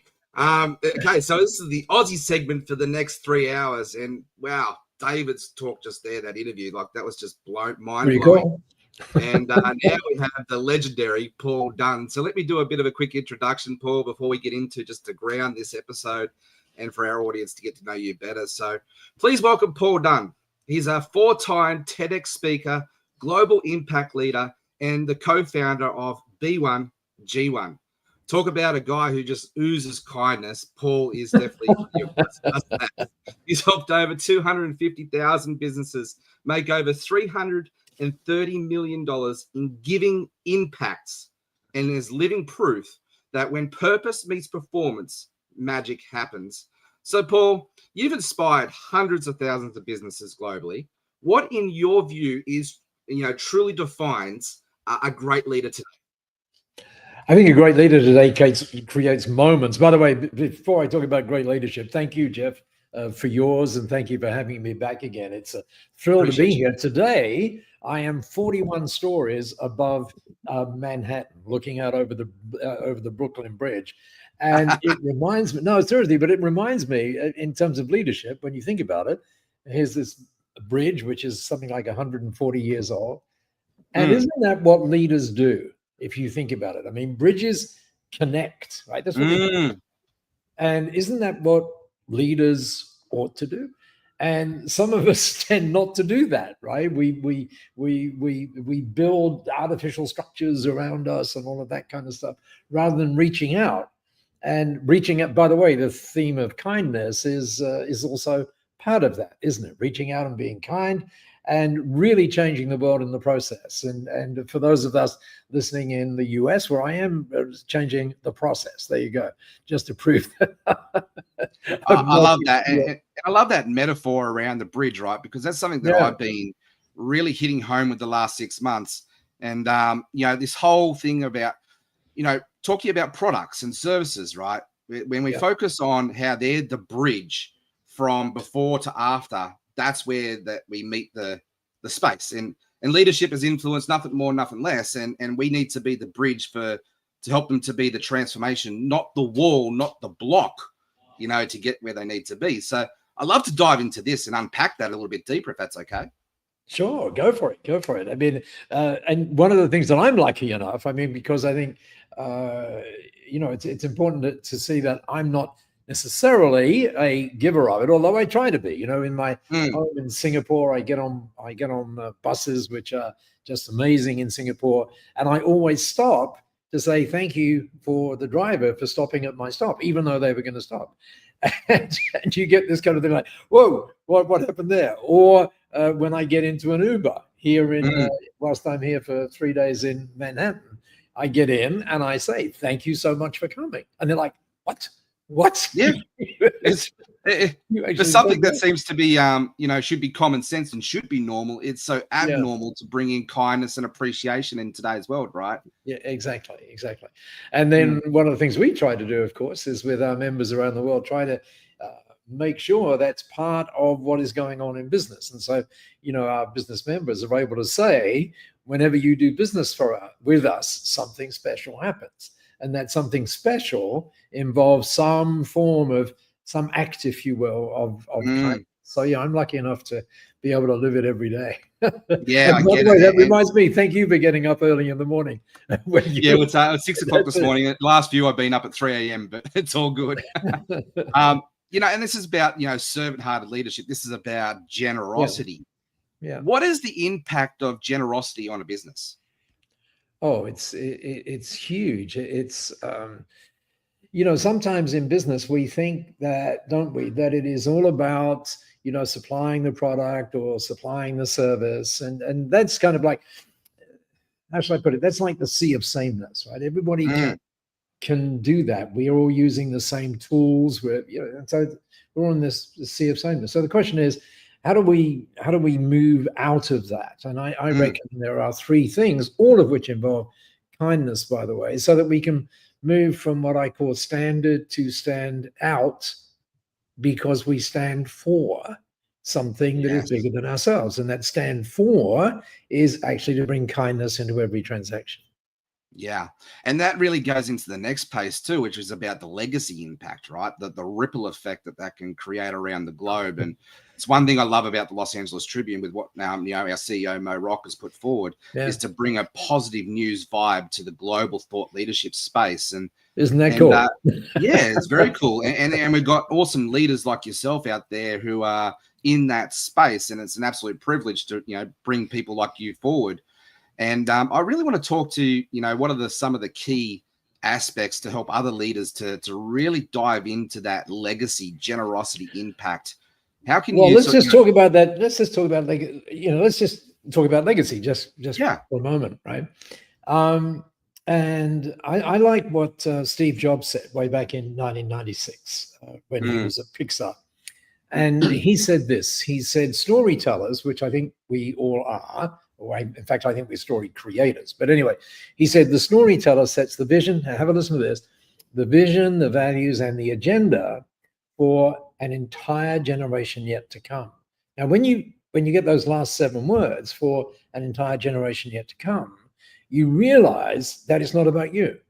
It's about something bigger than you, and that something bigger than you isn't necessarily in the moment. It's that legacy that we think of. But there's another way of thinking about legacy, because we tend to think of leaving a legacy, right, as if we have a choice as to whether or not we leave. We don't have a choice. We have a choice of what it looks like, right? It can be one of contribution or it can be one of consumption, but we are going to leave one.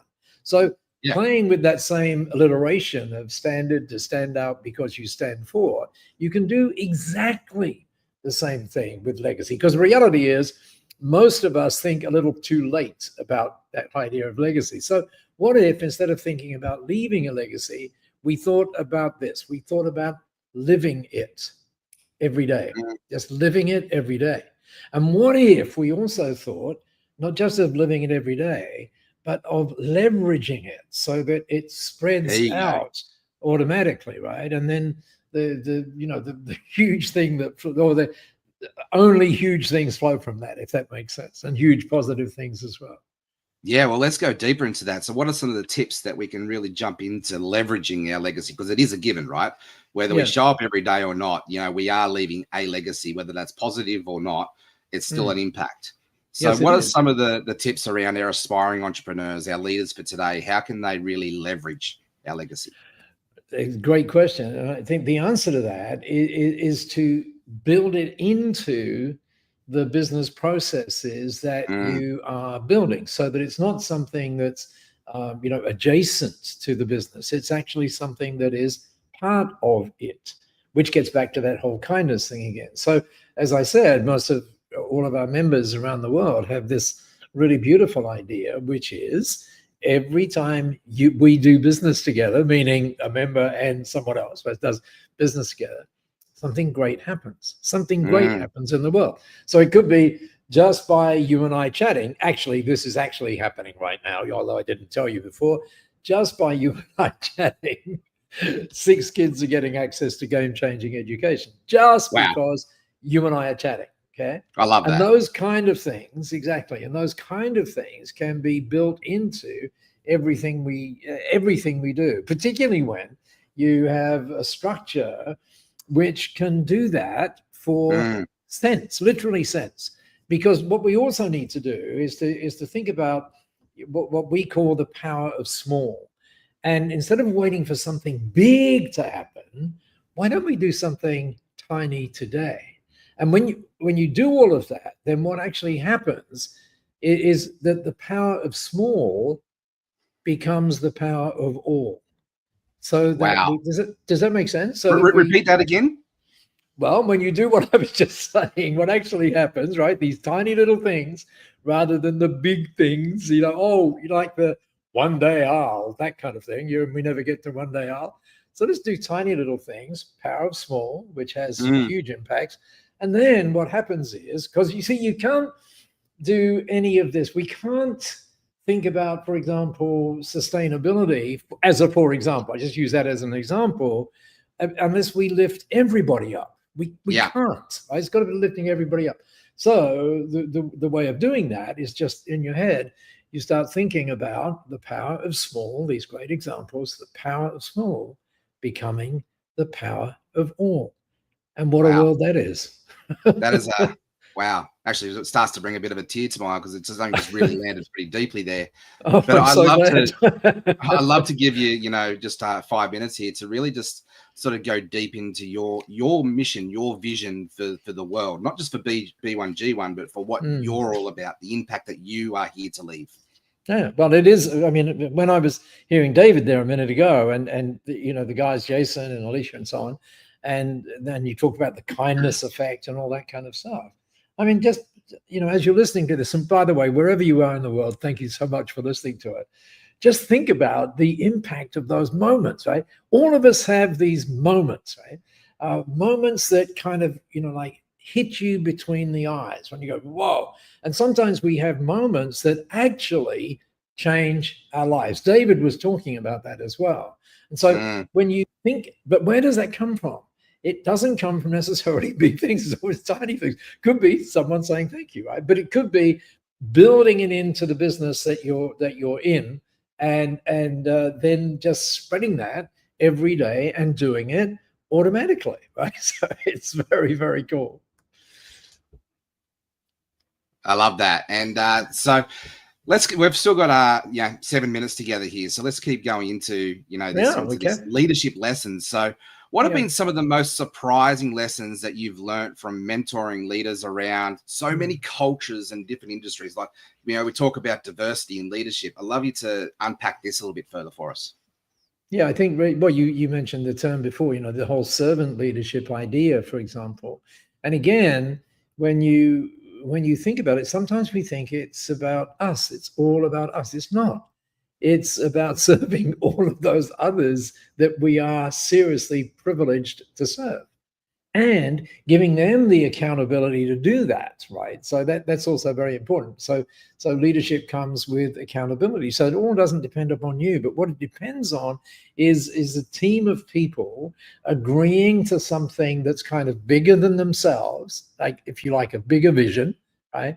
And then the leadership sort of holds onto that, or doesn't hold onto it, but spreads that around so that everybody simply feels this is a great place to be. And when you get that, you know yourself, Jeff, when you talk with organizations, right, you get it. You get it, don't you? You just get it. Yeah. And it's something in just the articulation of, hey, good morning, Jeff, as opposed to, good morning, Jeff.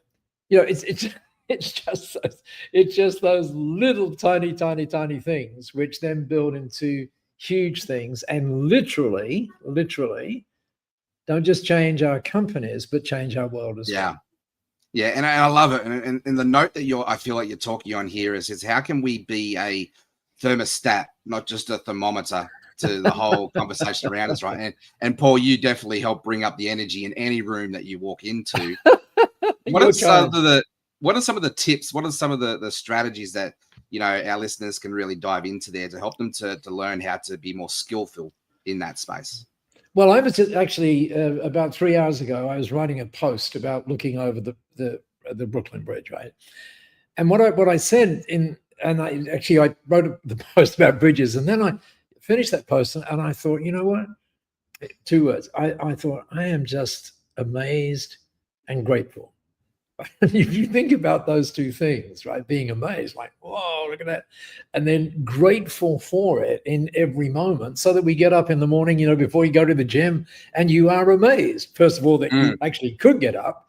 And secondly, you know, grateful that you could get up, and grateful that you can inspire others, maybe, to the kind of, to be the best that they can be, rather than, I mean, you know what it's like with us guys, you know, sometimes we have quote unquote bad days and we go and lock ourselves in a cave, you know, in the man cave, rather than getting out and connecting and expressing everything in these acts of kindness that you've been talking about. Yeah. Sorry, I just had a couple of things going on there for the next segment in the background. You're good. You're good. Multitasking, right? And so let's talk about that. You know, multitasking. And as leaders, we have to, you know, sometimes we can get tunnel vision. Sometimes we need to look out the sides here and look at the bigger picture. And sometimes we need to go into the micro lens of it all. Yeah. How do we, you know, as leaders, learn how to be better and more effective at that? Oh, I think sure. Well, let's fill in those 4 minutes. I mean, how did you and I get to be together today? Answer. I blocked my calendar. Someone said to me the other day, your calendar is who you are, right? And really taking the sort of slotting it in every moment so that you can be the best you can be, and doing what you want to do, rather than to inspire everybody, rather than getting sucked into things that don't actually make any sense at that particular time, if that makes sense. So, you know, there's lots of stuff, as you would know, Jeff, because I mean, I don't know how you do all the things that you do, but I know ADHD helps. But I know you block it into, you know, what sometimes we call it the default diaries and stuff like that. Yes. And so just thinking about, again, in that moment in the mornings, right, of that thanking and being grateful, what are you actually doing as well? You're just reviewing what's happening in the day. You're making sure that you're doing everything you can from a leadership point of view to have others being inspired and everything else, so that it just all works together and just goes like that. That's absolutely brilliant. Well, we've got 2 minutes left. I'd love you to close us out in this segment here and just, you know, share with what's on your heart, what our world needs to hear today for the last 2 minutes. Well, I was thinking back when you very kindly invited me to be back. I was thinking back to that moment, and I remember thinking about the privilege it is to have moments, right? These moments that hit ourselves, and hit us. And I remember one of the things that came up for me that particular day has come up again today. So let me just pass this on to the others who are doing such great things with you, and give you this one. Thank you, G. That's nice of you too, looking at the notes on there. And it is this. It is when your vision becomes more powerful than your memory, your future becomes more powerful than your past. Wow. So easy to do. Again, when your vision becomes more powerful than your memory, your future becomes more powerful than your past. And that's why I, Jeff, am grateful to you and grateful to the Los Angeles Tribune for putting these things on so that we can review these relatively simple things, but simple things, power of small things, which make such a huge difference in our world. Wow. Well, let's end that right there. I don't think we can top that. That is absolutely boom sauce. That's a new saying. I think I've got to trademark. I love your saying. So they're good. Well, Paul, it's been an absolute pleasure. Thank you very much for coming back. I look forward to our next small moment together. You got it. You got it. Thank you. Thank you, Jeff. Thank you for everybody being here too. Bye. Thank you, Paul. Bye. Bye-bye. All right. Well, we've got an amazing panel up next. We've got the Los Angeles Tribune podcast panel. So let's bring them all up. We've got Jane Slack-Smith. We've got Alex Terry coming up to join us. We've got Terry Adam Munns, Phil Better, and Craig Whitney. Now, this is meant to be the Australian show, but I just love our Canadian friends, and I had to bring in a token Canadian here to help us to balance things out and make sure that we're not too Aussie. I don't know if it could be such a thing. So let me do quick introductions and we'll get into it. So Terry Adam Munn is a life designer and a business coach. Alex Terry is a neuro-identity mentor. Jane Slack-Smith is the host of the Exit the Matrix and has some amazing success stories to share with us. Craig Whitney is a transformational educator, and Phil Better, all the way from over the other side of the globe, is a podcast host in Invest Yourself podcast. So let's kick things off with some fun. I'd love for you all to go around the horn. We'll introduce yourself, share one thing about you that nobody else really knows about. So Phil, we're going to go to you straight away. Okay. I was hoping to get, fine. I'm Phil Better, the podcast mogul. I host a multitude of podcasts. The one that Jeff said is my flagship, Invest in Yourself, the Digital Entrepreneur podcast. Something that you probably don't know, or not a lot of people know, that Better is not actually my last name. There you go. Well, we have It's to a stage name. that a little bit. Well, we'll unpack that quickly. So why Better? Because it's actually the anglicization of my actual last name. My last name is Lemure, which means the better. Drop the, and you have Phil Better. Brilliant. I love that. And Jane Slack-Smith, what is quick introduction to yourself, and what is one thing nobody knows about you? I was an explosives engineer for 15 years before I hacked property investing wealth and business wealth, and now help people create gold from within and use their mindset to actually assist them in creating wealth and save time using an AI arsenal to actually live their best life and get to their dream vision. Love that. So gone from explosives to finding the gold within. I love it. Gone from physical gold to inner gold. Craig Whitney, over to you. One thing that's randomly about me, I was raised by a mob of wild donkeys, and it's resembling on how donkeys and the personalities can teach leadership and humbleness and complete presence. Brilliant. And a little bit of an introduction for yourself so we can get our audience to get to know you a bit better. Craig Whitney, founder of the Next Level Coaching, transformational leader and expert in redemptive leadership. Brilliant. Thank you. And over to you, Alex. Quickly, well, I'm founder of multiple businesses, and the major thing that we are focusing on is creating spaces where people can truly deeply connect and have real fun conversations that we already forgot about, because I believe we were having those conversations when we were younger, and I really truly miss that. So that's our movement, to create places where people come back to themselves. And fun thing about me, or what people don't know, I just dance all the time. So when I'm going for a walk and you see the person with dogs walking, you can just watch it, and she just started to dance on the street. So it's very strange and embarrassing, but I can't help, right? You hear the music and you dance.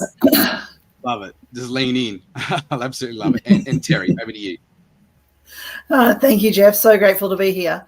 So I'm a business coach, and yes, a life designer. I help people to get clear on what they actually want from their life and then help them to achieve it. Something that many don't know about me is that I beat vertigo. About 5 years ago, I had a moment where I woke up literally one morning going from 0 physical challenges to not being able to walk in a straight line. Couldn't in hospital was a terrible, phenomenal, challenging journey. Let's just say there's a lot of elements to it. And about 2 months ago, having done the work that was required on an energetic level, vertigo is now no longer a part of my life. It's completely transformational. So, as someone who's had vertigo, it's a very uneasy feeling. And yeah, wow, well done. So debilitating, yes. Thank you. So leadership today is shifting fast. What does being a powerful, conscious leader mean to you in 2025 and beyond? Jane. Look, it's such a great question. And sorry, Jane, I'm just going to just pull you up. So for everybody, just mute themselves when they're not speaking, please. We've just got a bit of background noise. Thank you, Jane. Great question, Jeff, because I think that, leadership used to be a very disciplined, authoritarian position. And I guess I have a looseness of attachment of the path that people walk, but it's around creating the vision and holding it for them, even if they lose it themselves, and giving tools to not just empower and inspire, but actually allow them to use as resources to get them to the vision that they want. So I think leadership is changing in the sense that, it is more of a personal journey, and it's people are looking for leaders who are actually going to hear where they are and take them to where they want to be. Yeah, brilliant answer. Craig, I'd love to hear your thoughts and insights on this. Leadership today, coming from the backgrounds that I've come from, more the authoritarian style and old school, it's more about modeling, looking up to a model, being the model, and having a model yourself and modeling that example and taking other juniors with you. Rising tide lifts all ships. We take our team from where they are now to where they want to be by being the model and setting that role modeling. Love that. So going back to more of an apprenticeship type model and having that master sort of mentor-mentee relationship. Love that. And Terry, I'd love to unpack your insights on this question. And a good leader has a model as well. Yeah. Terry. Leadership starts from within. I think that's a really key thing that many people, we need to truly lead ourselves well in whatever direction. And being clear on that direction is so important. But sorry, I have a Great Dane who's pushing me around right now, hence the movement. But leadership begins it's an inside job. We start there and then we can help to lead others. And I think one of the other key things is that leadership is about being very grounded. It's about putting your arms out wide and bringing people with you rather than being the big shiny thing out in front and expecting people to follow. Yeah. It's really important. And talking about having a Great Dane push you around, it's a bit like parenting sometimes, right? We can get distracted, but we got to keep our focus on the job at hand. I thought having her in the room would be a good idea. I love it. And Alex, I'd love to unpack this one with you. Thank you, Jeff. I would love to continue on what Terry said because I truly believe it is starting with us. So conscious leadership, as I'm a big ambassador of that, is to me, the energy sets the tone before the words.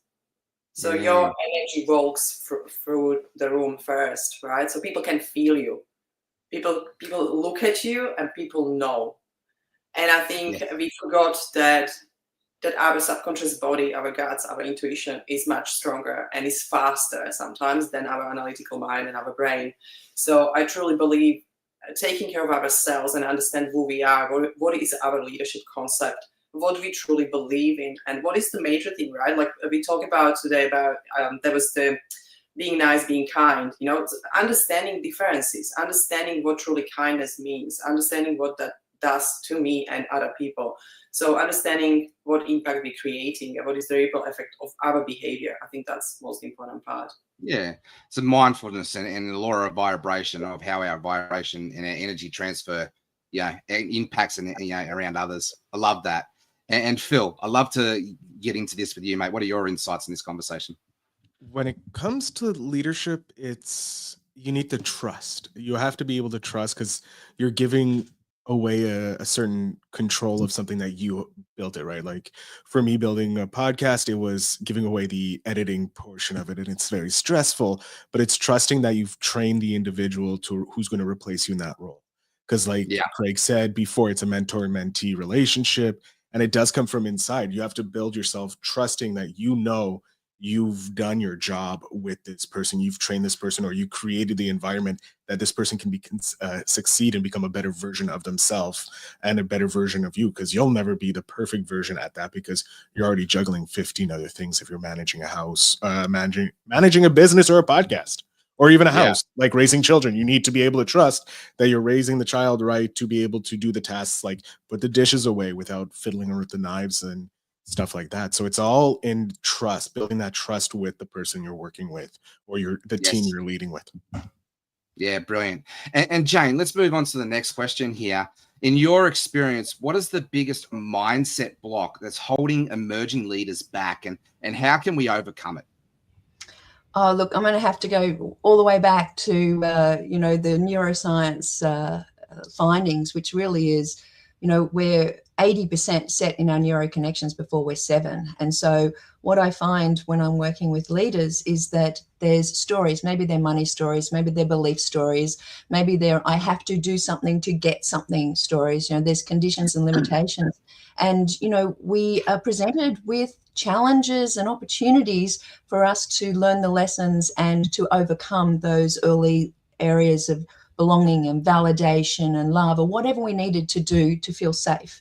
And, I find, I'm working with people who are, 30, 40, 50, 60, and they're still learning the lessons and they're still creating the same patterns. So for me, it's actually, the fact is that sometimes we have to go back to remember who we were before we applied all of those conditions that society, as like my podcast, Exit the Matrix, all the things that we created as walls that kept us in a box. We need to identify those, and we don't need to do, harmful inner child work or anything. We just have to recognize them and be at peace with them and move on. So yeah, that's my thoughts. I love that. Yeah, it all starts with awareness, right? And then getting into that, be peaceful with them and let them go. I love that. And Craig, what is in your experience, what are some of the biggest mindset blocks that are holding back some emerging leaders? Mindset blocks. It's not being aware of blind spots and being inward on our stories and beliefs. So similar to Jane's situation with getting over our stuff, particularly with us men, and being uninitiated. So meaning 40-year-old boys getting around in the leadership space, not being uninitiated, modeling certain behaviors that may not be their fault. However, it's their natural conditioning. And there comes a time and a space when that ought to be challenged, or a model steps in and models greater behavior to take them up so they can take the rest of the team up. So it's, blind spots, awareness, and becoming initiated as leaders. Yeah, totally agree. And Phil?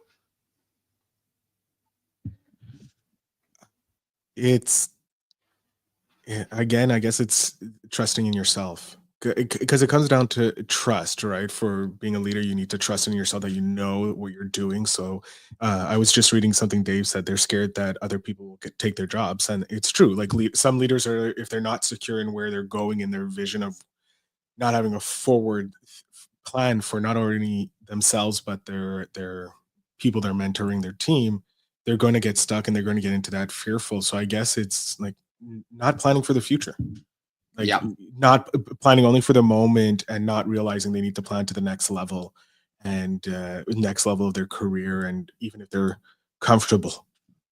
Yeah. One of the things that's always helped me to really step up in that space is to, go and get the job first, then worry about how to do it. But then as you're building the job, look at ways to work yourself out of that job very quickly to, encourage the next person to step into that gap. And love that. And Terry, I'd love to hear some of the, what do you think some of the mind blocks that really prevent people from moving forward?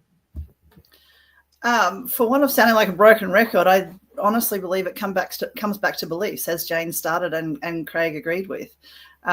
So many of us, because often our beliefs are our blind spots. They are sitting there so deeply ingrained within us that we're not even aware that they are actually ruling our lives in one form or another.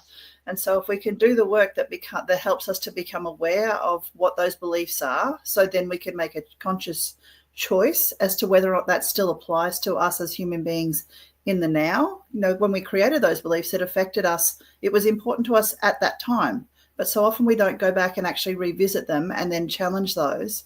And so it impacts our life. So if we can look at those and then choose as we go forwards, it can make such a difference to our leadership. Yeah, totally agree. I'm absolutely loving this conversation. And Alex, I'd love to hear your insights. I love it so much, and I agree with everything. So I was thinking, let's build up on that, what you guys said already, because it is truly most important. But I think from blockages, what I see is self-trust, self-doubt, right? When we're looking at self-doubt, the moment when we self-doubting ourselves, I don't know if that is correct English, but what happens is we can't be authentic, right? Yeah. We can't actually say it from our heart because we're trying to become something else. So I think that's a big block in leadership. Also, we try to fit in afterwards, right? We try to be always kind of please people. So we create more and bigger imposter syndrome because we don't know anymore who we are. So how we can lead from the space when we're doubting ourselves or we don't trust ourselves. So I think self-actualization and understanding who we are and really truly trust that, you know what, we will try something, let's try it together. And if we fail, we will be still fine and we can handle it. And I think that trust, that, you know, inner power is so important because that is what leading people, right? The energy, the power that you trusting, you just try and we are, even if we fail, we will be fine. Brilliant. Love it. And this whole conversation, you know, it comes down to belief and trust. And, you know, feeling what I'm actually feeling here is it comes from, you know, operating out of our head space versus our heart space. And so I want to dive deeper into this and go around, you know, our little table here. And unpack, you know, how do we get out of our own way? You know, we're talking about ego, we're talking about pride, we're talking about arrogance. And I think that is one of the biggest stumbling blocks for a lot of, especially young emerging leaders, you know, to go through that space, to be able to mature, to really lean into that trust. You know, John Maxwell talks about trust as influence, nothing more, nothing less. Sorry, leadership is influence, nothing more, nothing less. And if I unpack that a little bit deeper, influence for me is trust. So Alex, we'll go back to you. What are some of the ways that we can really, you know, develop our trust with our people to, you know, help them to, you know, get on the right bus, on the right seat, in the right time? That's a big question, Jeff. So I will try to make it really simple. So I think the moment we step into energy of wanting and we're making that about ourselves, we're acting from the ego. Mm-hmm. We act from the space that it's all occupied, it's all our mind, it's not our heart. The moment when we ask different questions and we are moving into energy of creation, so what we are going to create here together, you're moving to the heart because you soften up the energy. You are not anymore wanting, desiring, you know, we want to achieve this, we want these goals to hit. It's this really heavy energy. And I think when you go back to your people and say, look, how we can achieve this, you know, KPIs, it's more heavy energy, but we know there are KPIs still, you know, we are not disregarding that. But when you walk in a room and ask different questions, and I think Demartini said that the quality of your questions actually determine quality of your life. And I love that because you can just change a little bit the question and you can say, what we are here to create, how better we can impact the world, or how better we can impact our customers, how better we can do it, right? So you're creating the question of creation, or you're creating the space for creation. You start to get out of the space. It's all about me, myself, and I, and it's how could I be an impact around we and around the globe. Phil, I'd love to unpack this with you a bit deeper. It's, again, building off what Alex was saying, it's getting out of your head. It's not about you and like it's everybody else, but it also is going to the person you want to succeed and be like, okay, what do I have to give to you? What do I have to train you? What do I have to provide you so that you can reach the goals or make the KPIs or, you know, get the bonus sales or whatever? How can I support you so that you're hitting those numbers? Because in the end, it's going to benefit me. I'm going to look better when you perform better, because if I'm the CEO, I get more money, right? I'm running the business, I'm making more money. But if I'm actually just managing this in a corporate setting, I look good to my bosses because I'm developing people who are destroying these KPIs, be it as sales reps or customer service reps, whatever it is. You need to step in and ask, forget about what they can do for you. It's what can I do for you so that you hit your goals? How can I train you? What type of training do you need? Anything like that, so that they can become a better version, because then they just make you look better because you're like, hey, I'm getting the support. Someone's supporting me and I'm going to make them look good, versus the person only wants me to do good because then they get a bonus. Yeah, it doesn't become positional leadership anymore. It becomes more deeper than that, right? Yeah. And becomes a team effort, and we do this together. Jane, I'd love to hear your insights on this conversation. Yeah, look, obviously Alex and Phil have stepped into this in a way that I completely resonate with, and I think if I zoom out, to me, trust is one of those intangible assets that you have in your business that gives you maximum ROI, but you can't sell it. You can't say, trust me. You can't turn up with me at the center. It is about how you serve and basically your pedigree, your resume, how you've done that in the past for others. And so, when we look at the Google reviews and they say, this is a good person, that has so much more credibility than you turning up and going, I'm a trustworthy guy. So I guess I'd urge the emerging leaders and people listening to this is, everything of what the other panelists have said, but also understand that this is an intangible thing that you grow, and you grow through experience and like Craig said, modeling. And, it's a responsibility you have to have and an asset you need if you want to step up, but it's one that you can't trade on and you can't actually self-proclaim. Yeah, beautiful said. And as a marketer, I look to legends like Dan Kennedy and, talking about mention marketing, and essentially what you've just described in itself. When other people say it about you, it has a deeper weight behind it. Love that. Craig, over to you. What are your insights on this conversation? So to go full ascension for a young emerging leader is to work out who's his model and who's his pack. Because a great leader, aside from having his team within an organization, has a pack sideline to his team, a pack, particularly with us men, a pack of men we can surround ourselves, and we take each other to that full ascension. We call each other, we keep each other accountable, we support each other, and we keep that growth, hold each other's feet to the fire. And this is what men's work does, and this is where it crosses into the corporate culture. Initiated leaders are so much more deeper and have so much more conviction than uninitiated leaders.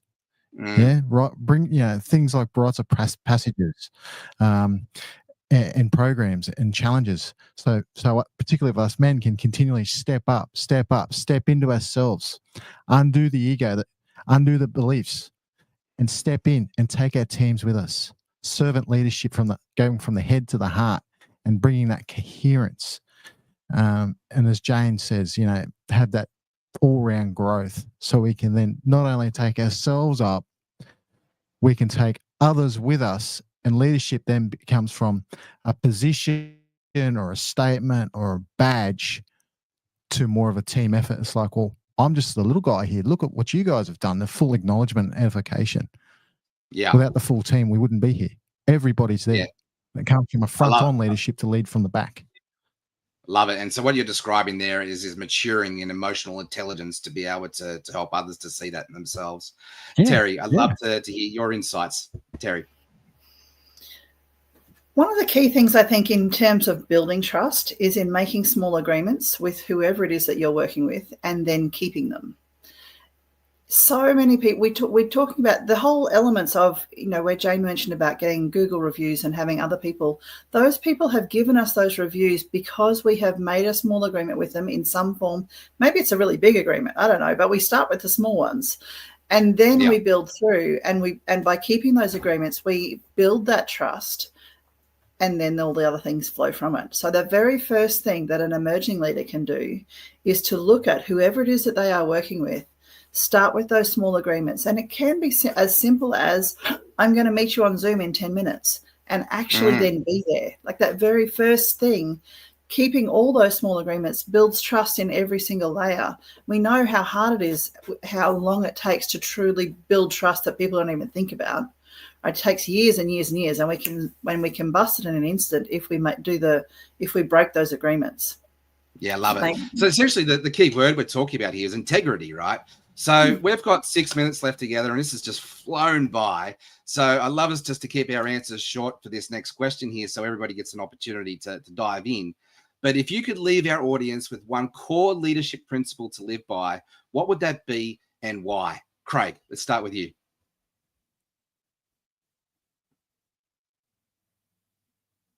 You there, Craig? You're muted there, Craig. All right, while Craig just sorts out his Ah, tech, Jane, we're there going to we go go. to you, Jane. Modeling. We'll come Be the back to you, model. Craig. Be the- Sorry, Jane, we'll go to you. The one thing I'd say about before you can lead others, you need to lead yourself. So be the example that you want to be. Yeah.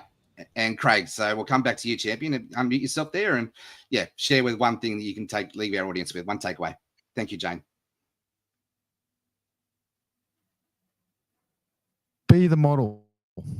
Be a model, absolute model, because people are watching. Yeah, they sure And they'll are. follow you on your actions. Yeah. Thank you, Craig. And Phil? I'm going to steal my catchphrase that I use on my podcast. Invest in themselves, invest in yourself. Yeah. Yeah. 100% right. You could be the biggest investment. Terry? I think a key thing is that leadership is a two-way street. While where Phil said before about helping others and being focused on others, it's got to be mutually supportive, with the focus of the conversation being on the people that you're leading. Brilliant. And Alex? I would love to build up on everything what we say today, and it's all about starting inside of us. So when you look at that, it's probably a simple way to say your outer world, your results, your environment is reflection of your inner world. Yeah, I love that. So for our audience to be able to connect with you all here, we've got 5 minutes left together. Let's just let our audience know where and how they can get in touch with you if they'd love to connect with you. Alex, we'll start with you. The easiest way is LinkedIn, Alexandra Terry, or the mentoringeffect.com, our website. Thank you. Thank you. And Jane? Yeah, look, in Australia, so yoursuccessclub.com.au, but check out the podcast, Exit the Matrix, Stories of Success, which is all about people actually being aware of what's going on and choosing a different path. Thank you. And Craig?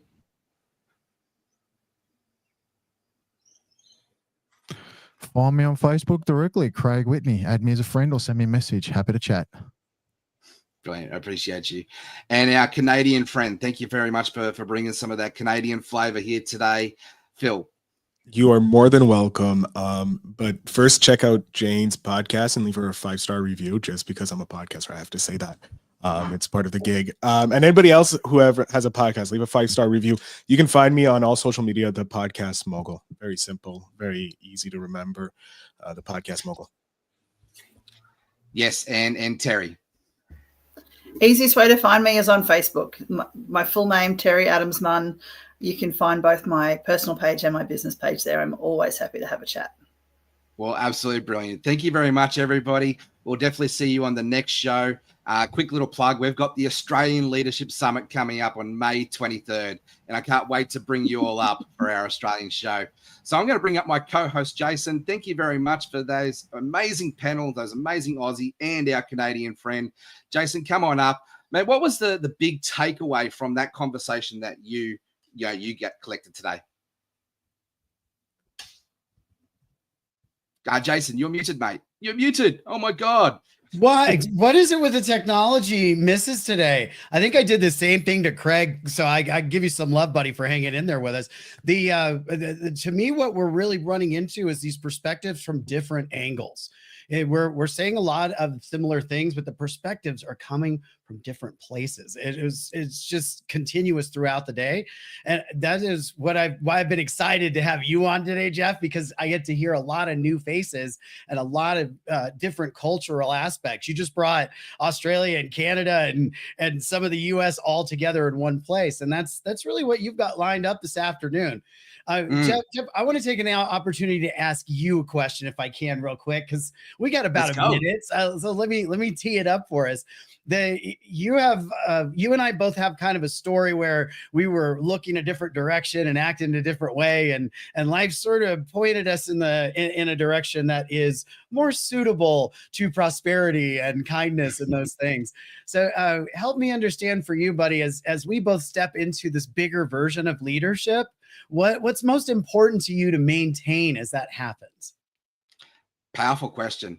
If I reflect back to who Jeff Ross was 10 years ago, it was a very small version, very much, just in with the masses, lost in the crowd, not seen, and screaming out to be seen But it wasn't because it was about Jeff. It was about, I wanted to be able to be a contribution to the world around me. I wanted to feel like I mattered. I wanted to feel like that people valued my impact, the work that I put in. And, that's what I really feel that's really prevalent to today's world. There are so many people out there that are screaming out just to feel seen, feel heard, feel valued, ultimately feel loved. And that is one of the main reasons that I do crazy things like go and start an online church, be the leader in here and connect with people like you and the Los Angeles Tribune, right? Because I know that we're all on the same mission here, just at different expressions. But really, the mission here is to help people feel valued, feel seen, feel heard, feel known, feel loved. Voice for the voiceless, right? The Los Angeles Tribune way. Moe Rock, our CEO, when we get to play his TEDx talk later, is one of the most impactful pieces of media that I've ever experienced. And it's why I'm part of the Los Angeles Tribune. And we're so grateful to have your perspective along with us, Jeff. And you're saying kind of what I do, meet the moment. Right? Meet that moment. And we're about to do some more of that cross-cultural leadership perspective. Yes. Right after we take a quick break, we're going to come back with you, Jeff, and your next guest. So you guys Brilliant. Stay tuned. Let's go. All right, we'll go to commercial.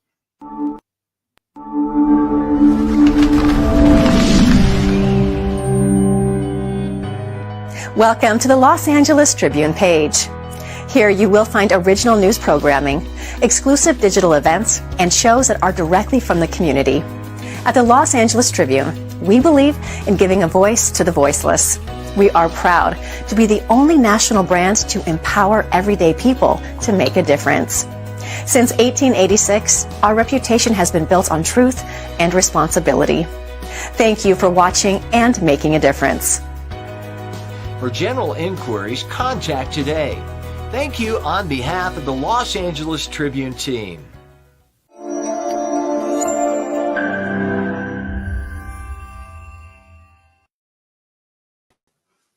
Oh, thank you. Welcome back. And it's my absolute pleasure here to bring another Canadian friend here, Mike Gostola.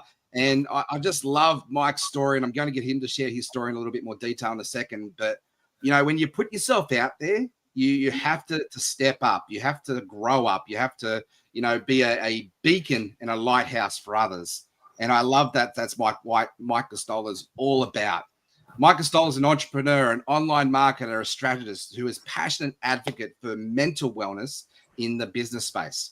Over the past 3 years, Mike has helped hundreds of individuals build meaningful personal brands by aligning their values, their message, and showing up authentically online.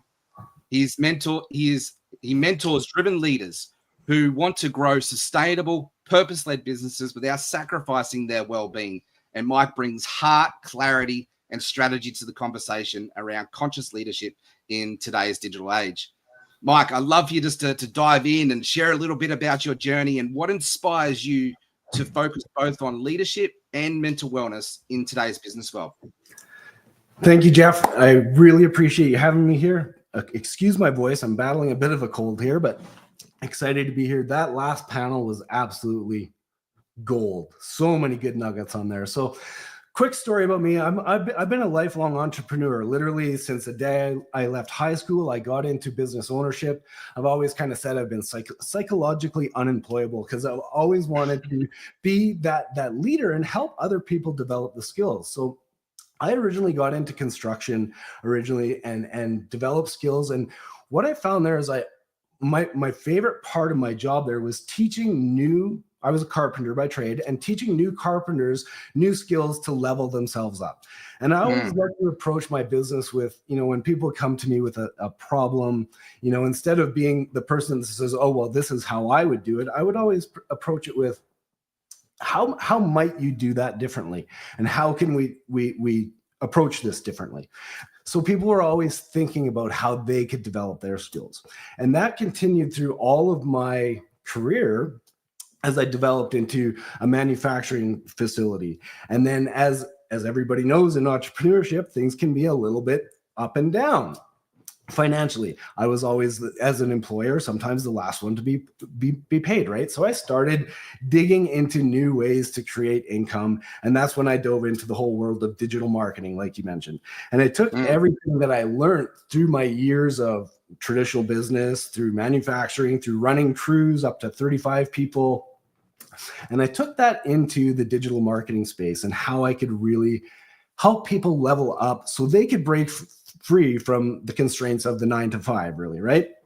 Yeah. And through that entire entrepreneurial journey was where the real connection to the mental health and wellness came in. Because as an entrepreneur, and I'm sure people can relate, raise your hand, that we're on a roller coaster, right? And sometimes we feel like we're unstrapped on that roller coaster and things can get a little crazy. So I had my challenges through personal and financial stresses. I started to develop strategies for myself and look for resources for myself so I could show up as that strong leader that I needed to be for my team. Because how can we lead a team if we're falling apart internally ourselves, right? Right. I love that. And so, look, you've built some pretty sizable teams, and you've got a fairly sizable influence, especially on TikTok. And I love that we're talking about influence here and trust and responsibility, ownership, accountability. So how, for our listeners here, leaning in, wanting to really step up and shine in that influencer space in today's world on social media, what are some of the tips for our leaders here that you have for them to grow into that space? So I think one of the most important things leaders can do on social media, especially on social media in today's age, and this is something a lot of people miss, showing up authentically as themselves. People want you. People want Jeff Ross. People want, Jason. They want to authentically connect with us as real people now. One thing that I learned as I started, especially developing this in an online space, I would see what other leaders were doing and I was like, oh, well, that's what leadership is. And I would try and show up as that. Yeah. I couldn't lead that way because it wasn't me. So showing up authentically as yourself, I think, is one of the most important things as a leader, and still being willing to learn, especially in the social media space, because it's so ever evolving and somebody might be a little further ahead from you. I always like to say, we really only need to be that grade 4 student to the grade 1 student. Picture yourself in grade 1.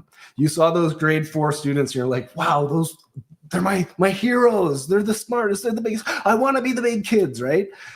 If we can show up as that grade 4 student to that grade 1 student and just help them make that next step forward in their life, we are helping generate the next generation of leaders, right? Yes. And as someone who's picked up over 100,000 followers on TikTok in that space, how have you helped to keep yourself grounded without letting that go to your head? That's a really good question. So at first, when that first happened, that was craziness. I went to TikTok a little reluctantly. I had to find new ways to expand my business. I had actually made my kids take it off their phone, but then I heard about the power of that algorithm. And I went over there and I blew up to over 100,000 followers very quickly. And, for me, I didn't think of it as this, oh my goodness, I'm this huge dude on TikTok. I was like, oh my gosh, I've got a massive responsibility ahead of me now. Yeah. Because 100,000 people just raised their hand and said, hey, I need to learn more from you. So I felt a massive responsibility to now show up as somebody that could truly deliver value and create connection on that platform. Yeah. And that responsibility, let's dig into that. Now, I feel that in today's world, especially as influencers and helping people to develop their personal brands, it really is developing them as leaders. It's about helping people to find their voice. Yes. To be able to be an ambassador or, whatever XYZ their mission is. So I'd love you just to give us some training and some quick tips in here and how people can help to find their voice, to find their values, to find their mission, to find their vision, eventually to find their personal brand and their voice. So my strong background is in the affiliate marketing, direct marketing space, right? So when we're asking that question of emerging leaders or new people into the space, we really like to think, like put yourself in the position of yourself when you were looking for that change, right? Because that is the type of content that you're going to want to create. That is the type of person you want to see, because you're going to be able to attract that. This goes back to showing up authentically as yourself. When we can share our story authentically on social media and connect with people, this is how we create the content that's like, oh my goodness, Jeffrey, you're in my head. You're speaking to me. I need to learn more from you, right? And that's what happens when we authentically show up as ourselves, not worrying like Jeffrey is a powerhouse. When you watch what Jeffrey does in his communities, he's amazing. But if I tried to show up as Jeffrey in my communities, it wouldn't work, right? So that's the most important thing in finding your voice and really discovering who you're talking to. 9 times out of the 10 with the people I work with, the people that they are speaking to are themselves before they found their solution that made the difference in their lives. And now they want to scream to the mountaintops that this solution is what you need to make that difference in your life. I always like to say, to take you from Suckville to Awesome Town. Yeah, no, I love that. And I think I definitely leverage that saying myself, sucks boom to Awesome Town, boom source, right? These are all, quirky, taglines that make us unique, make us eclectic.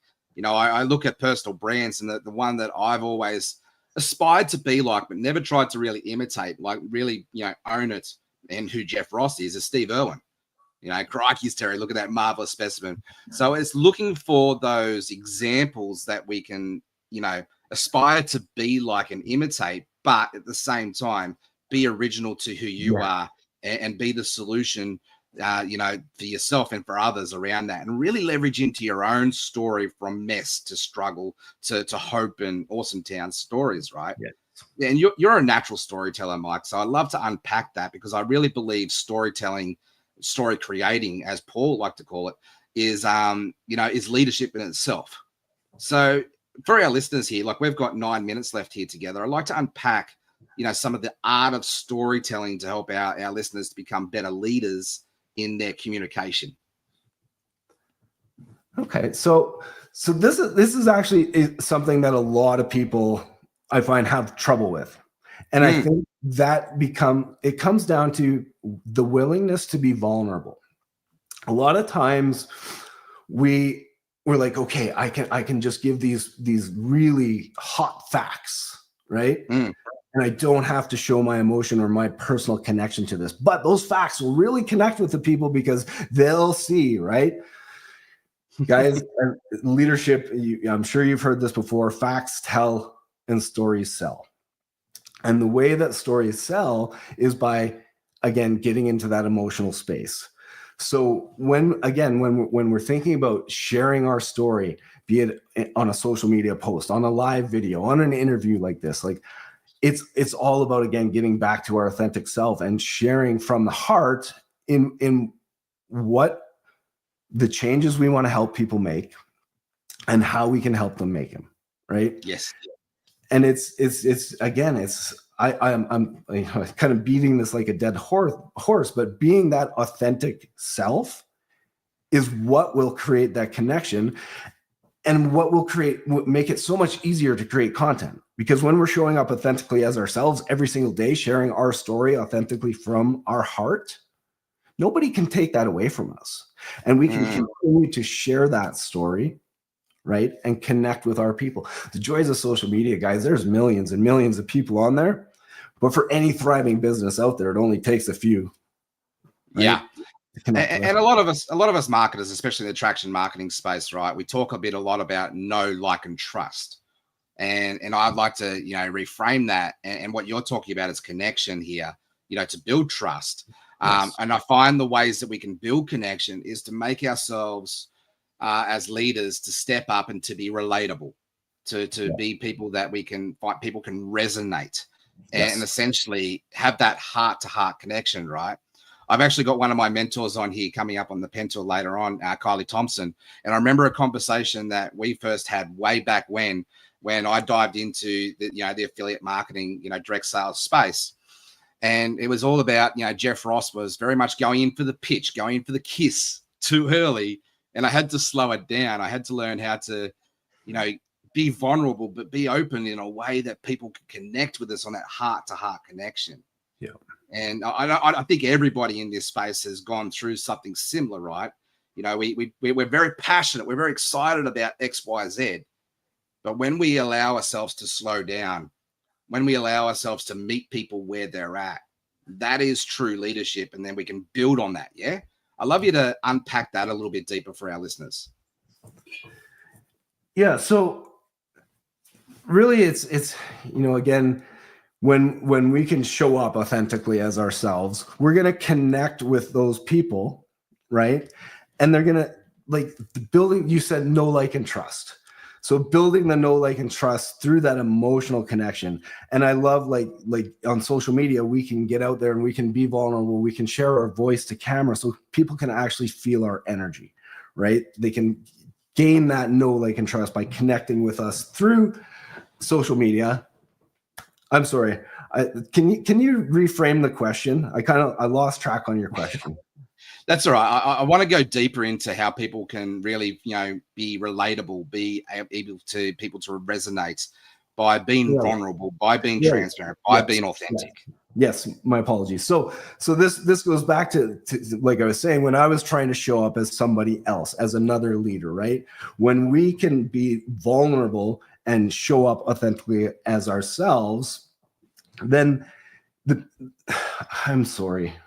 You're right, mate. You're doing the head cold is knocking you up. But this is leadership here in itself, right? Then Mike has got a really bad head cold to come on 24 hours ago. He let me know, but he still showed up. He's still here. and that's leadership in itself, right? We take ownership. We take responsibility. We take accountability. I forgot where my head was going with that thought. Sorry. So I always like to teach my people, like, if we're showing up in this perfectly scripted, here's an example here, showing up perfectly scripted, people do not always find that relatable, right? They're like, oh, well, I can't do that. But if we can show up and blunder like I've just done here, people will be like, well, hey, I can do that. I can show up and do that, right? So as we can, again, being our authentic self, being vulnerable, like just happened to me here, creates that connection where people be like, okay, yeah, no, I can see myself doing that. And Jeffrey or Mike or Joan or whoever else is sharing the story, I want to connect with them and I want to learn more about how I can do that, right? Because I remember a lot of the challenges when I was saying I was trying to show up with somebody else, that created major roadblocks for me because that wasn't me. And then when people are watching me, they're like, well, that doesn't seem authentic. How am I supposed to do that? Right. Yeah. So it all circles back to that connection through the authenticity and the energy of the content too. Right. Yeah. And just like now, it doesn't matter what really happens to us in our space. What matters is how we choose to react or respond. And your leadership example just right then was beautiful, the way that you pivot. And this is where we allow grace into the conversation, compassion into the conversation. So, Mike, I really thank you for showing up today, even though that you're not well, because I know that you have a wealth of insights in this space for our everyday emerging leaders to be able to rise up. So, Mike, we've got probably 60 seconds. What is one final thought you would like to leave our audience with?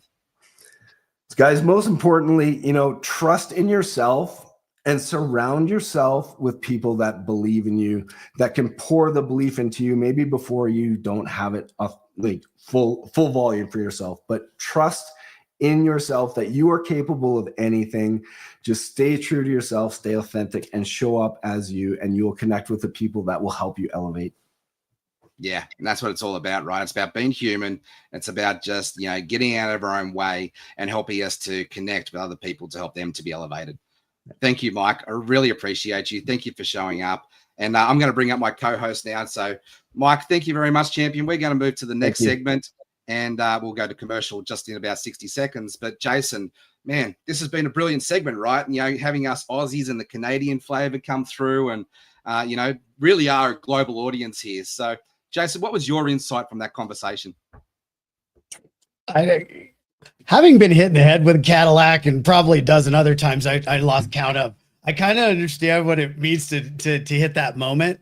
And I really appreciate that there's a realism here and the support from folks and the understanding that, yeah, we do the thing perfection is temporary. This human condition is so goal oriented, and you guys are really bringing the trust factor. That's the theme that's coming up right now in this segment. So let's keep that alive. Man. Let's get your next panel teed up. I'm excited. Yes, so let's go to commercial and then we'll bring up the next panel. Thank you very much for our amazing audience here tuning in. I'm tuning in from Tasmania. Jason's over there in America, and this is an amazing show. Let's go. We are highly caffeinated and ready to deliver. Boom sauce. Yes. Let's go to commercial.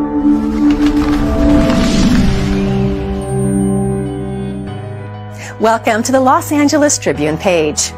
Here you will find original news programming, exclusive digital events, and shows that are directly from the community. At the Los Angeles Tribune, we believe in giving a voice to the voiceless. We are proud to be the only national brand to empower everyday people to make a difference. Since 1886, our reputation has been built on truth and responsibility. Thank you for watching and making a difference. For general inquiries, contact today.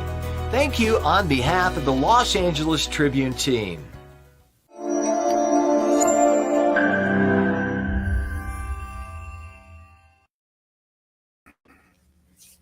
All right, so we have another amazing panel here, and yes, we've got another outsider. No, not of course. We've got another international guest here joining us, amazing Aussies. So we've got Mike Tharp from America. We've got Alexander from Brisbane, who is the founder of the Mind Paradigm. We've got Aaron Byerly from Southeast Queensland. We've got Kylie Thompson from the Whit Sundays, and we've got Johan. Thank you very much for joining us, panel. I love to just go around the horn, get you to do a 30-second introduction, and what is one thing that nobody knows about you. Mike, since you're our international guest here in this panel, I'd love to go to you straight first. Mike Tharp. Awesome. Thanks for having me on here, Jeff. I was a history, government economics teacher and special education teacher for 17 years. I live in Grand Rapids, Michigan. I have 2 amazing teenage boys, and I somehow fell into internet online marketing back in 2020 and was able to retire from teaching then. So now I just get to have a blast, lots of traveling, spending time with my boys, and leading my team in different entrepreneurial activities. So excited to be here with all these legends. Thank you, Mike. And Aaron, let's go to you, champion. Yeah, good to see some familiar faces here. Thanks for having me, Jeff. Look, I'm based here in the Sunshine Coast in Australia. Done many different things from direct sales to property. We've just recently bought a 30-acre farm here on the Sunshine Coast. So 2 boys, 9 and 10, running around, cows. But, I love the entrepreneurial space. I love building in different cultures all around the world. And, whether it's property, whether it's online, I tell you what, sometimes it's a steep learning curve where you go to bed one day and you wake up and you got to catch up with AI. And so you're always chasing this new technology, but it's fun. It's great to be here. And looking forward to the panel and all the different insights. Thank you, Aaron. Appreciate you. And my beautiful friend from the Whit Sundays, Kylie Thompson. Oh, good morning, everybody, or good evening if you're on the other side of the planet. So hi, everyone. I'm Kylie Thompson. I'm also known as Kick-Ass Kylie. So I am a mum of 2 teens. I have 3 crazy cavoodles. I identify as a mermaid. I live here in the beautiful Whit Sundays in my tree house. And my background, so at one point I owned 13 gyms. I was the head coach of the National College of Business, which is where I met Jeff. And one day I just woke up completely in a life that I didn't love and a life that I didn't sign up for. And so I decided to sell everything. I traveled the world with my kids. And now what I'm really passionate about is working with entrepreneurs and business owners to help them create a life of freedom to make the impact and the income that they want, but without sacrificing their soul. So absolutely honored to be here and lovely to meet you all.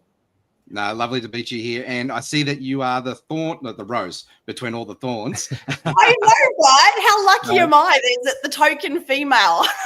Well, we did have Amanda McCloy joining us here, but she's not here today. So Amanda will give her an apologies. But, this is it, right? The show must go on and life goes on. So, Johan, I'd love for you to do your introduction, champion. Hey, bud. Thanks, guys. Thanks, Jeff, for having me here. Really appreciate it. I'm a tech investor. I've been in the AI game for 4 years now, and we build a lot of technology software. My company, we had 100 people at one point.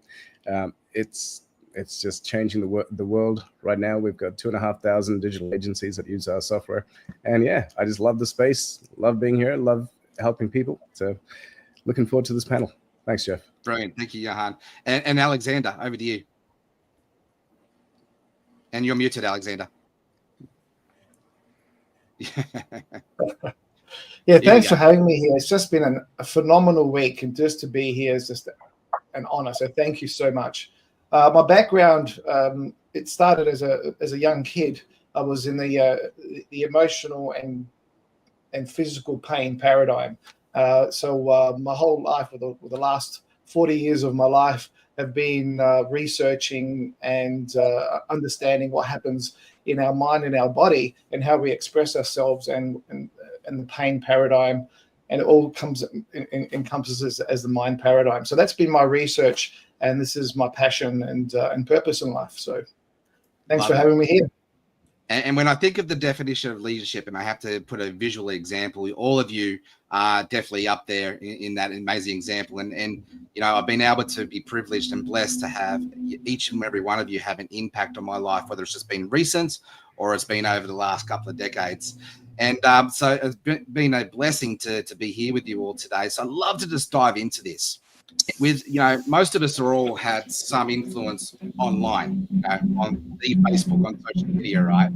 So with so much noise online, how do you stay authentic and lead with integrity while scaling your message and your business? Kylie, we'll go to ladies first.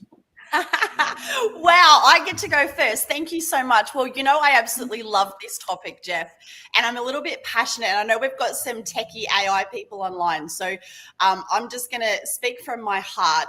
The biggest thing that really frustrates me at the moment is there's so much AI that you actually can't tell sometimes if the message is real or not.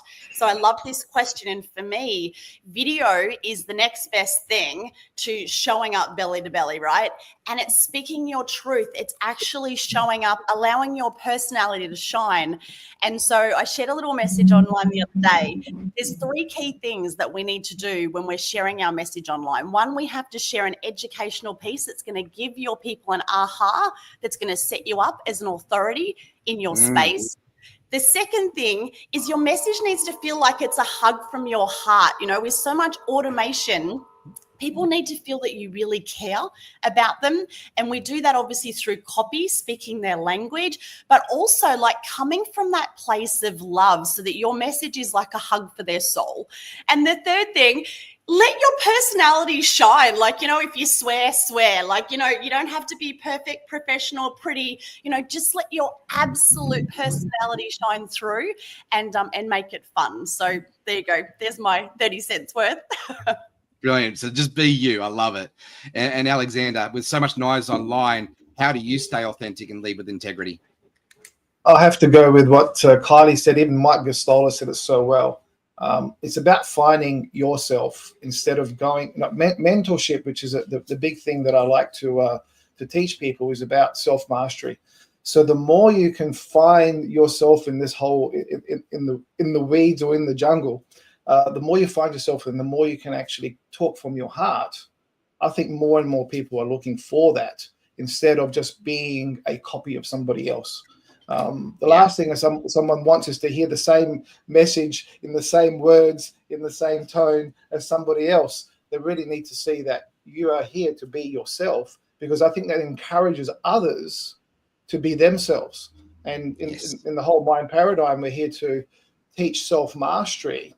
And we all have our own authentic fingerprint, as I like to say it. So we want to shed away all those things that are in the way that are stopping you from being yourself and hiding into it from a mask. So I think the more we can expose that, the more people are going to connect with you. Brilliant insight. And Aaron, over to you. Yeah, I think everything that Mike was saying and the guys are saying, I mean, being authentic is the key, particularly now. The green screen, reading a script days are long gone. So turn your phone around and just walk around your backyard. You know, people want to understand you and your family and see your dog. But I think one thing that online entrepreneurs miss is the consistency of it. And so you see a lot of people that do a video, then they go, right, I'm going to get real consistent. And they'll do a video every day for 3 days, and you don't see them for a month. And yeah, that's why you see a lot of the mentors and mastermind groups do, like, hey, let's do a 90-day video challenge to really keep the people accountable on that consistency, because the algorithms are going to love you if you're consistent. Your audience is going to love you if you're consistent. But it's not just about posting regularly too. Have a consistent message. So really sit down and have a think about what your brand is and what your message is and who is your key audience. And if you can get your audience doing this every time you're talking, because they're nodding, going, this is me, this is me, this is me, and you're relating to them that way, people will subscribe to you, they'll follow you, and then you can get that message out. But if you're always changing companies, you're always changing niches, you're always changing what you believe in your message, it's going to be very confusing to your audience. So who is your audience? Be consistent with it. Be yourself. There's only one you. That's the strength that you have, and use that to your advantage. Yeah. Let your mission be the main thing, and just keep on focus on that. It's okay to change the win to the sales, but you've got to keep on that mission. That's the thing that keeps us on that North Star, right? Mike, I'd love to hear your insights in this conversation. This is a masterclass in itself. All right. Yeah, you guys didn't leave me too much to go over. I scratched off my top 3 things I was going to talk about, but I think one that you guys might have missed is being vulnerable. And I think especially in this day and age where everyone wants to put out this life is perfect, I got no issues, I got no problems, I think your authentic self really comes out when you're vulnerable, when you're saying, I don't know all the answers, or I made mistakes. Because I think that's the easiest way to connect with people, because then they see, oh, this guy isn't perfect. He doesn't have it all together. He is just like me. And that kind of opens them up and allows them to, learn something new or try something different that maybe they're not comfortable with, because you've shown them, no, it's okay to fail. And that I always say, embrace the pain, right? You're not going to go up until you go down first. And until I learned to embrace that pain when, bad things kept happening, that's when I really saw my life change and a lot more success come. And the last thing I'll mention is you have to provide value. Anytime you post or do anything online, I always ask myself, am I doing this to make myself look better or look good? Or am I doing it to provide value and help people somewhere in some aspect? Yeah, great. I love it. And so it becomes a being of service, not just about how I can gain, right? I love what Gary Vee has done, in the influencer space here, where he documents more than he promotes, and he put himself in that position to be the guide on the story. Johan, I'd love to hear your insights. Yeah, man, for sure. So I think we've all had access to ChatGPT for about 2-3 years now, right? Time has been flying, and anyone can go on there and build out something that sounds incredible, but people can, within a month, everybody knew when something was written by ChatGPT. So you cannot BS the human brain. It can find patterns, it can see things. So there's never been a time like this before, because being available to go on screen, being available to go online with your camera, right, all day, every day. And as Aaron said, be vulnerable. Share everything. You cannot BS that. And what happens is the algorithms will find your audience, and people will connect with you, because that's what they're doing. They're feeding us. We're meant to be on, we all have ADD now, and we're on there and scrolling and going, wow, there's another person like me. So we have another brand called Influencer Empires. And on this, we interview the most successful influencers. And there's a gentleman on there. He's built a page on Facebook, a group, I should say. 3.5 million people in 1 year. He said, when has that ever been possible? There's another guy who just started an AI group, and all he talks about is the latest and greatest AI stuff. 500,000 people in, I think it's 6 months. So in order to find your audience, it's so easy to do that right now. All you got to do is identify who you are, post about it online, and your people will be attracted to you thanks to the algorithms. Yes, I love that. And you remind me, we've got a really awesome influencer who is a mutual friend for a lot of us here in the AI space, Austin Armstrong, coming up in an interview in a couple of days. I'm really looking forward to that. This guy has built over 1 million followers on Facebook, just doing exactly what you described, Johan, in that space. Cool. I'd love to dive into this whole conversation about being authentic and real and raw and vulnerable. What is a book that has inspired you to grow in this space? When I think of a book that has come to the top of mind for me, it's Brené Brown, Atlas of the Heart. Now, I don't want us to all go back to, an inspirational book like Think and Grow Rich. That one's been done to death. So let's just park that one up on the shelf. What is a unique book that has helped you to grow in this authentic space, in this vulnerable, raw, real space? Alexander, let's go to you. Well, that goes that one. I've always liked the simplicity of the prophet. That just, for me, that nailed it. I read it many years ago. Probably was about 20 years ago when I read that. And I actually want to explore that again.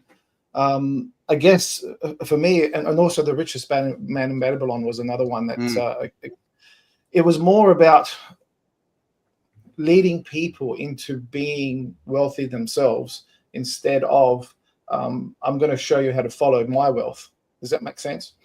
Yes. For me, it was, and that's what inspired me is, that whole self-mastery thing. It's like that these books have been teaching me how to express myself better. Now, as a teenager, I went through a lot of pain, as in debilitated pain. And the more I started exploring who I was, where I am, what am I doing, and for what purpose, the more I explored that, the more the pain just went away. And that was me, I guess, being myself. And that's what I now lead others is to do the same thing. So they're the two things, I guess, two books that really inspired my self mastery and asking myself who is it that I am. Yeah, brilliant book. And Johan, what's a book that has helped you to be inspired in this space, and what was the impact on your life? Yeah, for sure. Back in 1996, I read this book called Unlimited Wealth by Paul Zane Pilsner, and that book basically, in a summary, is hey, there's wealth all around you, and all you got to do is stop and pick it up. And so it removed the scarcity. And there was no, once scarcity is removed from your life, you realize we're here to serve. And the more people you can serve, back to Jim Rohn, the more people you can help achieve their goals, the more you're going to get in return, right? So having that foundation back in 1996 has shaped my entire life and made such a big difference and impacted so many people. Brilliant book. I have to read that one. I don't think I've read that one yet. Mike, over to you, champion. What's a book that's really helped you to grow in this space, and what was the impact on your life? Yeah, I wanted to think of something that is just out of the blue that, a lot of people wouldn't know. And when I work with people, I always begin my video with, this is Michael Tharp, EDU, it starts with you. So I'm always focusing on self-development, getting your mindset right. To me, I learned that as a teacher, even as you have to start with mindset. Every class I taught, it wasn't math or science or history. The first 10 minutes, we focused on the student's mindset. So one of my favorite books, and I highly recommend you guys read it, is there's a rapper / producer called Russ. And he wrote a book called It's All in Your Head. It's just got a yellow cover, super simple, easy read, really short chapters. Because, a lot of people don't like to read. And obviously being a teacher, I learned that. So he just kind of goes through his journey and all his struggles and trials he had and his failures of trying to become a rapper and an artist, people doubting him the whole time. I pulled up two of my favorite quotes here. He says, "You can't use me against me. By being honest, I flip my vulnerabilities into victories." And this one really stuck with me too when I read the book. "This world doesn't bet on talent. It bets on people who bet on themselves. The world rewards confidence and belief, period." So those two things, I think, really summarize the book. But because it's such an easy read, I highly recommend, if you're struggling in those areas of self-belief and, embracing that pain, as I always say, Russ, It's All in Your Head. Amazing read. Brilliant. And Aaron, what's been a book that's impacted your life, champion?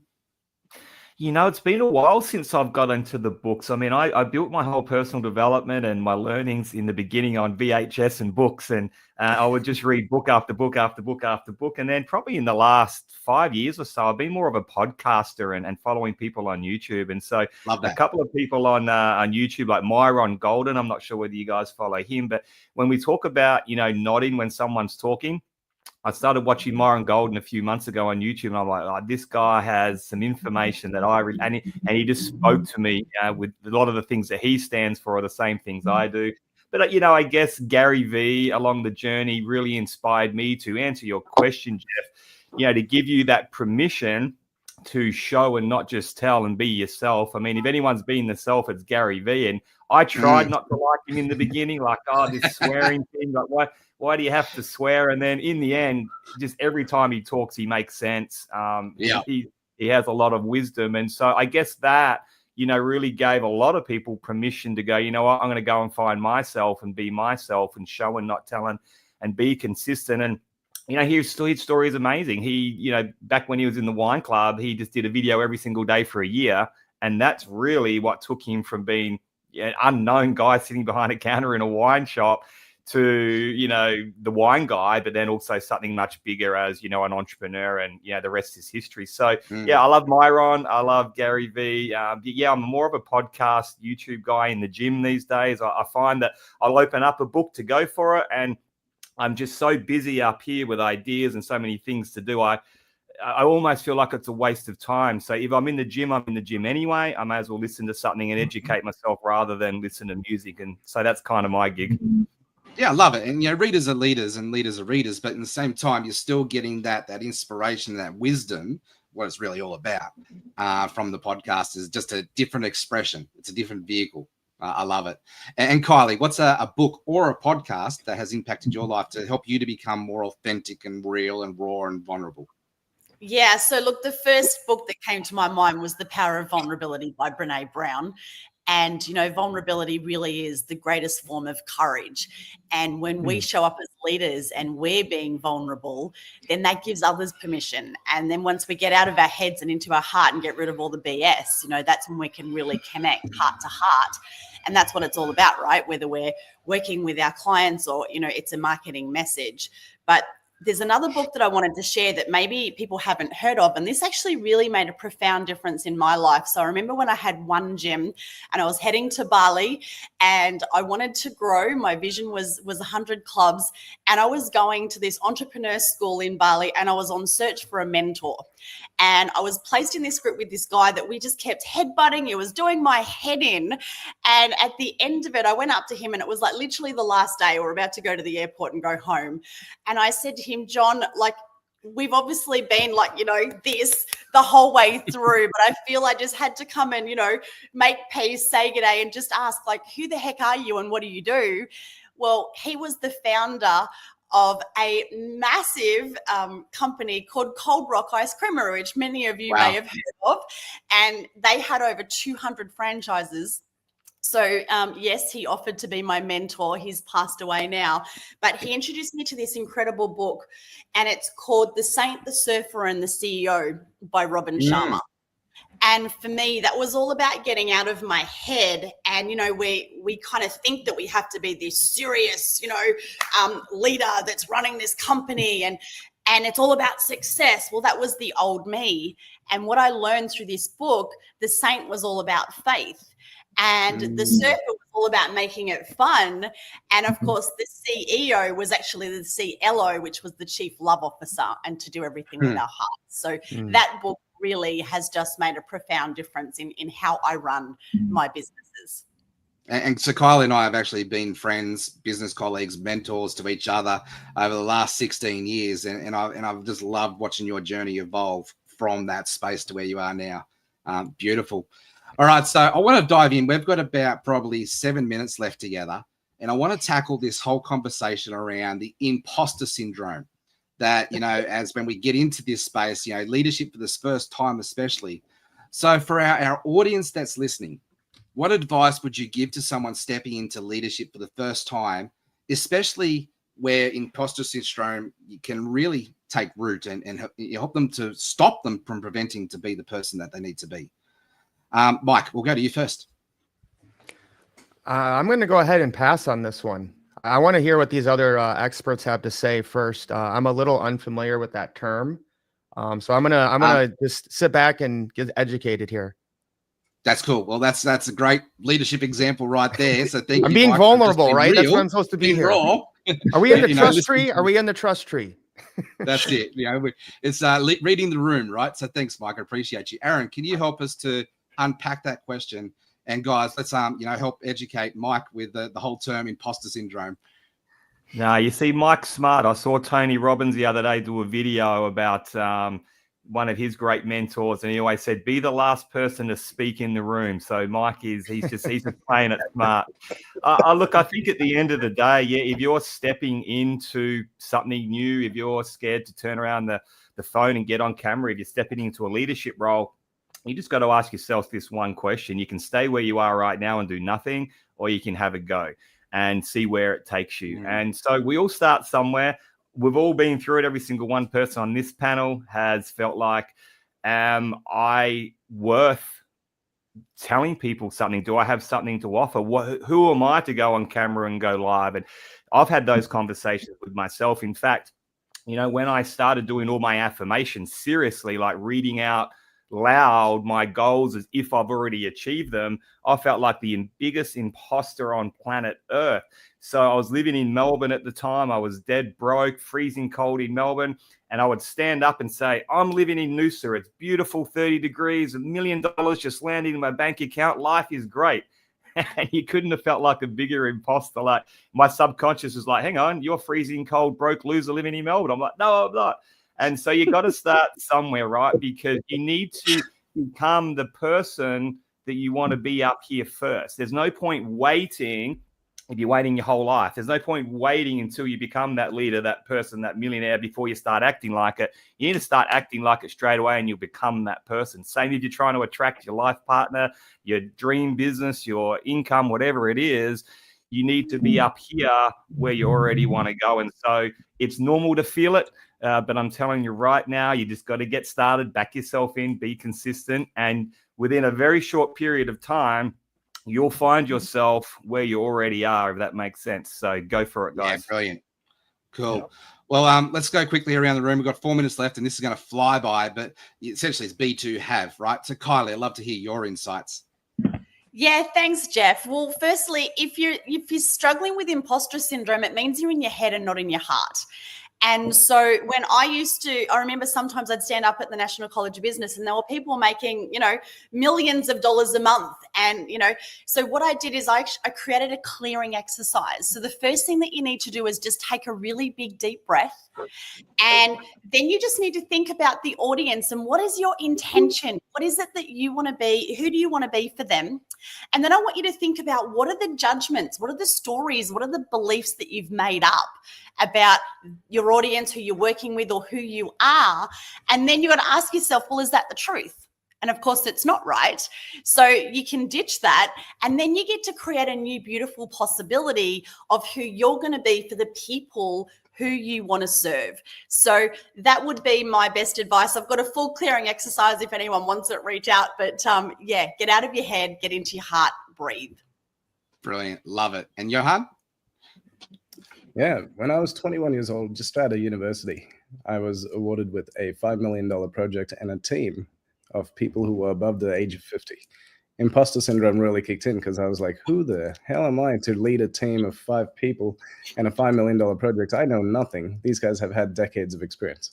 Well, my professor said to me, hey, you got to level up and you got to be that person who needs to lead this team. So I had to level up. And in a couple of months, I was leading the team. And I realized that my education had given me that the foundations in order to do that. Now, another good little thing is, guys, nobody cares. It's a lesson that I was teaching my son the other day. He's not. I said, everybody is so caught up in their own heads, right? They don't care. They're so busy. No one's judging you. You're judging yourself. And so don't worry about it. Just write down your goals, aim for it, and just don't let anybody stop you. Just go for it. Love that. Nobody cares. And Alexander, in 60 seconds, mate, we're running out of time. So over to you. Absolutely. So I see it as when your old paradigm is taking over your new paradigm. You want to create something for yourself. And this old paradigm keeps knocking on your door and keeps knocking on your door saying, no, that's not who you are. This is who you are. Okay, so so the imposter syndrome is this part of you that you need to resolve. And it could be a belief system, it could be unresolved emotions or something like that, that we need to integrate back into our whole so we can actually move on and be that new person that we've decided to be, really becoming that. Again, it comes back down to your authentic self, not needing to be anyone that you're not. Brilliant. And Mike, close us out. So I'll be totally honest. I've never heard of this. I've never struggled with it, but I think it goes back to my first answer of being vulnerable. I never pretend to be anything out of the ordinary. Like people always say, how do you do all this? I just said, I'm here to help and serve people. And it's just, you know, putting that out into the universe, and then it comes back to you. And even when I was a teacher, you know, I wouldn't just work with special education students on the lower level. I would work with high-end IQ students who I knew were smarter than me. And even as a teacher, I had no problem saying, listen, I know you're more intelligent than me, but there's still some things that I can teach you to help you better your life. So for me, it's just once you're vulnerable, real, and raw, to me, this isn't even an issue. Brilliant. Absolutely love it. And I think we've all set this up for our next speaker, who is an absolute blessing and a privilege to bring up, Sam Cawthorn. So thank you very much for our amazing panel here. We're going to move on to our next segment. Mike, Aaron, Kylie, Johan, Andrew, I can't wait for our next panel conversation with our Australian Leadership Summit coming up on May 23rd. We'll see you there. Thank you very much for your time. Thank you. Hey guys. Bye. All right. So for Jason behind the scenes there, let's bring up the next speaker. So we're bringing up Mr. Sam Cawthorn, who's an amazing Australian speaker here. So thank you, Kylie. All right. Let's just bring up there. There we go. Awesome. Cool. All right. There we go. So let's bring this. You got to love the tech. Let's do this one. Now we're all good. Sam, it's my absolute privilege to have this awesome conversation with you, champion. So let me do a quick introduction and then let's dive straight in. So for our listeners, please welcome Sam Cawthorn. He is a globally celebrated speaker on resilience and is a bestseller author. After losing his arm in a life-altering accident, Sam defied all odds and went on to become the CEO of the Speakers Institute and is the voice of impact across 40-plus countries around the globe. His story has inspired millions, from TEDx stages to Fortune 500 boardrooms. Sam is living proof that adversity doesn't define you. Your leadership through it does. Get ready for a conversation that'll challenge you, empower you, and ignite you. And I think coming off the back of that panel, this is a beautiful setup for this conversation, Sam. So your journey from near death to global speaker is incredible. How did that moments refine your understanding around leadership, and how has it helped develop you to be the person you are today? Yeah, great question, Jeff, and thanks for having me on as well. And wow, what an amazing panel that was on earlier on. Privileged to follow them. And look, just to answer your question, look, leadership for me, you know, first and foremost, you're going to lead yourself. Yeah. Mm-hmm. And how I see that is, how do I lead my own thoughts? How do I lead where I consume in social media? How do I lead how I show up to my wife, my kids, my team, my leadership team, etc. And so the more that I learn how to lead myself, the more that I can then start leading others. But everything, first of all, starts with our own internal locus of control. That's been my journey, 100%. Yeah, love it. And man, you speak a lot about resilience.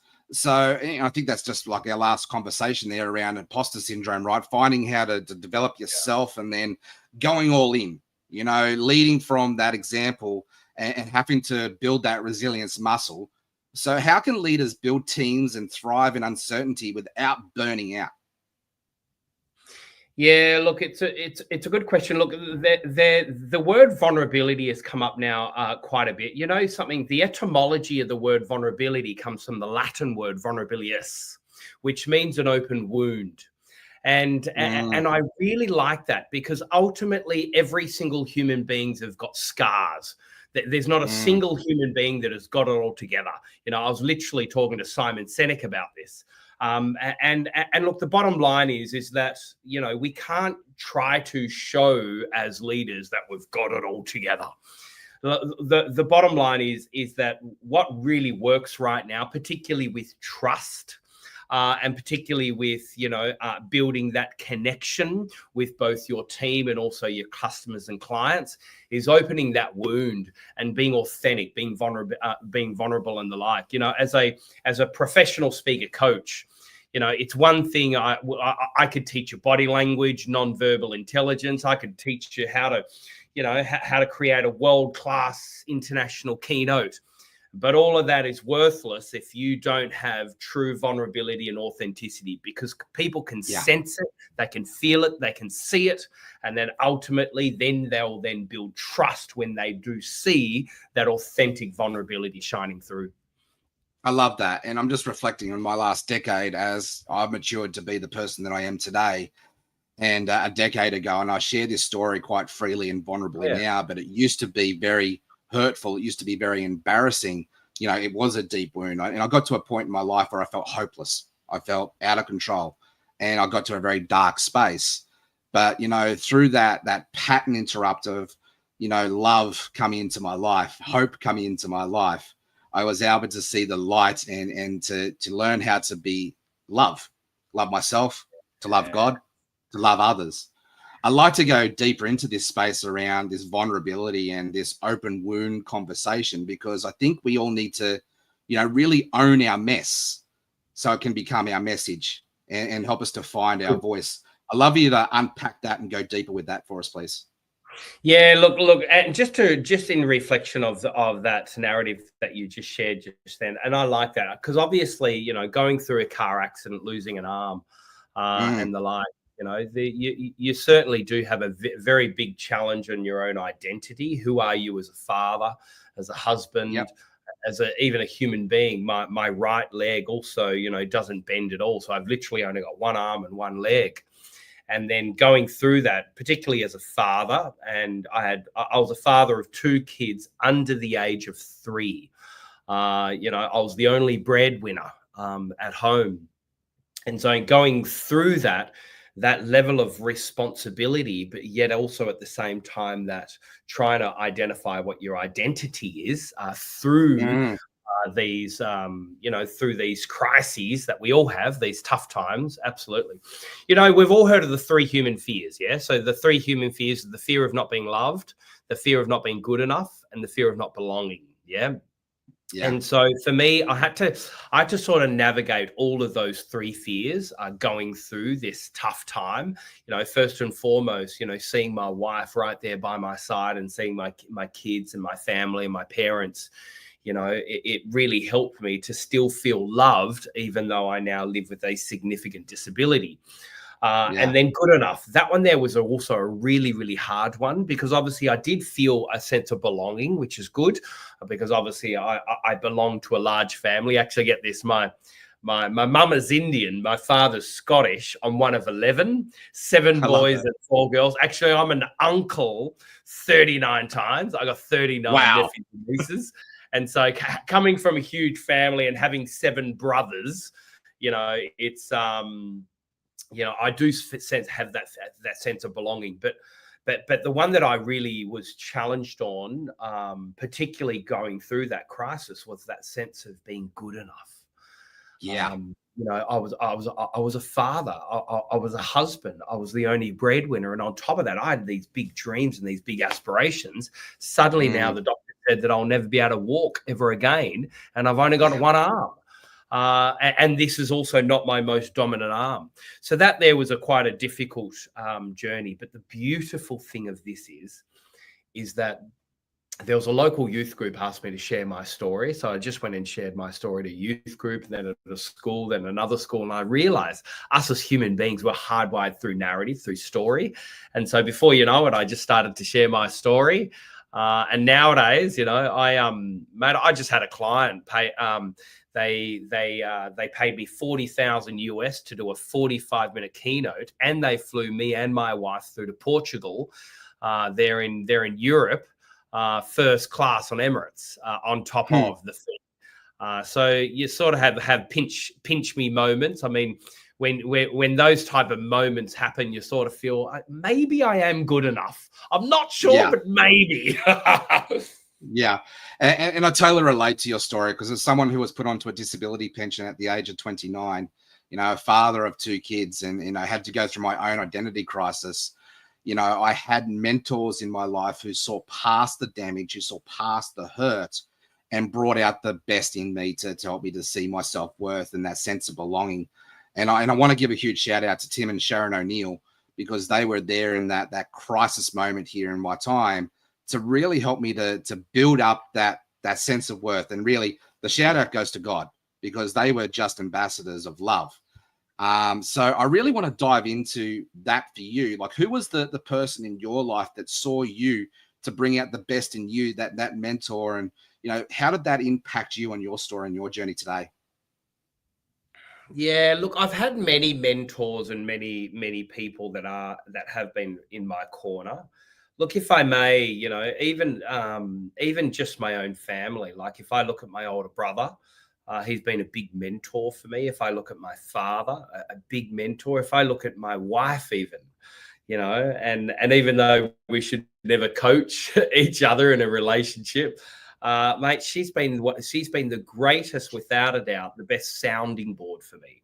Yes. Because like most typical entrepreneurs, we're all a little ADHD. Yeah. We've actually the latest research says that we have 65,000 ideas every single day. We don't have an ideas problem. We have a focus issue. Yeah, so bouncing off ideas and making sure that we are grounded, because we don't really go to a mentor or a coach to find another idea. We go to them to say, hey, look, help me. I've got all this stuff going on. I need a little bit of clarity, a little bit of direction. Yeah. Yeah. So look, I've spent I don't know, about $500,000 on mentors and coaches over the years. One person I'm actually bringing back in Australia soon is Mikael Grinder. So Mikael Grinder is the brother of John Grinder, who is the co-founder of NLP, Neuro-Linguistic Programming. Mm-hmm. But Mikael is a beautiful man. I've now known him for about 17, 18 years, and he's been a real pivotal mentor for me. I would quite confidently say that he's a genius when it does come to nonverbal intelligence, reading people's body language, and also then knowing how to influence another person just simply by some of your gestures, your tonality, your head, your facial muscles, the entire lot. So he's been real pivotal for me. Love that. And for me, I really believe that we need to have a mentor in our corner wherever we are on our journey.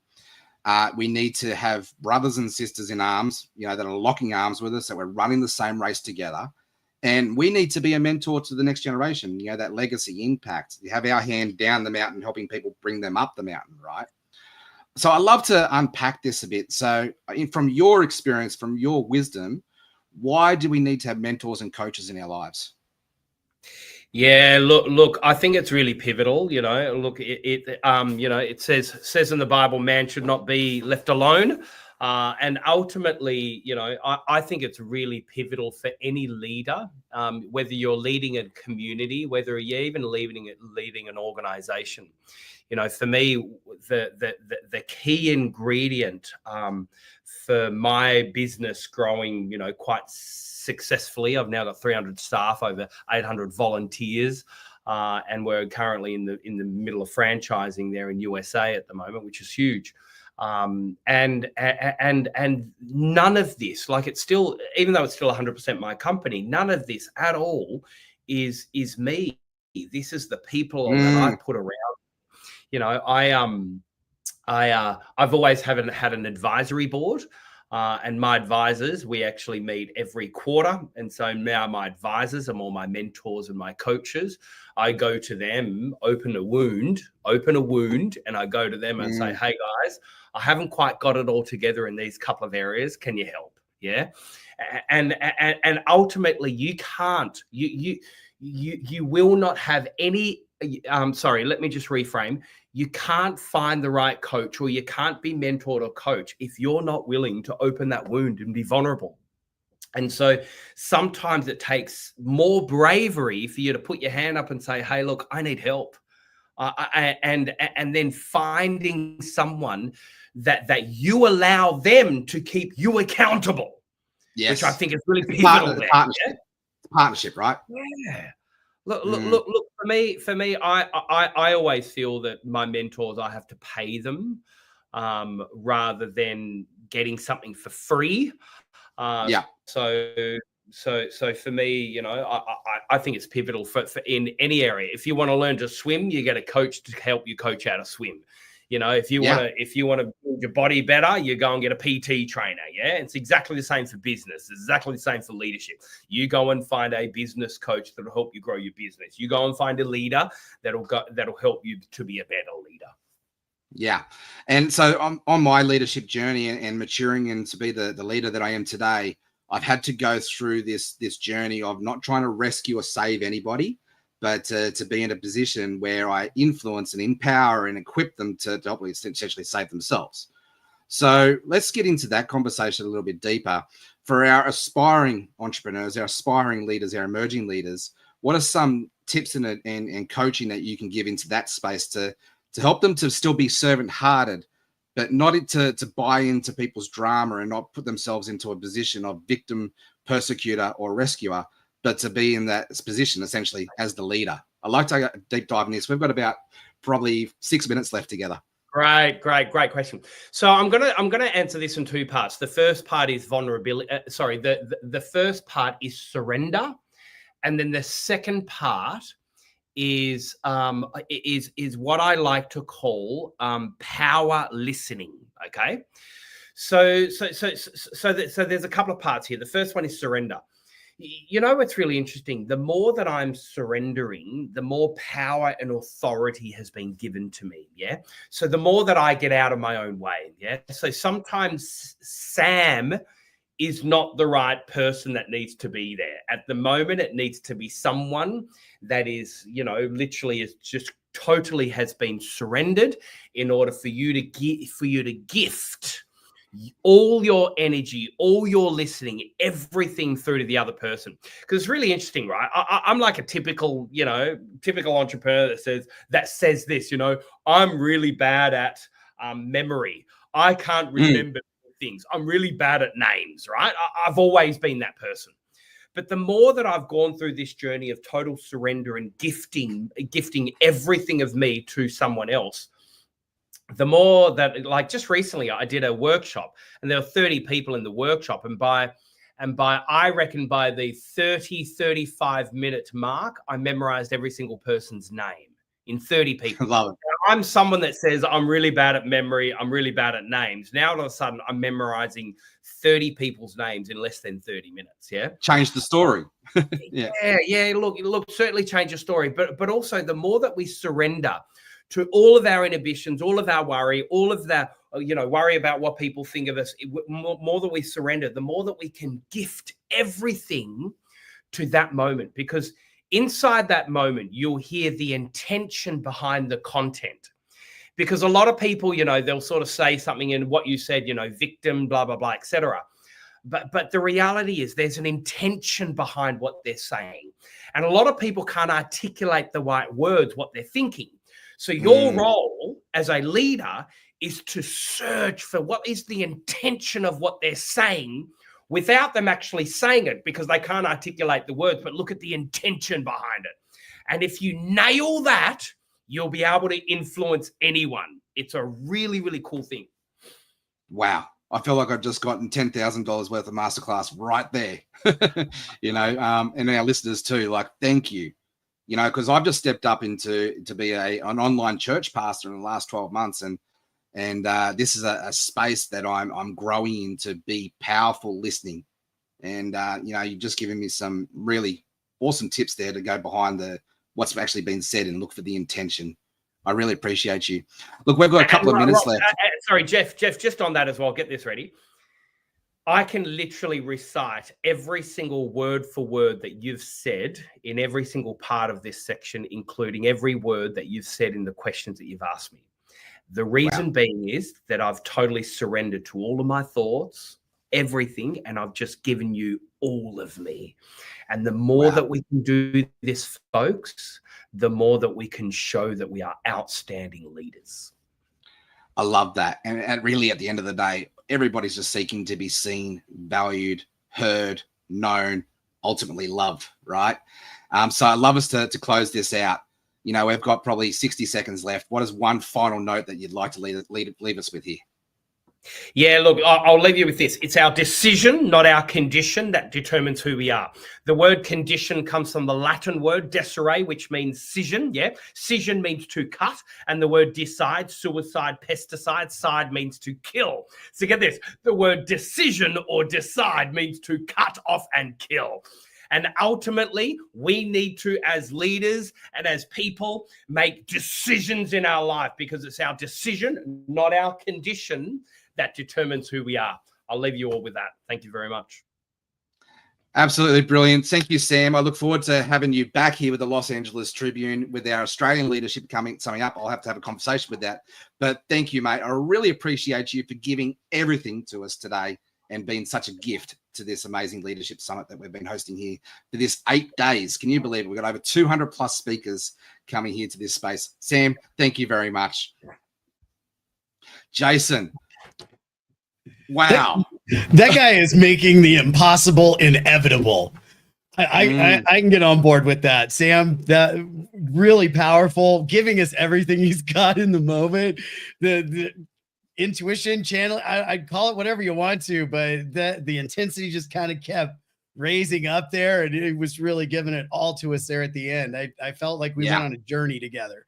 Really well done. Great interview. Good job, you guys. Really. Thank you. And Sam, once again, thank you for blessing us that with your intentionality and just your gift of presence. I really appreciate you. And like this whole leadership week, you know, we've seen some masters at their craft. And for me, the highlight here is helping to be part of this, to be a servant-hearted leadership behind it, to just get in behind, you know, Moe's vision, to lift up the voice to the voiceless. And I can't wait for our next panel to do that, because I'm really excited to bring up these amazing Australians. So, Jason, let's just go to commercial before we do our next break, and we'll bring up these amazing guests. You got it, buddy. Hello and welcome to the Los Angeles Tribune. Since 1886, our name has been a part of the world of journalism.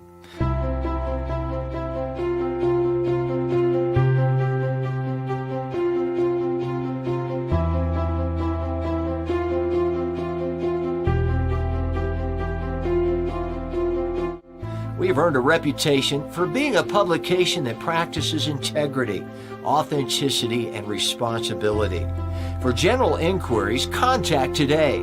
Thank you on behalf of the Los Angeles Tribune team.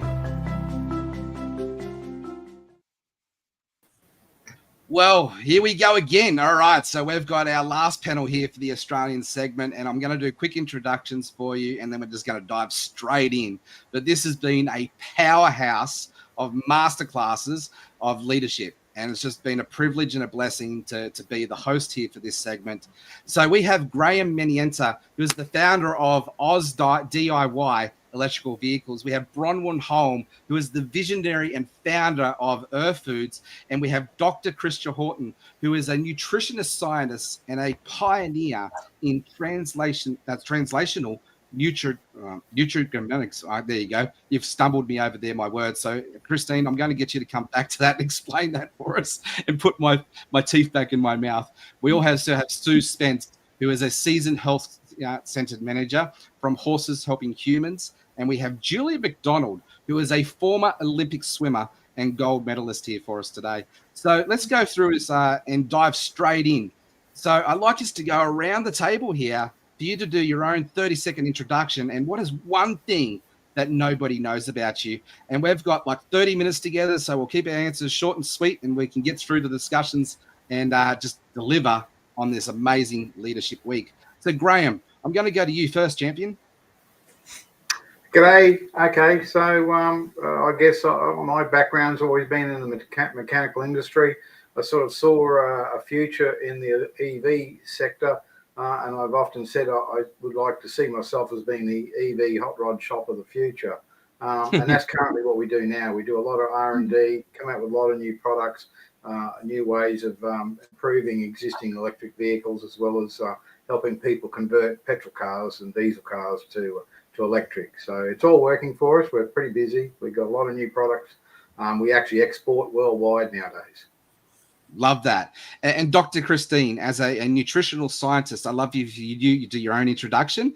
And what is one thing that nobody knows about you? Oh, thank you, Jeff. You stumbled over the word nutrigenomics. So nutra as in nutrition, food, genomics as in genes. So I started out in clinical practice as a nutritionist in a more traditional sense back in the early 70s. And I discovered in the early 2000s this concept of nutrigenomics, which means food talking to your genes.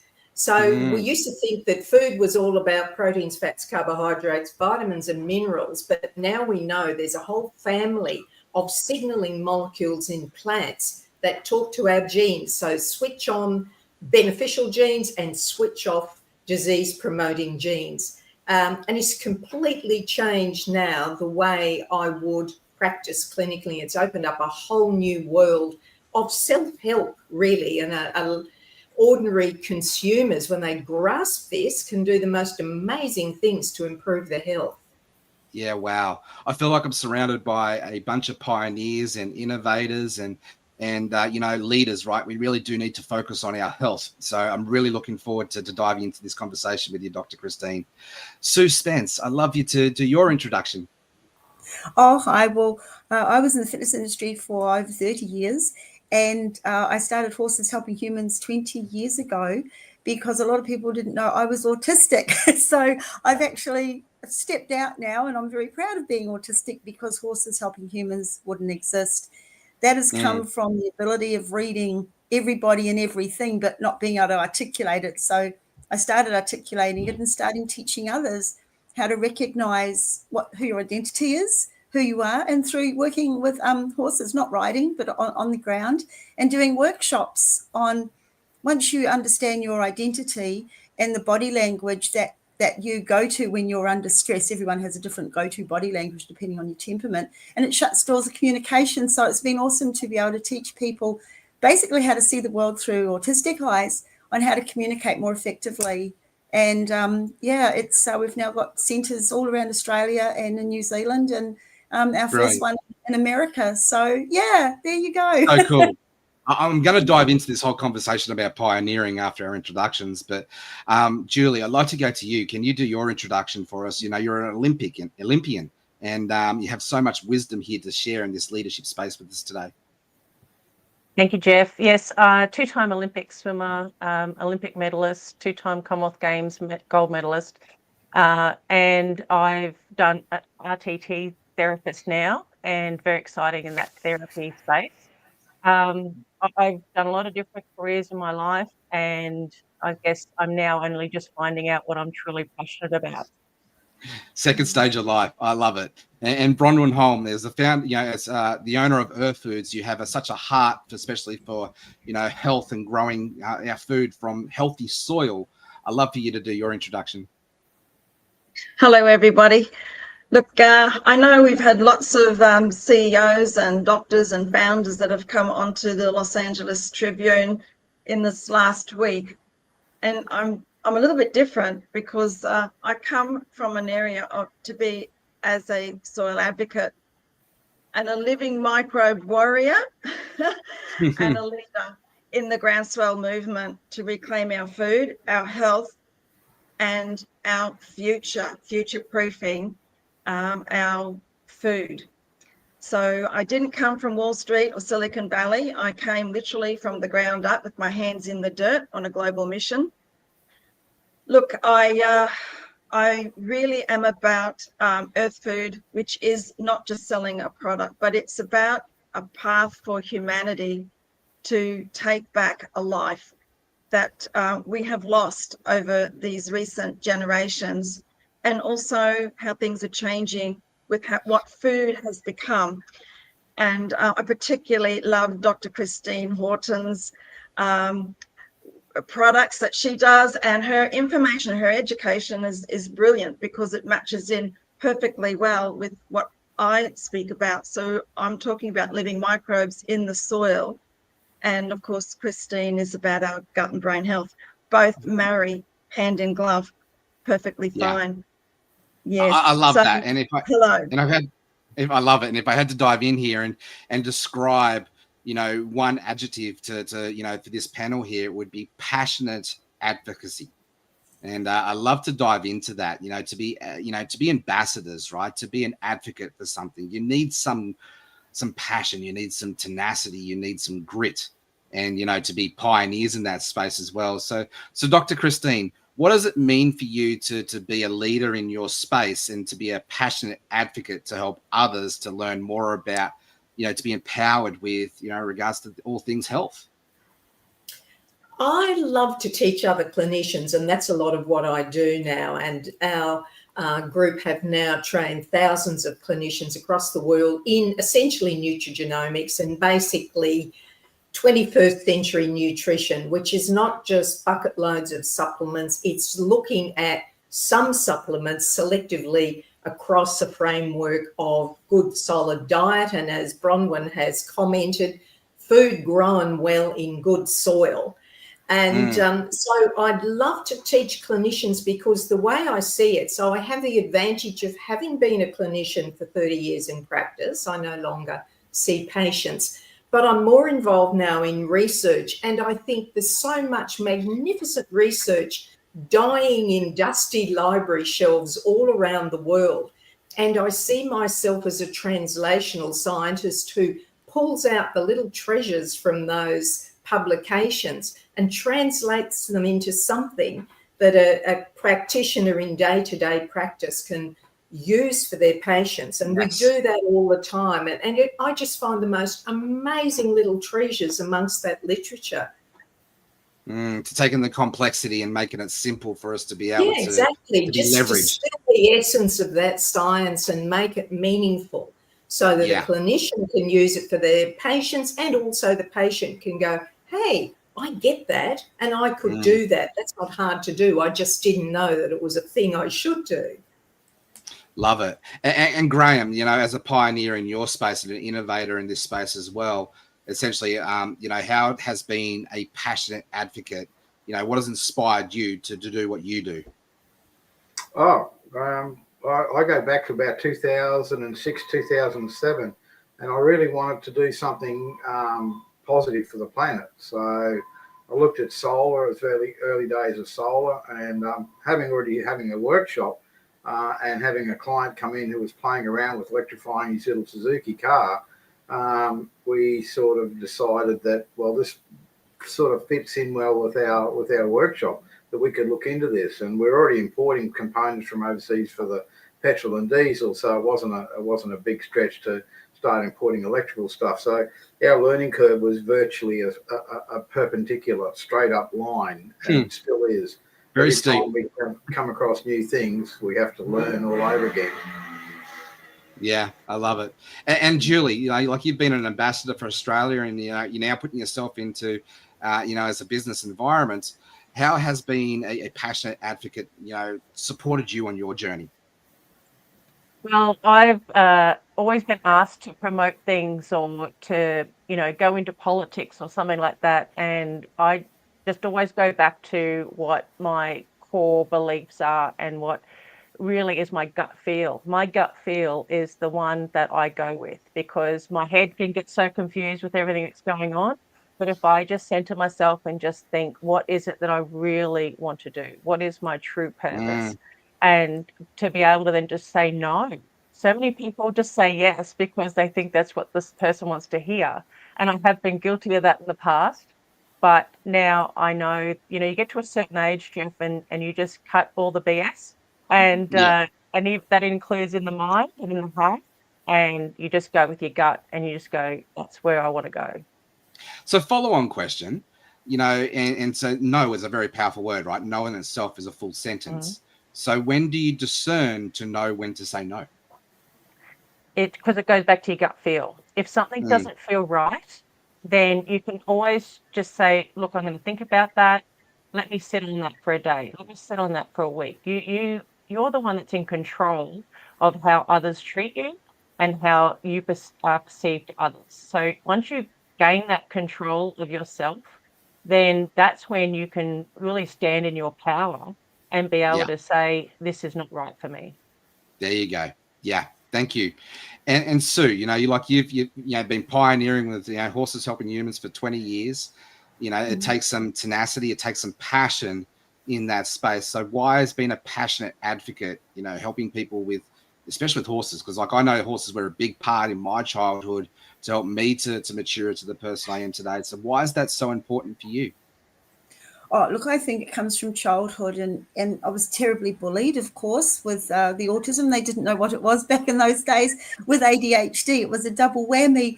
So the only place that I feel confident was around horses. I was competing, at a high level, and I was confident there. I was in my space. I was teaching other, young children how to look after their horses and ride. And I got all my certificates at Pony Club, but I couldn't pass anything at school. So I think this misjudgment of people is something I'm really, really passionate about. And there's so much neurodiversity in mentorship, in people that are, entertainers and vision makers. It's our brain that thinks out of the box, and instead of trying to cram it in the box and feeling like we're unaccepted and we can't really be who we do. So I masked for years. I tried to look like a grown up in situations, and it just made me look awkward. So I think the passion to help people find out who they authentically are is so incredibly important to me, because it was literally torture for years of not being able to be myself. And I think when I started doing Horses Helping Humans, I love being in the fitness industry and motivating people. I used to do talks on, body image and motivation and confidence building. But then when I started doing natural horsemanship and I met these incredible, horsemen from all around the world, and they had this calmness about them. And I'm like going, oh, I want what they've got. They're doing amazing stuff with their horses, and learning that this had to be you. You just had to be you. And you essentially found a place where you felt like you felt safe and you belong. I love that. And Bronwyn, let's dive into your passionate and advocacy role for health and agriculture in today's world. Why are you so passionate? Why is it you do crazy things like you do, like tours around Australia, to be an advocate for food? Well, yes, as you know, I've spoken to you in the desert of South Australia, and I've been everywhere. It's becoming an issue now. We have food that's become fake, basically engineered food. If it comes in a bottle, a packet, a tube, it's probably gone through a process where there is no nutrition in it. In fact, there's been a trial, and I can tell people about this when I do my talks, that 67% of the selection of food and fresh food that was tested had no nutritional value. One of the highest levels of the diagnosis in GP clinics today is scurvy. How does this happen when we can access food easily? It's easy. There is a problem in what's going on with the soil. The soil is sterile. So, of course, adding earth food, in my case, it's earth food, living microbes, and earth food has a nutrifying living soil microbes, which is a little bit different than what people are used to. But that can go out into desert lands. We have a farmer west of Alice Springs who can grow food, and so much food, he actually supplies a community kitchen in Alice Springs. So it's a fascinating and desperately needing and what you're diving into here is essentially is his purpose, right? It's that heart-centered purpose, and every one of you have just described your passion, which essentially is your purpose and what you're wanting the world to know you as with your brand in that space. So once we've got our purpose, once we've got our heart aligned with what we want to be an impact to the world around us, the rest starts to fall into place a little bit, I find. And then we start to get into this space of having to be tenacious, resilient, because the world is going to throw battles at us, that it's a given. but when what helps you to stand firm in the storms of life, in the storms and challenges of business, to be able to help you to keep the main thing, which is the purpose, and go out there and achieve the mission. Julie? Oh, good one, Jeff. I love that because there's so much, people are so busy these days and there's so much being thrown at them, so bombarded. I think what we have lost is we have lost the resilience. I think the generations coming through, they don't know what it's like to be resilient. They want everything now. And I think once you look back on, a lot of it is experience. And I think that if we can, the old saying, putting an old head on young shoulders, if only we could do that. And that's one of my passions, is to help young people build that resilience and to actually stand firm, but also not looking outside for the solution, looking within. Yeah, beautiful. Well said. Well, we've got like 10 minutes left together, so let's. This is a really deep topic, so I want to give it the respect that it deserves and help each other, share their insights. So, Bronwyn, I'd love to help you to unpack what is, being purpose-driven, but being able to weather the storms of life and still be resilient. Well, I think from my experience, it's one step at a time. Coming from this space, there's a lot of corporate resistance. There's a lot of control. Then there's a lot of dare I say it, misinformation, which is all part of a marketing program for some organizations and corporations. So it's like one step at a time.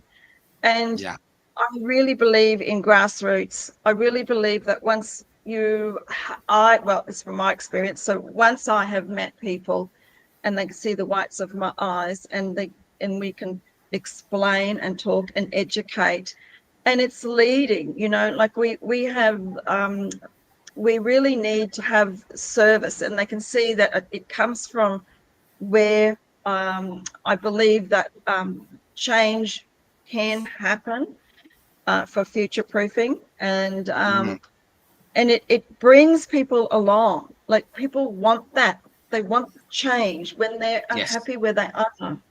And they're quite happy to say, I'm going to give this a crack. I'm going to back myself.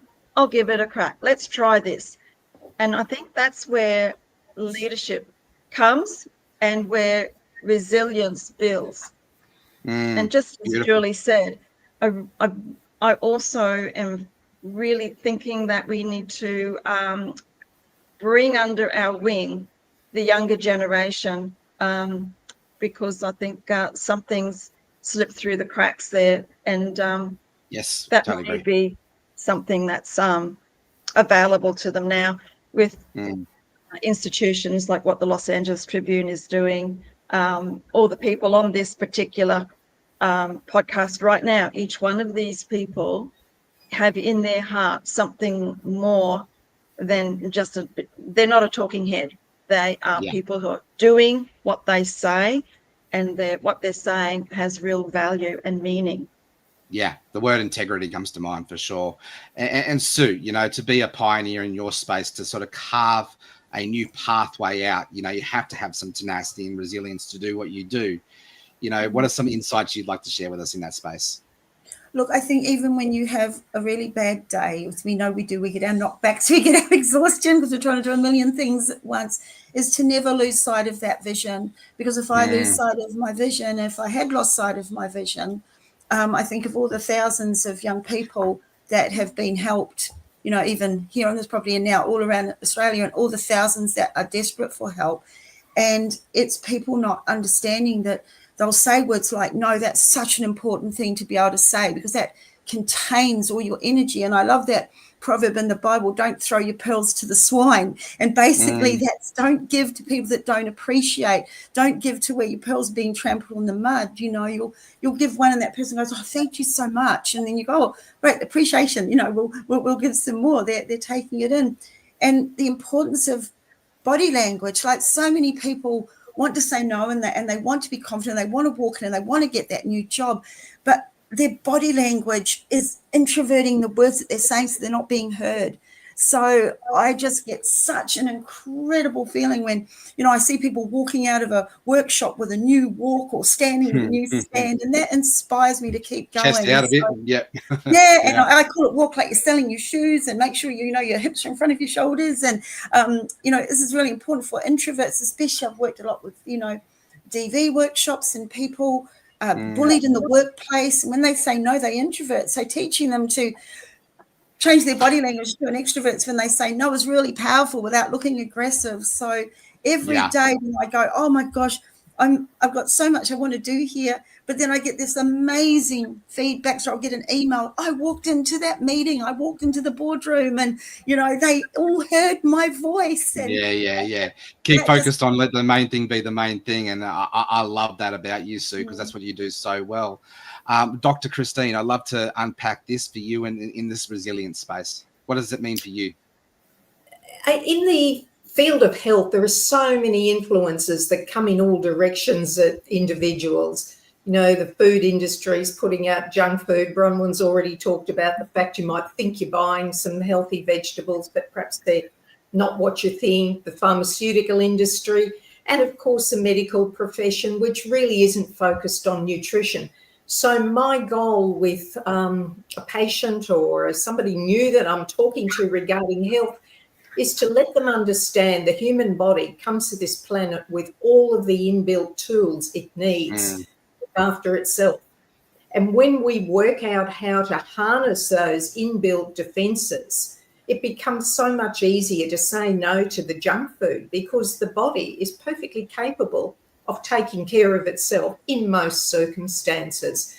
And once people get that, their world changes, and it no longer becomes a chore to say, oh, I've got to do the grocery shopping, I've got to cook dinner, I've got to do this and that. You change your mindset once you understand Mother Nature has provided everything we need. We find awareness and clarity, right? And a confused mind takes no action, but as leaders, it's our responsibility to create a space of clarity. I love that. Exactly. And Graham, I'd love to hear your insights in this conversation, Graham. Oh, okay, yeah. Look, I've subscribed to a book I read many years ago called Who Moved My Cheese? And if anyone has read it, great. If you haven't, please go and find a copy and read it. It's a really great, it's a short read. So I live my business life, my personal life on the idea that things always change. And I'm in an industry where it is constantly changing. And we come up with new ideas and come up with new devices and what have you. We don't really focus on what everybody else does. We focus on what we think we need to be doing. And so far we're hitting home runs every time. We come up with products that we know because we're deeply invested in this particular industry. We want to move forward. We want to see a better planet. Our belief is electric vehicles is the way to go. And I think worldwide, I think it's becoming a bit of a movement. I don't know if it'll ever be 100%, but in life, we sort of look at it and say, well, where's the opportunities? Why would we do that? It didn't work 6 months ago. So why would we keep working on that? So we're quick to drop some ideas and follow up on other ideas. So if it works, it works. If it doesn't, it doesn't. It's pretty straightforward. We don't have to overthink it too much. I love it. And this whole conversation, the through line, right? We started off with purpose and let the main thing be the main thing, helps us to be resilient and weather the storms. I love it. So look, we've got 2-3 minutes left, guys. And so I just want to go around and unpack what is a book or a podcast that has impacted you on your leadership journey. And Graham, we'll start with you and then we'll go to Bronwyn. Sorry, can you repeat that? What is a book or a podcast that has recently impacted you on your leadership journey? Recently, look, I got interviewed by a character called Robert Llewellyn, runs a TV show in UK called Fully Charged. And look, it's like it was surreal. I see this my hero who's been talking about electric vehicles, and it's my passion. Walk up my driveway at my shop. He's travelled all the way from England to come and do this. So I feel very honoured. And I've had a few other people over the years that are very famous people, and they've made their way to my little corner of the world to have a chat and look up to me as some sort of leader. I don't feel like a leader. Yeah. this is what's well, happening. we're all leaders in one aspect. Dr. Christine, what has been a book or a podcast that's impacted you on your leadership journey? I was afraid you were going to come to me next. Look, there are so many. My order shifted around. I was going to go to Bronwyn, but then my order shifted. But it's all good. We'll go to Dr. Christine. Look what I'm sitting in front of. I'm sitting in front of a bookshelf of just a handful of the books. Readers are leaders. I have about 6 on the go at the same time, so I'm going to have to not answer your question. There's just so much information that continues to come through from all around the world in all sorts of different topics, not only health. Yeah. So that's a non-answer, sorry. That's all right, but it's been open to receiving the wisdom. That's really what it's about, and having that wisdom impact you so then you can pay it forward. Bronwyn, what's a book or a podcast that's impacted you? There is a great book of a person that I came across actually through Dr. Christine. Professor Montgomery from Seattle University. He wrote a book called What Did Your Food Eat? And to me, that was everything that I am pushing as this movement that I'm trying to build. To me, it was like, bing, that's is the end pivotal point that we all need to get. So it was a great book. It's a great read, and it opened my eyes to what is in the tissue culture of actual food we are putting in our cake hole, really. It's Dr. Joseph calls our pie hole, right? I'm sorry, guys, we've got to close this segment up. But Julie, I'd love you to just quickly share a book that has impacted you, and then Sue will go to you. We've got like 30 seconds left. Excuse Me, Your Life is Waiting by Lynn Grabhorn. Brilliant, absolutely love it. And Sue? Oh, years ago. It's a really old book. It's called The Power of Positive Thinking by Norman Peale. It was so awesome. And I even like helping me slow down in the pace of how we're meant to live, and how clocks nowadays go tick, tick, tick, tick. And the grandfather clocks used to go tick, tock, tick, tock. And that mixed with being positive and slowing everything down is when your brain functions properly. So sometimes these books are brilliant. Unfortunately, sorry, Sue, we've got to pull it up there. That's a brilliant book. I understand its impact it's had on my life, but we've actually run out of time, and I'm a stickler to time. I want to respect our next people that are coming up. So, guys, it's been an absolute pleasure to be your host on this panel. And thank you very much for the insights and the wisdom that you shared with us. I look forward to coming back around for our next round. So thank you very much. All right, I'm going to bring up my co-host, Donna Campbell, and Jason here just for 30 seconds to do a handover and do that baton exchange. So, wow, there you go. 3 hours of Aussies and a couple of Canadians and Americans thrown in the mix. That was pretty powerful. You were going strong there, Jeff. I have to say that. And I love that last round of questions about books, because I love books. I've got my list. It's growing, and I don't know if I'll ever finish it, but I seem to take one off and add 10 more. I know that feeling. And every time I travel, I come home, I have another stack of books to read. So I love it. I love it there. And you're going to want to stay tuned as well, because our next speaker, you might want to grab his book if you don't have it, Jeff. I'm sure I'll probably have to grab it too. But I just want to quickly just thank Jason for having my back there and doing the tech run behind the board. Man, that is servant-hearted leadership as an example. I wouldn't be able to do what I just did without you behind the scenes. So thank you, Jason.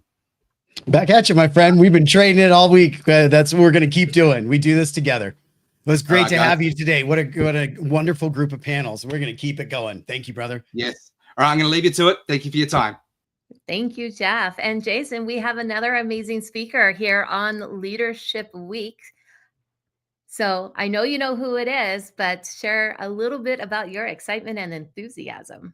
You know, this is one of those moments where you kind of know something really big is coming and you're not quite sure what it is. I had some help with Dan earlier about pulling out what's coming next and sitting in that anticipation. And that's where I'm really at. So Donna, I'm going to give you the stage and let you bring this one up and bring the surprise. Here we go.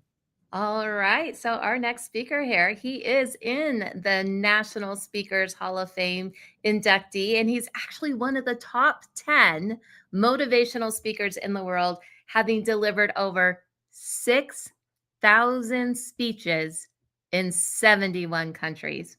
He is a best-selling author of not one, Jeff, not two, but 35 books, including The Art of Significance, and he's contributed to Chicken Soup for the Soul. So he is a New York Times best-selling author, and he's known for transforming lives through the power of story. He is really a true servant, a leader, an avatar, an adventurer, a humanitarian, and he has worked with Fortune 500 CEOs, Olympic athletes, military heroes, and so many more. We're just going to bring him up here to the stage. Welcome, Dan Clark.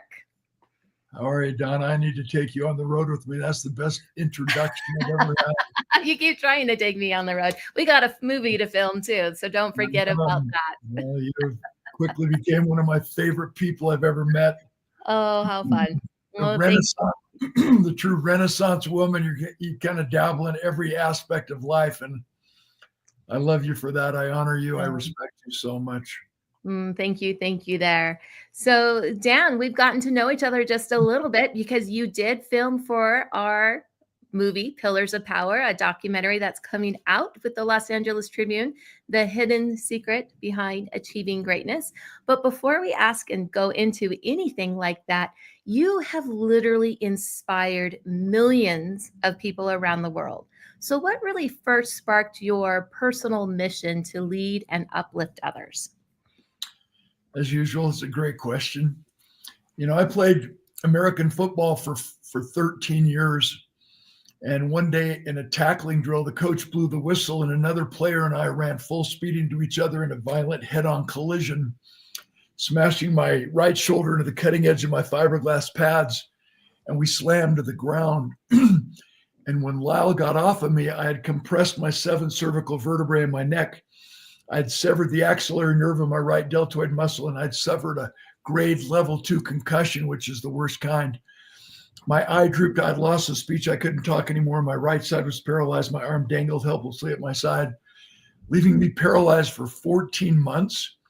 I went to 16 doctors, 15 of whom told me I would never get any better. I would not recover. How many of you have heard that? What happens if you believe it? You never get any better. And my life spiraled downward until I hit what I thought was rock bottom. And now that I fought my way back to a 95% recovery, that's one of the first questions that I'm always asked, what you asked me, Donna. Yeah. And what happened is when I was paralyzed and I lost my identity, and I thought I was a football player when in reality, that's just what I did. It's not who I am as a man. And when we identify ourselves in terms of what we do instead of who we are, we become a human doing instead of a human being. Unacceptable of significance is what we seek. And so everyone was concerned. I had suicidal ideologies. I was an athlete, got all of my attention from just being an elite athlete. And a friend brought me by a cassette tape to listen to by a, quote, motivational speaker. He was the vice president of the University of Utah, concerned about me. And I'd never heard of Zig before. I thought, well, his mom ran out of names. So out of curiosity, I listened to his speech. And in a 45-minute speech, I only remember one story. And that's the direct answer to your question, Donna. I was not ready to hear a clinical diagnosis. I wasn't ready to hear a scientific explanation about paralysis or how to get better. And in medicine, we know that prescription before diagnosis is malpractice. I didn't need somebody to tell me, I know what you're going through. This is what you need to do. The only thing I was emotionally available to resonate with, to embrace, to learn from was a story. Facts tell, stories sell. All the information in the world, well, let me just say, knowledge is power, but it has no heart. We don't learn to know, we learn to do. All the information in the world is going to make a person successful. It's like the guy who has 3 PhDs, one in philosophy, one in psychology, one in sociology, doesn't have a job, but at least he can explain why. Reason leads to conclusions, but it is emotion that leads to action. So I'm not dispelling the significance of information. But when we come into this portion of LA Tribune Leadership Week, this annual event that attracts, literally millions of people from all over the globe, what we have to remember is that people don't remember what we say, they remember how we make them feel. And that's why I've become a student of the 6 communication brain chemicals: adrenaline, the urgency, the accelerator drug; endorphin, the performance drug, the motivation drug; dopamine, the performance drug; serotonin, the recognition drug; oxytocin, the love drug; and cortisol, the stress drug, which can also be positive or negative. So that's why I've decided to be a storyteller all these years, because it was what resonated with me in my darkest, toughest moment in my life, or span of months, that allowed me to see the light again and get back up and go again. Yes, absolutely. And with your story, with what you had to overcome from football to the injury to where you are today, one of the things that I've heard you say often is we become the stories we tell ourselves. Absolutely. So how does a leader rewrite their own story when the old one no longer fits, without having to go through a life-altering event like you? Let's just play this game for a moment. When I teach storytelling and story selling in my course, the Speak Like a Pro, what I always remind people about is that anyone who wants to be up-level their presentation skills, become a speaker, become a great storyteller, we have to seek to bless, not impress. If you're nervous before you speak, it means that you think it's about you. But if you're excited to speak, that means it's about them. And when you can change your entire approach, your entire interaction, your entire interpersonal communication style, from looking inside to looking outside, from look at me to what can I do for you, from not sales pitch to a serve pitch, what it allows us to do, Donna, is separate ourselves from the person and the performance. It allows us to see the significance of the reality that, failure is an event, not a person. That if you're not failing a few times, it means you're not pushing yourself hard enough. And as a storyteller, when you start making it about someone else, listening and how may I serve you? How can I contribute to your well-being, to your mental health? How can I create emotional prosperity in my company, on my team? When we take all of our focus from ourselves to someone else, what it does is it allows us to actually capture and see what the life lessons are that we're being taught. We hear cliche after cliche, you never lose if you always learn. If we understand that life is just a process, when we understand an American football analogy, not every football play is designed to score a touchdown. One play sets up the next play, which sets up the next play, and eventually that running back breaks through the line of scrimmage for that 30-yard scamper to score the game-winning touchdown to help our team win. When we understand that one moment in time is not everything, when we understand that our life is just one continuous story, one after another, connected in a sequential order, we can segregate certain segments of our life and say, what did I learn from this experience? Not what happens to us, but who we became in the process. When we can actually form that habit that's just a natural consequence of life, and pause long enough, especially when something doesn't go our way, to say, what am I supposed to be learning? Nothing happens to us, everything happens for us. When we get that frame of mind and it becomes a conscious, everyday and subconscious habit, Donna, what happens is we can always rise to the occasion and not say, woe me. In my experience as a teacher, as a motivational teacher, as a speaker, as a leadership trainer, as a culture creator, I need to take my life experiences and learn the lessons so that I'm in a position more qualified, more compelling to be around, more fascinating to listen to lift others up. So everything in life is a story to me. Everything in life is a lesson learned. So to your original question, how can you help others? How can you focus in on lifting them up by sharing stories or sharing your life experiences? Let me just use my speaking style. Teach with a quote and then illustrate it with an experience.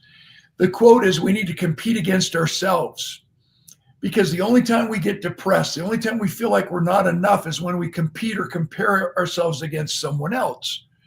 The quote, Einstein, we've all heard it. Einstein said everybody's a genius, but if you judge a fish by its ability to climb a tree, it will spend its entire life believing it is stupid. Great, we've all heard that. We understand. But here's the illustration, Donna. I was the keynote speaker at an international convention on anorexia and bulimia a few years ago in Buffalo, New York. And the entire basketball arena was filled with thousands of young men and young women battling this daily challenge. Hundreds and hundreds of concerned parents and hundreds of therapists, counselors, medical professionals. And for the first 15 minutes before I was introduced as the keynote speaker, everybody told and everybody taught and everybody described anorexia and bulimia as eating disorders. And they don't have one thing to do with food. So when I was introduced, my head went on a linebacker swivel, immediately, making contact and engaging with the audience with some humor, with some emotion. But the entire time I'm searching for a woman such as yourself, I could tell from the stage, who was very smart, very confident, very willing to engage with me in front of everyone. And so I finally singled her out and I said, ma'am, I can tell from the stage that you're a very strong woman. May I engage with you in front of everyone? You don't have to verbally answer, but I'd just like you to answer my questions with your body language or maybe a nod of the head. What is your name? Let's just say, she said, I'm Donna. I said, Donna, are you tall or are you short? Are you wide or are you thin? Are you fast or are you slow? Are you smart or are you stupid? Are you pretty or are you pretty ugly? And then you insert the punctuating pause, let the audience squirm, like, where are you going with this? Are you a male chauvinist jerk? And then I interrupted this tension and I said, says who? Compared to what? If we could somehow magically transport you, Donna, to a deserted island where you had no access to fashion magazines or those Photoshop Twiggy models that are non-existent, would you not just suddenly love you for who you are? You wouldn't know if you were a fast runner because there was no one to run against. You wouldn't know if you were tall or short. You would know if you were average. You would know that you were extraordinary. I am woman, hear me roar. I am enough. I am supposed to be here. And we would never get caught up in competing against others. We would always get empowered, receive empowerment from competing against only what we're capable of, which is not enough. We need to actually engage and make sure we do everything we can possibly do with our capabilities. Long answer to your question, but it's really about stop competing against others. I could not be any more serious about the techniques involved in getting better, becoming the best version of yourself, than just simply beginning with self-competition, self-love, self-recognition, self-acknowledgement, affirmations that are not just looking in the mirror like everyone says to do, but truly believing that I am supposed to be here and I have every talent and ability that God gave me, and it's my responsibility to uncover them and make sure I look at every life as if today is day one. No matter what my past has been, I have a spotless future. How good can I possibly get today? How good can I be today? No comfort zone, none of that talk. Just how good can I be right now, every right now? Long answer. I'm sorry. Ask me another question, please. It feels like we just barely got started, and we're kind of coming down to the last couple of minutes here. What is, you talk about the art of significance. and what significance really is. How is that different than success? So I'll tell a story.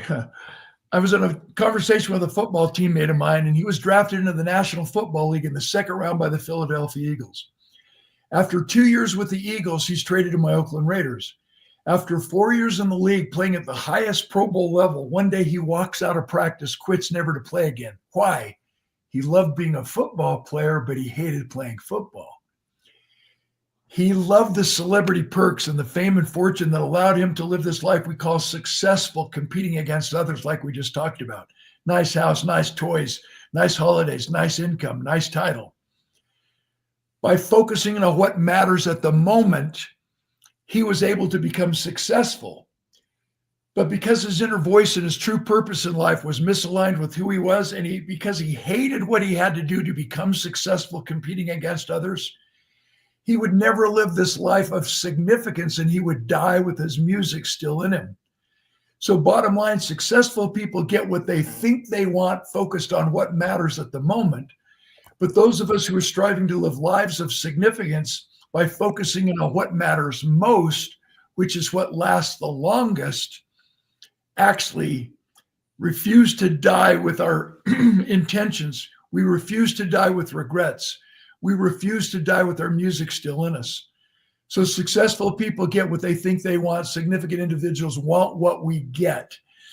And that's all about what we talked about as the preamble to the second question.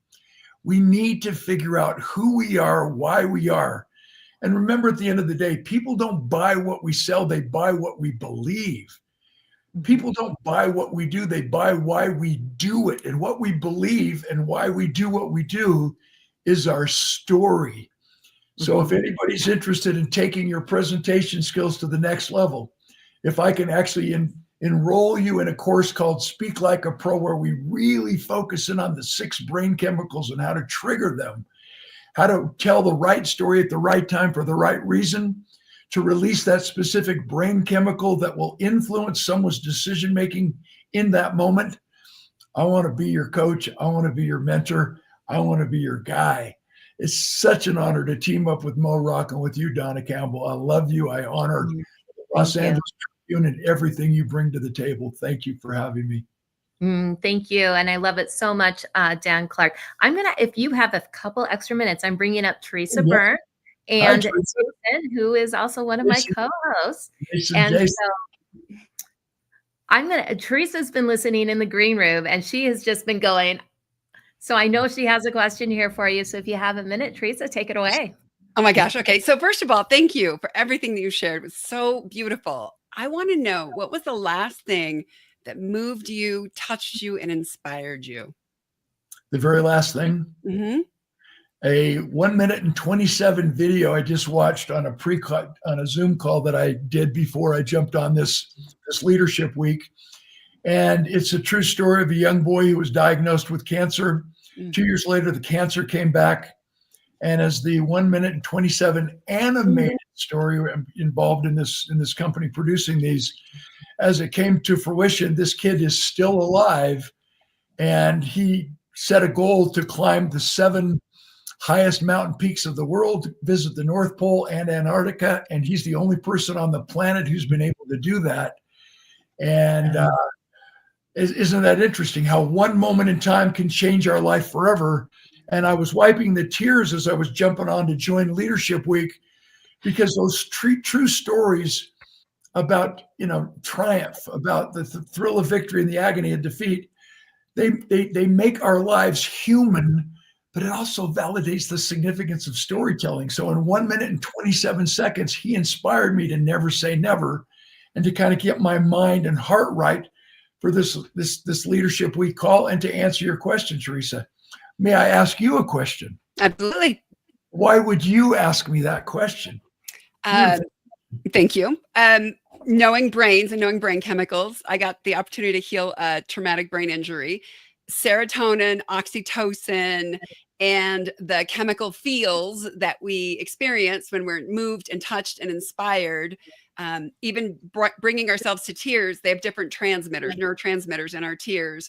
when we were in that state. And I just wanted to know what moved you so much. And one of my iconic stories that I always conclude my speeches with, and I ask you, which brain chemical do you think it's going to release? A mother encourages her daughter to come home as soon as school is over. The time comes, the time goes. 30 minutes later, her daughter walks in through the front door of her home and her mother scolds her. "Where have you been? I've been worried sick." She says, "Oh, mommy, I walked my friend Sally home. She dropped her doll on the sidewalk and broke all the pieces. It was awful." Her mother said, "So you're late because you stayed to help your friend pick up the pieces of the doll and put it back together again?" She said, "Oh, no, mommy, I didn't know how to fix the doll. I just stayed to help her cry." We're all just walking each other home. Thank you. Thank you so much, Dan, for spending time with us here for Leadership Week. As always, be significant. It's something I know that you have taught me along the way. So thank you so much. And he is one of our featured guest experts in the upcoming documentary, Pillars of Power. So everyone stay tuned for that. Thank you. Did I give everybody a free gift for a second? Is that okay, or is that not protocol? I'll let you give a free gift. Don't tell Mo. He better not be watching. Don't tell him. Just pull out your phone and enter in danclark360.com, just danclark360.com. And a screen's going to come up that gets you every chance to interact with me and contact me in every way that you can possibly think of. Your choice when you want to do it, in the way, Instagram, Facebook, my website, whatever. And on that screen, it'll say contact. All you got to do is push contact, and a little button will pop up that says text me. All you got to do is text me your full name and your best email, and my team will email you a free gift. I want to give away 3 videos of my Art of Significance video series. No obligation. I'm not selling you anything. I just want to spread the love and spread this idea of turning our lives from success to significance. And that would be my contribution to this Leadership Week. Thank you so much, Dan. And thank you for being here with us today.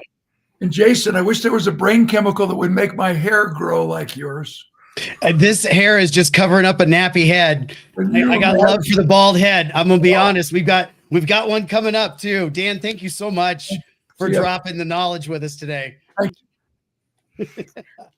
And wow, here we are. Right? Who knew? Who knew? We are going to move right in here because what a great transition. We've got Teresa Byrne with us. And now she's a member of the Los Angeles Tribune Speakers Bureau. So, of course, as the director of the Bureau, I definitely wanted to bring her in. We got a couple of these back to back here. But really, what this is about is Teresa Byrne is someone who transmits.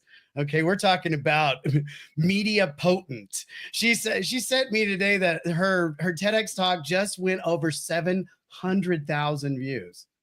Congratulations. Yes. Wow. Now there's a reason for that, you guys, because not only is she trained in martial arts, whoop yeah style, but she's battled brain trauma like several of us have. I think we got a slew going here. And she's also built a system called Empower that helps people reclaim not just their power, but their sovereignty at every level. So I'm going to ask right out of the gate there. Let's get through sovereignty to what's after it, because that's where we're headed. So Teresa, thank you so much for being here. Thank you. So Empower is like martial arts for your soul. It's the intersection of your mind and your body and your spirit.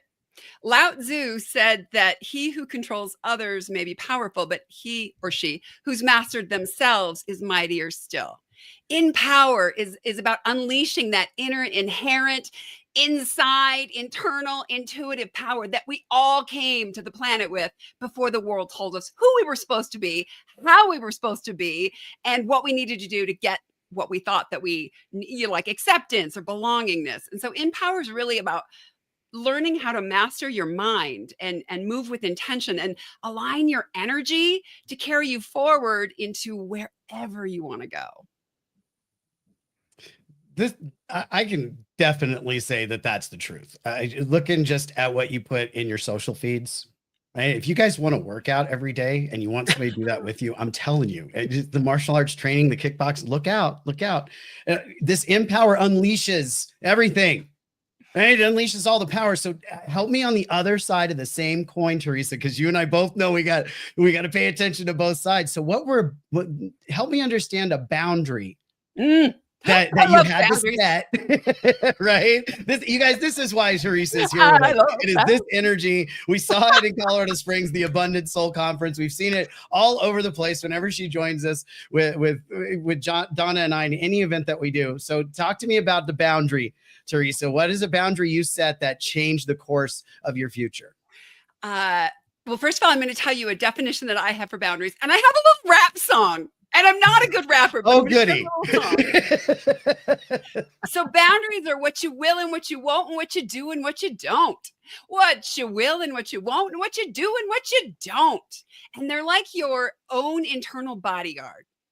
So for me, healing a brain injury, I was overstimulated. Everything. I mean, I'm talking like lights had too much sound to them, right? Like everything was too much.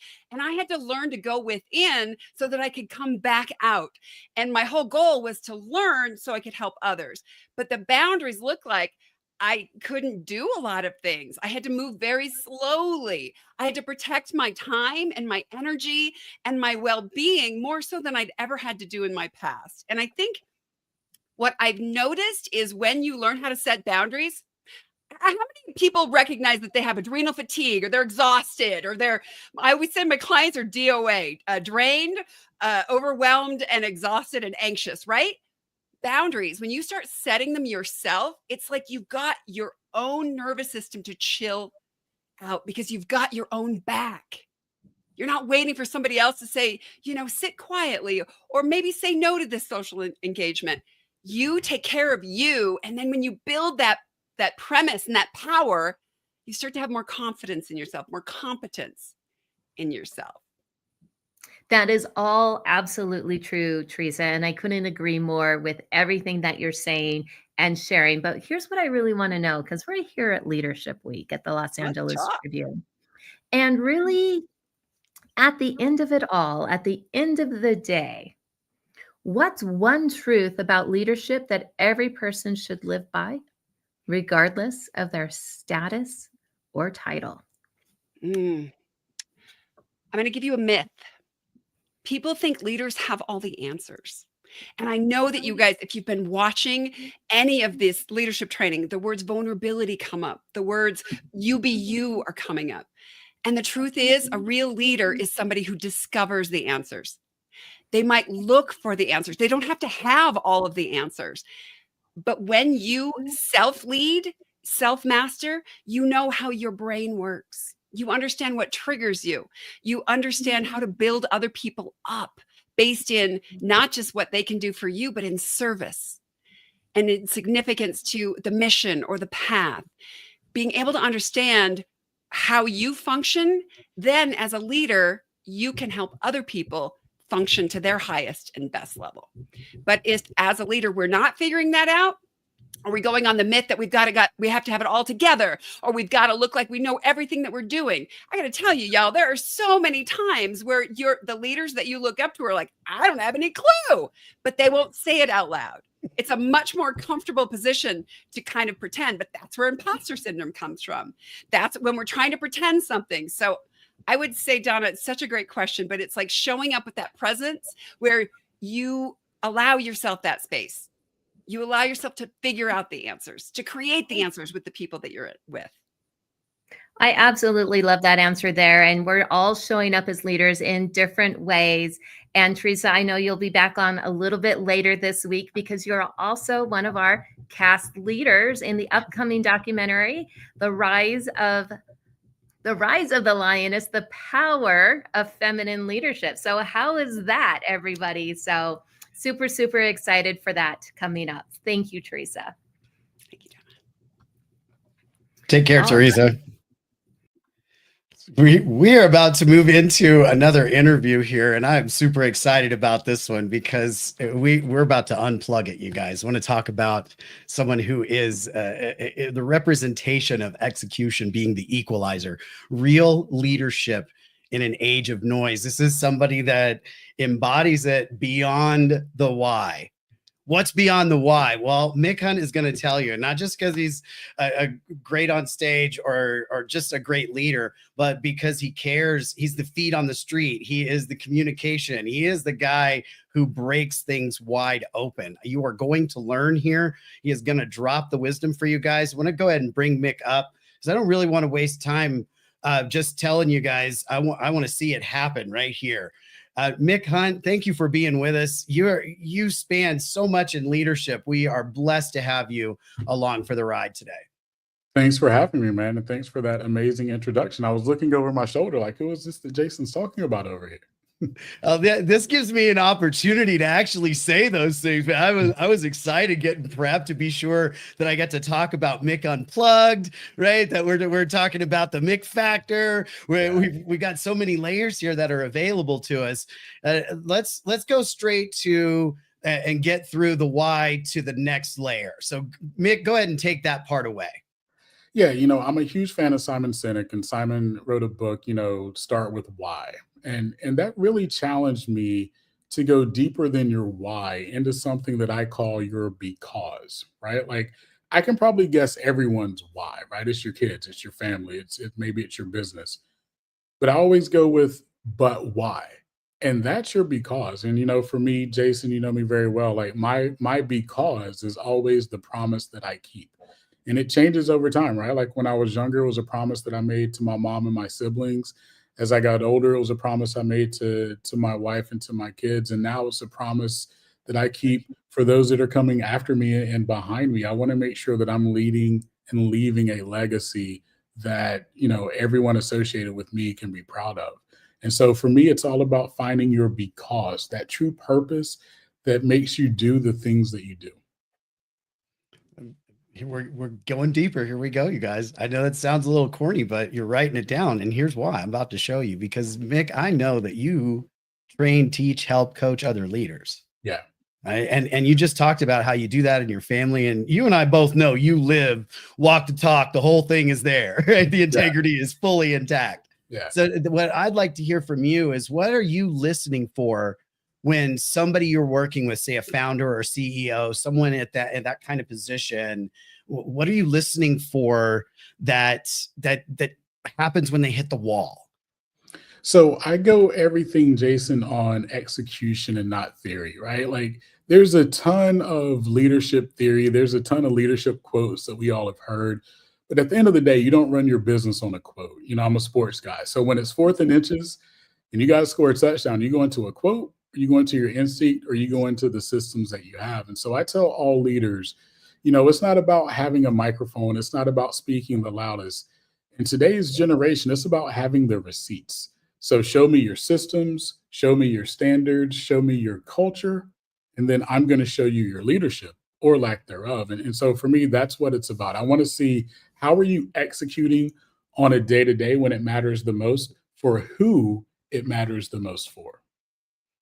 At that point right there, follow up here, when someone's really serious, what's the pattern that reveals it? What about them shows up right there? Because it sounds like a point of choice.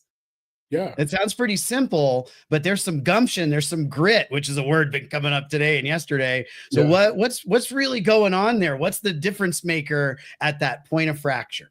Yeah. So to me, the difference maker is what I call your BED, your BED, your beliefs, your excuses, and the decisions that you make or don't make, because indecision is a decision. We all know that, right? So what is it that you stand for?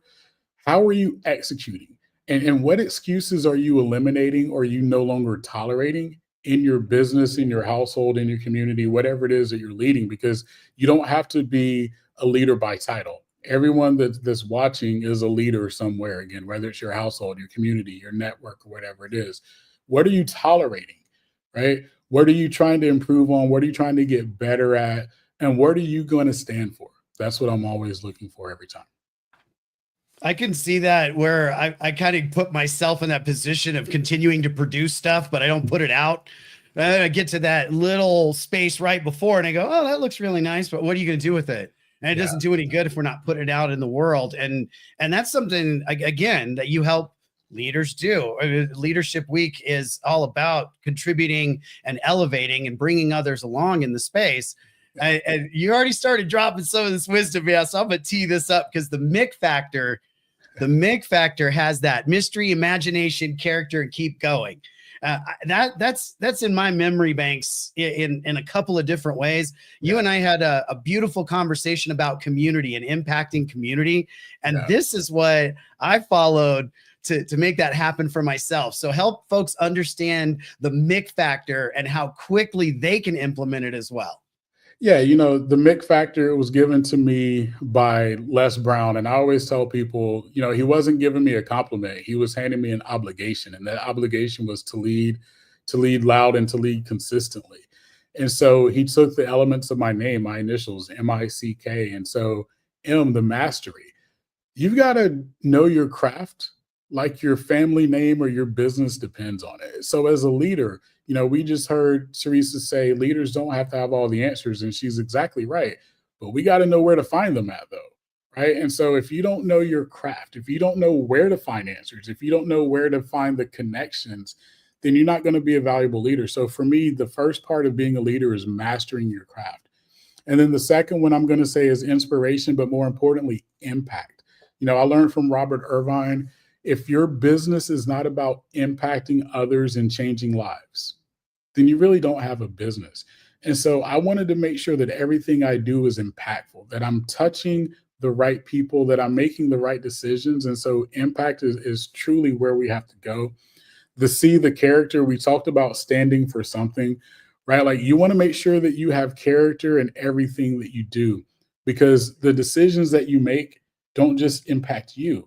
It impacts others. It might not impact others for years to come, but every decision that you make as a leader is impacting at some point. So you want to make sure that you have character to stand by the decisions that you make. And then K, the most impactful piece of what we do is keep going. Nothing is ever easy. How many of us have written a 3-year business plan, a 5-year business plan? And 6 months into that business plan, it's got to be completely different because we hit obstacles. We hit challenges that we didn't see, right? Great leaders don't quit. They keep going, right? Nothing is ever going to be as smooth as we think. There's always going to be a hurdle somewhere. But what are you going to do to overcome and not quit and to not give up? And so that is the Mick factor. The keep going. So many folks pause right there. And that is one of the greatest keys that we've been listening to all of Leadership Week. Even if there's a little bit of shaky in MIC, we get to keep going. If you keep going, some of the other things, right, that mastery will come along with it. The inspiration comes along. Your character builds. Your ability to keep going continues. And where the rubber meets the road. I've been calling it today that fracture point, that place where everything folds and you start to wonder if that collapse. And I wonder if it's coming down on my head. I can feel it some days. You just kind of got to get in there and stay with it. And after meeting you, Mick, and really paying attention to some of the ways you were saying things and how bold and straightforward that you've been, unapologetically. And you and I have a couple of different things that were synchronized when we got to speaking about it and building our presence over time, right? And how important it is to actually have a digital footprint. And what that really means. And in the Los Angeles Tribune Speakers Bureau, we absolutely dedicate ourselves to expanding that footprint. And one of the ways that we're doing that is coming up with LAT Talks in July in Las Vegas. This is a live event, an opportunity to really showcase the thought leaders at the cutting edge of what's happening, not just in media, but in the speaking world and in the academic world, the science, the metaphysical. It's all starting to converge. So I really want to understand from you, Mick, if a moment like that, if you were coaching somebody that direction to that live appearance, what would you be telling them? I know you help people in a lot of ways, but I just feel like you got some answers in there for us. Yeah, I mean, one of the things, I'm honored to be a part of the Speaker Bureau. And this is one of the first things that I tell speakers. It's called a Speakers Bureau, not a Talkers Bureau, meaning talk is noise. Speakers deliver signals, right? And so I think it's important to be impactful. It's important to be concise with your messaging. And my main thing is to speak the truth. when you can speak about things that you are confident about, that you are wise about, right? You never have to sway from that. You never have to go off the rails. And so I always tell people, you know, when you are speaking, the important thing is to know and to be convicted by the things that you're speaking on. And from a leader perspective, it's the same thing, right? Like, I think there's 4 things that every great leader has had in common. One, Jason, you and I talked about this a lot. Every great leader is always present, right? So when you talk about being a part of the Bureau, what that means is Jason's present all the time, right? Present in the moment, present in current events, present in what's going on. Another thing that all great leaders have in common is they know their teams better than they know themselves, meaning better than their teams know themselves, right? You know what steps to make because you know the areas that people are strong and weak in. And so being able to do that, and it starts with knowing yourself, right? And then the third thing that all great leaders do is they speak less but say more. Again, make your words matter. Make your presence matter. So speak less but say more. And then the fourth thing, all great leaders know when to move the stool, right? They know when to move that comfort level. So when Jason is very comfortable in the things that he's doing, I know how to push Jason's buttons to get him uncomfortable, because we all know that growth comes in that uncomfortable state. And I would absolutely take the coaching. Do what your coach tells you, folks. That's why you've invested. That's why you're paying attention. And it's not always get out of your comfort zone. A lot of times it's expanding the one that we're in. That's and right. when we were talking about the difference between a transmission and a signal, that's the elevation. That's what we're really aiming for. We're talking about a global impact and expecting that, showing up, expecting it. This is presence with precision. We're not missing the mark here, where we get an opportunity to show up in the moment. And when we prepare, when we take the time to really consider where we're coming from, what we're built on, when we layer in that integrity and we show up in that moment is where we get to do it. And that's what we have. That's right. And one time that goes by and you go, you know, I grumbled a few of those moments. You and me both, Mick. We've watched that happen. You go, oh, I missed that little piece. Yet at the same time, it's always about that impact and the preparation that goes into it, because that intention, to me, is inspired action that creates miracles. No, miracles, I totally agree. Yeah, miracles that happen on stage. So Mick, you and I've witnessed a couple of miracles. we have seen some really interesting moments together, you and I. You mentioned Les Brown, and we saw we got to see Les at an event together. We also got to see Bill Walsh at the event there, Joseph McClendon.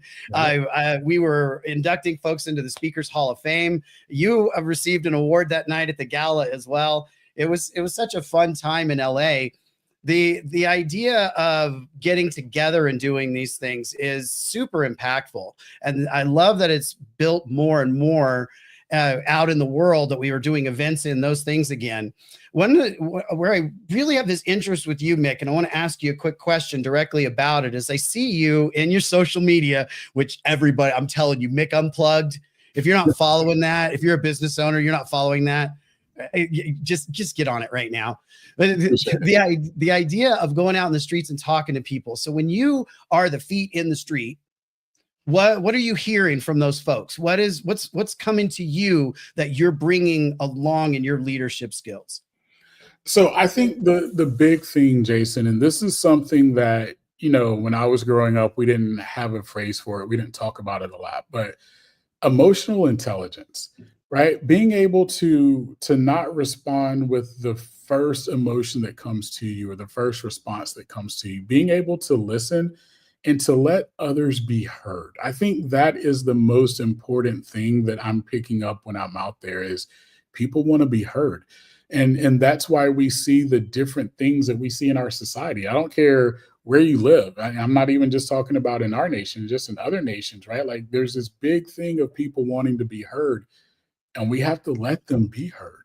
And so emotional intelligence is critically important. I would tell every leader out there, take a moment and hear what your people are saying, and truly understand them. Because if you want to lead, you've got to lead and not be a boss, not be a manager. You've got to be the person that people want to follow, the person that people want to be inspired by, not motivated by. And to me, that all starts, Jason, with knowing and understanding emotional intelligence. Walking the talk once again, mastery. Yeah. Mastery. And this afternoon, Mick, you really hit it here. We've had some folks talking about specifics and then getting into what I call the cracks, right? You like you just said, emotional intelligence. There was a time when I didn't think I had any of that. I got this huge compliment a week or so ago where somebody said, you really have a lot of emotional intelligence. I think what I actually did was finally admit to having emotions, right? And deciding that those were not as overwhelming, but they were actually useful. And that helped me towards that mastery. And that's kind of like in the cracks you're saying, the people want to be heard. So not only do we have to express ourselves in some way, we want somebody to hear that. So when we listen as leaders, when we bring people along, we give them that safe space that allows everyone to move forward. And that mastery represents that, which leads then to the inspiration, the imagination, the character, and on to don't stop. Don't stop. I hear so much of that, Mick, of the don't stop. And I really appreciate the Mick factor. I want to switch a little bit of the gears. Okay. Because I know that everybody hits a turning point. We're staying in sort of the same vein, but we're heading in a different direction a little bit. You've scaled a lot of different businesses. Yeah. And you've built and rebuilt. And I know that you've almost walked away at some point. Why didn't you? That's a great question. So I would say this, right? Like I tell people all the time, you don't rise to the occasion. There's no such thing as rising to the occasion. You fall to your level of preparation. So when I talk about scaling businesses, it's being prepared to do those things, right? Like I make 80% of my decisions on data and 20% on gut. A lot of people will tell you shouldn't make gut decisions. No, you actually should, right? That's why we have that feeling. That's why we have that intuition. But I'm always going to let data lead. So for me, when we talk about building businesses, forget scaling, just building in the first place, I'm going to have a plan and I'm going to be prepared, right? I'm going to have a strategy. I'm not going to let pressure get in the way. Because when you're always prepared, like you know what's going to happen, or you know the strengths that you have to overcome whatever it is. So when you talk about scaling, it's you got to know your data.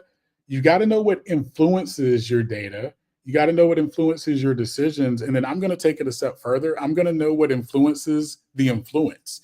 Meaning, right? Like if I need more salespeople, if it costs 100 widgets, if it costs $100 to make 100 widgets, right? Like, where does the $100 come from? How do I get more? How can I make, 200 widgets with $100, right? So I'm always looking at what influences the influence. And to me, that's the key to scaling. And I wish I could take credit for that. I got to give a shout out to that from my mentor, Damon John. Like he taught me that. So what's influencing the influence? Yeah. I hear never stop asking questions. That's it. Almost never. Because if we stay in the never stop asking, then we're I know I can get caught asking crazy questions for a long time. So that at some point we do have to turn it around and take action. And it sounds like whenever you've almost trained yourself to not even be able to answer that question I asked you because you don't stop. That's the key, man. I mean, if you'd ask my mom, like 30 years ago, when she was like, you're a different breed, you're a different child. It was because I was so inquisitive, right? Like I'm always asking questions. I'm always looking for the next thing. And I'm always trying to think and be ahead of the curve. And I wouldn't say I'm different than everybody that's watching. I think that's why all of us are here, is because we're always trying to be ahead of the curve. And whatever that curve is for all of us in whatever instance or situation we're in, you always have to be inquisitive. You always have to know you don't have it figured out, but you have to search for that thing, whatever that thing is. And searching for that thing means we're paying attention. We're keeping an eye out. And you but Mick, we've got a little extra time. Are you cool to stick around for a couple extra minutes tonight? Yeah, I can go 10 more. Okay, great. I want to talk about this curve thing because this is something I've been really experiencing a lot lately. And that intuition, the gut feeling you talked about. Yeah, we're going to play on data, But to me, that qualifies my conscious mind far enough to let go, right? So I can make a choice and then check the results and do the data again. Yeah. That curve, right? Mentors, I find that my mentors are in that curve or farther ahead of it, maybe even farther around the circle than me. But it's because I can see what they're doing. I can see that angle, and that place in the curve that I can't really catch is that place where they can help me. They just went through there. And mentorship has shifted my life in this last year in exponential ways. I'm proof of that sitting right here, sitting with you, Mick, because a year ago I was on a panel, and this year I'm getting to host it and do interviews. And that is the commitment and the time and doing the grind and the grit, but it's also really fun. Mick, I think these speakers might be crazy. It might be nuts. We build a roller coaster, stand in line to get on it. Yeah. Then we get anxious and ride it, and then get off and tell other people how much fun it is. Like, and some people think it will kill them. Yeah. No, I mean, you're exactly right. Harping on what you just said, I would say the recipe to success for any great leader, great entrepreneur I know is they leaned on mentors, and that's plural, not just one, but the different facets of whatever you're trying to accomplish as a leader or an entrepreneur. Mentorship has been highly effective in everything that I do, and I will continue to have mentors so that I can then mentor others. And when you talk about that curve, Jason, I mean, that's exactly it. If you were to ask a Les Brown, a Damon John, a Robert Irvine, a Ken Coleman, like, why do they pour into me? They will all tell you, Mick, because we've seen it and we know where you're trying to go. And if we can shortcut that for you, then that's what we're going to do. You know, there's this old saying that I don't agree with that says experience is the best teacher.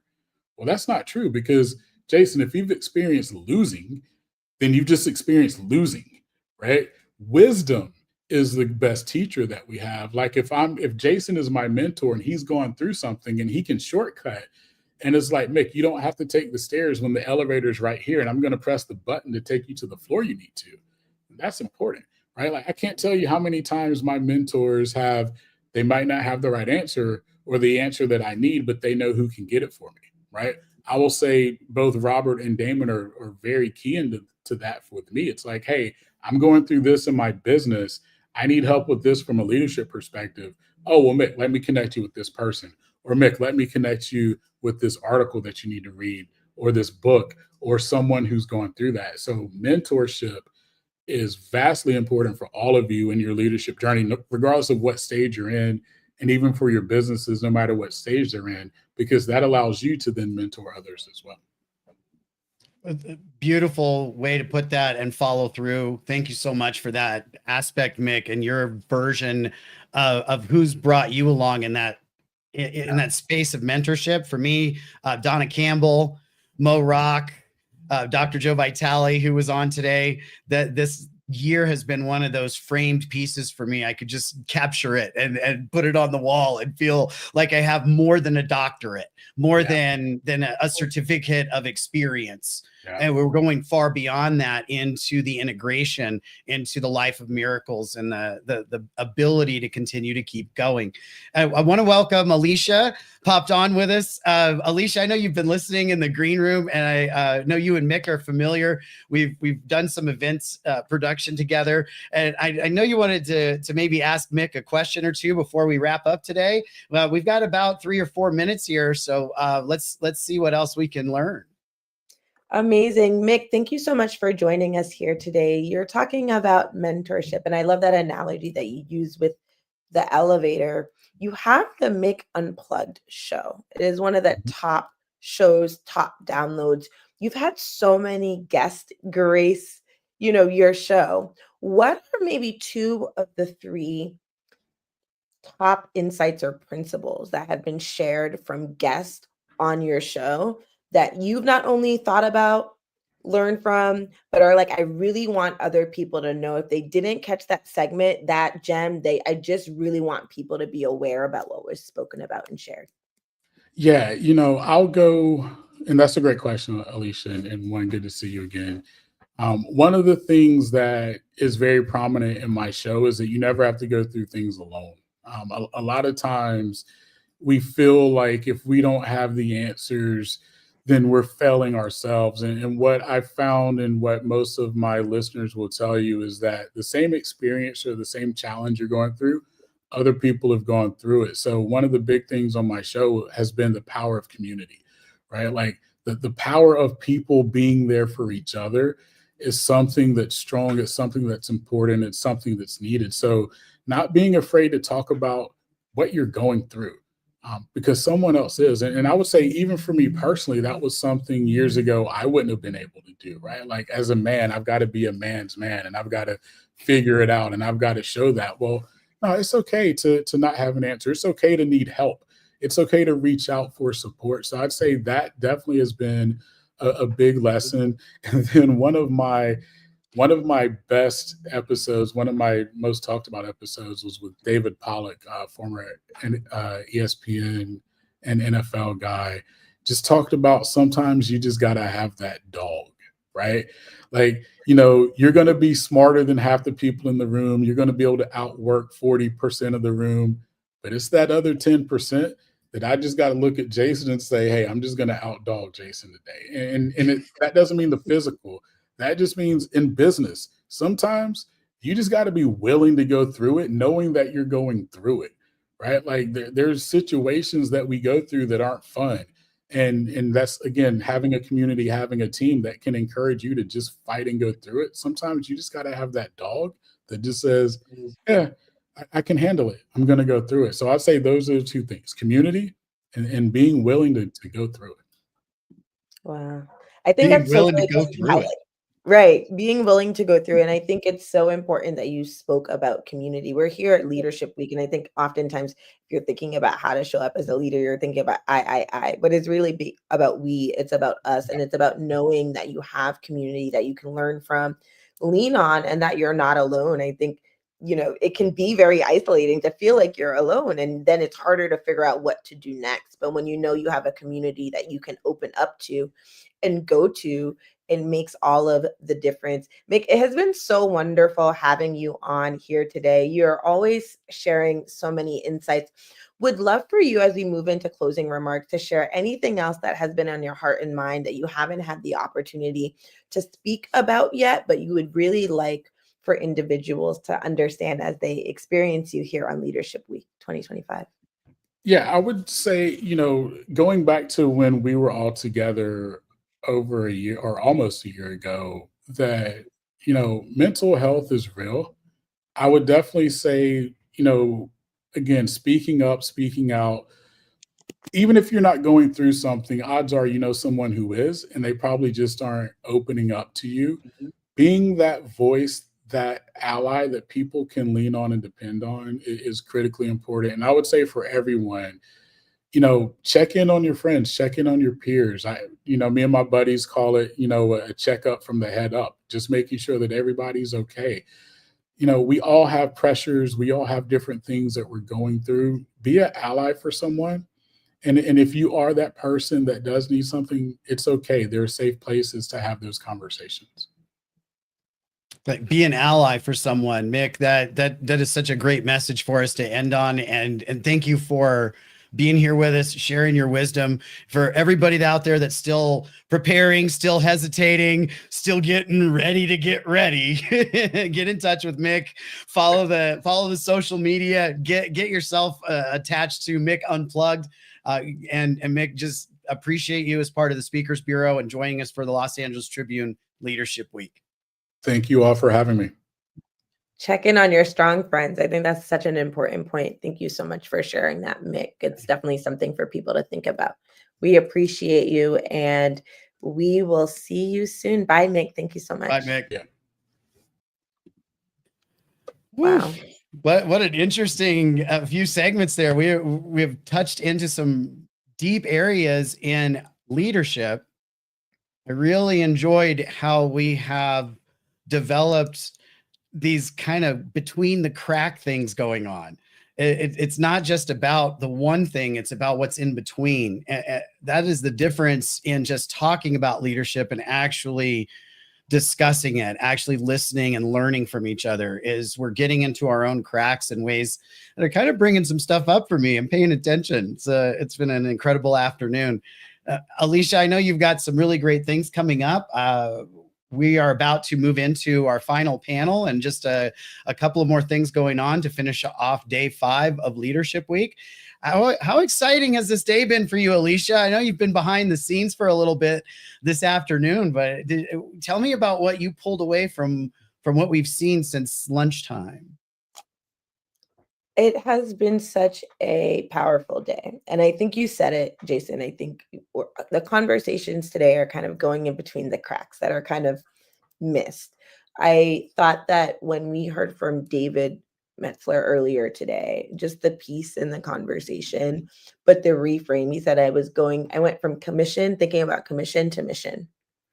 And that was big, right? I think, it was him acknowledging who he was, but saying that he wanted to impact more than 1 billion people. That is a big number, right? But it's also a number that's attainable, because I loved what he said. He said he is working with people that are ambassadors of the message. He's connecting with people that can amplify the work that he's doing as he amplifies the work that they're doing. And I think that's connected to what Mick was just talking about community. I think that when communities come together to work together to support each other, the impact is amplified. And I think every one of the speakers that we heard from in different ways today talked about how they were coming together with others. We heard from the podcasters that joined us from Australia, from Canada, from all over, but their messages are connected because they're using a platform to share their message, to have that presence, to have important and impactful conversations. And so I really love Leadership Week for these very reasons. We're hearing from people from literally all around the world that have worked in all kinds of industries, but they're coming together for a aligned mission to talk about what does leadership mean. And a lot of these conversations are acknowledging that a big part of it comes from the inside out and the outside in. It's not one or the other, right? It's a connection. It's a holistic connection of so many different mindsets, traits, and ways to connect with other people that actually push true leadership forward. And I found that these conversations have been so refreshing for that reason. That's leadership. What did they say earlier? The one thing leads to another. I think it was Meltzer that was talking about followers, intelligent followers. Intelligent followers. That was so good. Intelligent followers make conscious leaders. I was glad it came back to me there. That flow, that amplification. Now that's what we're about to do. I'm going to drop a little plug tomorrow because I got a couple of great panels tomorrow. We've got an AI panel that is so juicy, and we're going to have some more speakers from the Speakers Bureau tomorrow afternoon as well, or excuse me, in the morning and early afternoon. So I want to frame that for tomorrow as day 6 will be an incredible day, of course. We are not quite done with day 5. So Alicia, I'm going to pass this over to you and let you introduce this next group of guests that we have making our way to the stage. I appreciate it, Jason. What a lovely moderation with that conversation that we just had with Mick. And as Jason mentioned, we are on day 5 of Leadership Week, where this year you're getting 8 days of leadership principles and leadership insights from individuals across industries. We're actually going to go to a quick commercial break, and afterwards, we're going to hear about leadership, but I'm excited for this conversation that we're going to have with one of our guests, because it's about how to protect your ideas and your thoughts as you are leading in a world with so many different individuals. So please stay tuned. We will be right back after this quick commercial break. Hello and welcome to the Los Angeles Tribune. Since 1886, our name has been a part of the world of journalism.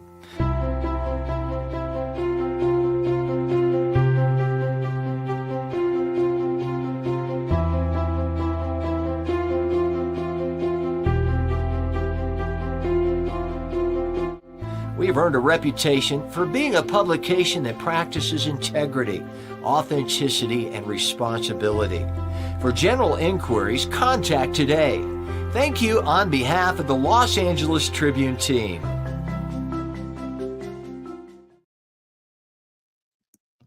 Hello, everyone, and welcome back to LA Tribune Leadership Week 2025. Please continue to share with us where you are joining in from and what comments, thoughts, and reflections you've had on the conversations as they continue today. I'm so honored to introduce our next guest. His name is Joe Tiloglu. And Joe, I hope I said that right, so please help me here. But you are an expert in IP law, in trademark law, and I think it's important to have the conversation that we're about to have today during Leadership Week when it talks about the ideas that you put out in the world and how to protect those ideas as you are working to engage with other people and elevate their lives. So Joe, would love for you to share a little bit more with our audience about the work that you do with IP law and also highlight why it's important, especially in this kind of creator economy where everyone is creating and getting their ideas out there, but how can they actually protect the creations that they have worked hard to put out in the world and have been inspired to put out in the world? Yeah, absolutely. Happy to be here. Thanks for bringing me on, Alicia. It's great to see you. So yeah, my job typically is to help companies protect ideas, and those ideas can really run the gamut from secret ingredients if they're making a product, to software, to a manufacturing process for making pieces of components, to brand names and everything across the board. So if you really look at the root of all business, it's all based on ideas, right? You have the computers over here on one hand that someone had an idea of how to make a processor and make digital logic. And so that idea grew and grew. Then you have the next guy who realized, hey, if we have this processor doing this thing, we can put software on it and make it more powerful.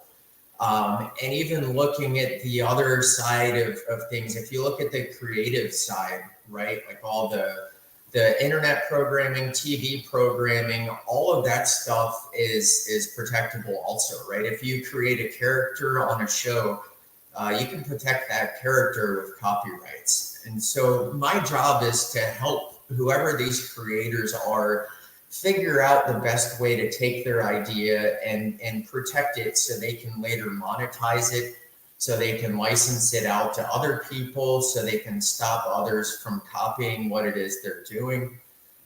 So that's the bulk of what I do. And I also help with some of those tangential things, like if a client builds something and they don't want to actually make it and sell it, I work with them to help license it out to a manufacturer or a distributor. And if there's infringement, I'll help analyze, let them know a legal opinion, whether I think infringement actually occurred or, it's a little bit farther off than what they're thinking. So that's basically what I do. Joe, this is such an important conversation to be having here because we have so many entrepreneurs in our community, entrepreneurs and people that are creating all the time. How can people think about when is the right time to connect with an IP lawyer or to copyright their modality, their methodology, their creation that they're putting out there in the world? Because I can imagine that some people maybe are beyond that time. Maybe they should have called someone already, but it's not too late. But how can people start thinking about not only creating out there to put their ideas to put out there into the world, but really how to protect themselves as they're doing so? So in an ideal world, an entrepreneur would talk to an IP lawyer as soon as they have an idea and are thinking about going out and doing something with it. So the situation I've seen a lot is an entrepreneur has an idea, say it's for a product, then they go enter a contract with a manufacturer in China, and that manufacturer makes the product, ships it back to the entrepreneur, but they also make copies of it and ship it to competitors. And so if those products enter the market before the client has done anything to protect their idea, they're unfortunately out of luck. So there are ways to keep the cost down on the front end of this thing, right? So it's ideal to at least have that conversation and see what needs to be done to protect it, see what steps they can take from the offset to make sure that no one's going to take their idea and run with it. So ideally, as soon as you have the idea, it's a good time to talk to an IP lawyer. And the ones of us that really, so the way I look at my job is I like to help people. I like to bring cool products to market. The fact that I get paid for it is great, but I'm always happy to have conversations. And I know a lot of my colleagues are the same way. If someone has an idea, they don't really know what to do, then I'm always happy to talk to them. My colleagues are always happy to talk to them free of charge. So most lawyers are willing to sit down and have that conversation. Thank you so much for that, Joe. And to clarify for those that are tuning in that may not know, IP is intellectual property. Wanted to make sure that we further qualified that for our community here. And what have you learned, Joe, from your experience with working with creators, inventors, people that have that secret sauce around how they perhaps have grown in their leadership as they've taken the stance and the stand to say, my idea is worth protecting? Because I can imagine that there might be questions that come up about worthiness or a value, about like how, why, and should I protect this idea? And is it worthwhile to protect it?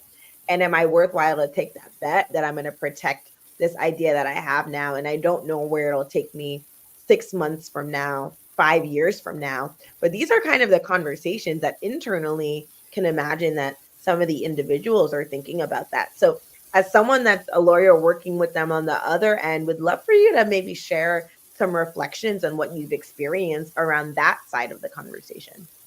Yeah, absolutely. So from the leadership side of things, I think one of the most important things an entrepreneur can do is understand their strengths and their weaknesses. A lot of inventors and a lot of creative people, they have the skills to make all these gee whiz, brilliant ideas, but they don't really understand the business side of things. So the ones that I've seen that really take off and are super successful are the ones that understand their strengths, right? They're tech guys. They really know their stuff. They're at the top of their field, but they know that they're not experts in business, right? They don't know how to make the best deals possible. They don't know how to market things.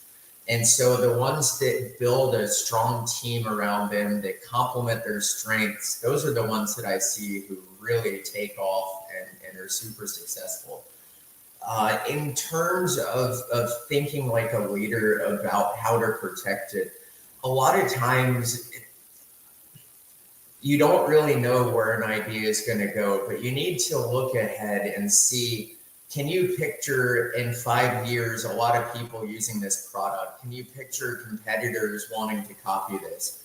If the answer to any of that is yes, then it absolutely makes sense to go and at least talk to someone and see, if it makes sense. And so most lawyers aren't going to tell you that something is a brilliant idea if it's not, because in the long run, we're going to file something, but then the government looks at it and they come back at us and say, this really isn't new. This isn't something that's valuable. And so it's going to look bad on us if we tell a client, hey, your idea is brilliant. I think we can get you a strong patent on this. And that doesn't end up being the case. So we're very likely to be straightforward with you and tell you, yeah, this idea is brilliant, or no, I don't think this is the best way to go about this. Wow, I think that's really, really good insight for those that are tuning in. Joe, what is something that we haven't spoken about that you experience, or there's something that you talk to your clients about often that you really feel like we should address as part of our conversation today? So a big thing that clients don't think about is the trademark side of stuff. And so for everybody out there, you have different forms of intellectual property. You have copyrights that protect creative expressions, so books, pictures, movies, acting, all that stuff. You have patents that are used to protect a useful idea. So whether it's software, whether it's a manufacturing process, whether it's a physical device, and you have trademarks that protect brand names. So the purpose of trademarks is to be a source identifier. And so what that means is if you go to a store and you see a product with a certain name on it, that name is most likely trademarked. And so you know that that product is going to have a certain characteristic, a certain quality based on what that name is, based on who the manufacturer of that product is. And so a lot of times people will go out, they have a good idea, they think the name is great for whatever product or service they're selling, they start using it, and then a year, 2 years, 5 years down the road, when they've grown up, they realize that there's another company using a very similar name for a similar good or service. And then that's a really bad situation, because you can be liable, have to pay damages to the existing company out there. But more importantly, if you've grown a pretty good following, a good customer base, there's a good chance you're going to have to change your name, and then you're going to have to start from scratch with your marketing and your brand recognition. So that's a really important aspect to look at before you start selling any goods or services. Is this name protectable, and are there other people using similar names that might raise confusion with the name I want to use? Thank you so much, Joe. I think this is so critical as part of Leadership Week to have this conversation, because so many people are putting new ideas out there in the world. But how are they nurturing, protecting those ideas, those creations, those books, not just now, but 5 years into the future? Parisa, it's fantastic that you've joined us to have part in this discussion here. And I saw you shaking your head earlier. So I'd love to hear what kind of reflections you've been having with this conversation with Joe, as well as what questions that you have as well. Yeah, well, thank you, Alicia. Hi, Joe. Good to meet you here and hop in for this for a moment. I'm loving the different perspectives you're bringing to the table on this, because I feel like it's something that unless you as a business leader is really diving into with, someone in your field, you're really not going to be as aware of I'll say, like, the nuances of what you're sharing. And I think that to empower others to take more action, more effective action, these kind of conversations are so necessary. So thank you for bringing forth your insights and your knowledge. I do have a question for you. So considering that you work across sectors and borders and so many different areas, how has your own story shaped your lens on what's truly worth protecting, especially considering in this era of AI and rapid replication, and with media scaling so quickly?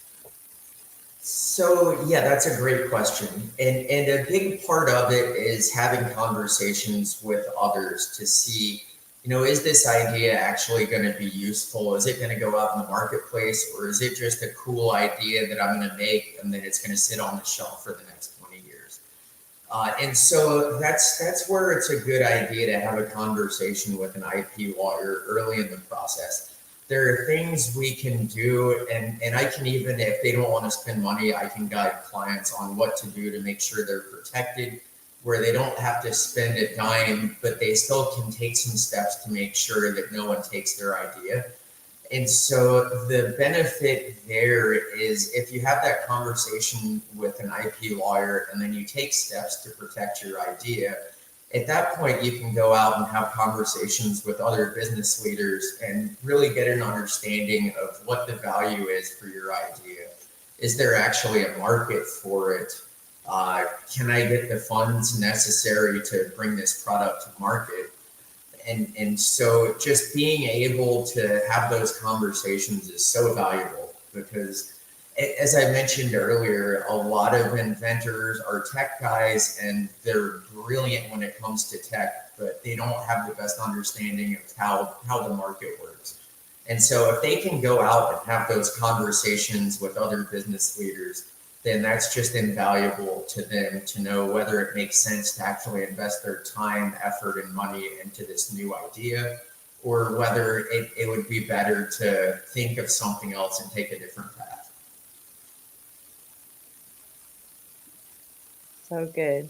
Well, Joe, we appreciate you coming and joining us today to have this conversation. As we come to a close here, would like for you to share anything that we haven't spoken about yet that you really want people to be aware about, whether it's a question you want them to ask themselves or their business, or an action that you would like people to take, big or small. Would love for you to close out by sharing that with our audience today. Thank you so much. Yeah, sure. So more on the leadership topic than IP, I think it's very important for business leaders really to be kind and generous to everyone that they work with. I've seen situations in the past at different firms and companies I've worked for where managers aren't the nicest to the people lower on the scale, the assistants, the paralegals. And that's just the wrong tactic to take, in my opinion, right? If you're kind to someone and you try to help guide them and give them positive feedback, then they're going to want to put more effort into what they're doing. And no one goes out there with the intention of making a mistake. No one intentionally screws things up. So if you go into a conversation like that with an attitude of understanding, then it's just going to make your whole organization so much stronger and so much better. You're going to have better teamwork, people working better, like trying to help each other, trying to build each other up, instead of having a more competitive environment where people try to get one up on the other guy. So that's probably the biggest thing that I would say in terms of leadership that I've seen that's a good key for people to take away.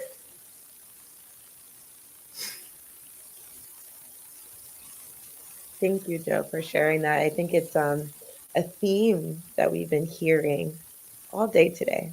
Kindness for everyone, to everyone that you're engaging with. Justin, who joined us earlier to open on day one, is tuning in right now, and he said, kindness to others is true leadership. Well said. We appreciate you, Joe, for joining us today as you've had this conversation on leadership, of how you show up with the people that you're engaging with and interacting with, whether it's a colleague, someone that works on your team, or a client. And then also how to think about how you engage in the world, how to protect your ideas. I know I've mentioned it a couple of times in this segment as you've been here as our guest, but this is such an important topic that isn't always thought, especially for small businesses and entrepreneurs that are just getting started. But that is exactly the time when they should be considering thinking through some of these questions, because you don't know where you will be in 5 years or 10 years. But how can you prepare? And how can you believe that you're going to be where you say you're going to be, and that you're going to get to where you say you're going to get to, and protect yourself along that journey and along that ride? So thank you so much, Joe, for joining us today. Yeah, thanks for having me. And if I can throw one more quick comment out there. So in terms of patent protection, if you wait too long, if you start selling a product and don't consider patent protection for over a year, then you're just out of luck, period, in the US. In foreign jurisdictions, as soon as you sell a product, that prevents you from filing any patent applications. So it's really important just to go talk to someone at the earliest stage of your ideation, so you don't get in a bad situation like that. Thanks again for having me. This has been great, and good luck with the rest of the leadership week. Thank you, Joe. Appreciate it. Wow. What a great segment. What are your thoughts, Prisa? I saw you there. You were nodding your head. We haven't had this type of conversation just yet in Leadership Week this week, but that's what the week is about. It's about having different conversations with different leaders across industry. So what were you thinking coming out of that segment? You know, the one thing that just kept pressing upon me was the fact that he integrated in so many different ways the importance of asking others, bringing others in, and ultimately, not in his words, but in mine, not going about this as like the Lone Ranger, as we often do. It's easy for us to do that, right? It's easy for us to continue to just get it done ourselves, source it, resource ourselves to figure it out. And although being resourceful and adaptable is so necessary, and the willingness to just learn all of the various roles within anything you're building or any part of the process, it is so necessary. It's also critical to make sure that we're pausing a bit and just really reaching out to those that have that insight, the experience, the knowledge, the wisdom, whatever it would be that would pertain to that moment, just really allowing ourselves to pause and connect and reach out and ask. It's so simple and it's so profound at the same time, because how often are we effectively doing that when it would be helpful for us to do that? I'll say for myself, I'm not doing it often enough. So it was a great reminder, especially within, as it pertains to the is this idea worth even diving into for this? Is this, and don't put it up to your own evaluation. Ask others. Yeah. Ask. That came up in the segment with Mick Hunt as well. The power of the ask, the power of leaning into community for support, and also of acknowledging you don't know what you don't know, and that's okay. But there are people there that are experts that you actually can ask the question to. So I love that you talked about the power of the ask. We're continuing on with Leadership Week. This is day 5 of Leadership Week, and it is an honor to bring up our next guest, who is Jakishan Sharma. He's a globally recognized mindset coach and speaker known for his transformational journey from wheelchair to dream chair. He's been featured in Forbes, in Thrive Global, on Fox 5, and he empowers individuals to overcome emotional, mental, and financial blocks using neuroscience-backed strategies, human connection, and the understanding of real life resilience. His story and his messages have inspired thousands worldwide to rise from adversity and to live life by design. I'm going to say that again, to live life by design. So it is such an honor to bring up our guest. How are you doing today? Oh, you might have to hit that unmute button there. I'm so excited that I forgot to hit the unmute button, See, I'm actually in India right now. I've been traveling from last 8 months. And as soon as Moe reached out to me and said that you have to be here, register yourself. And I was like, oh my God, 5 a.m. in the morning, Indian time. I've been, I was avoiding the bed the whole night, okay? I was watching the whole show tonight, listening to all the amazing speakers, learning a lot, and it's really amazing. You guys are doing such a wonderful job out there, inspiring each and everyone who has walked onto this screen from last 5 days. So thanks for having me here. I really appreciate. Let's get started. Yes, let's get started. I have to say thank you. I've seen your comments throughout our program and appreciate you joining in and being a part of the conversation even before you were here right now in this moment.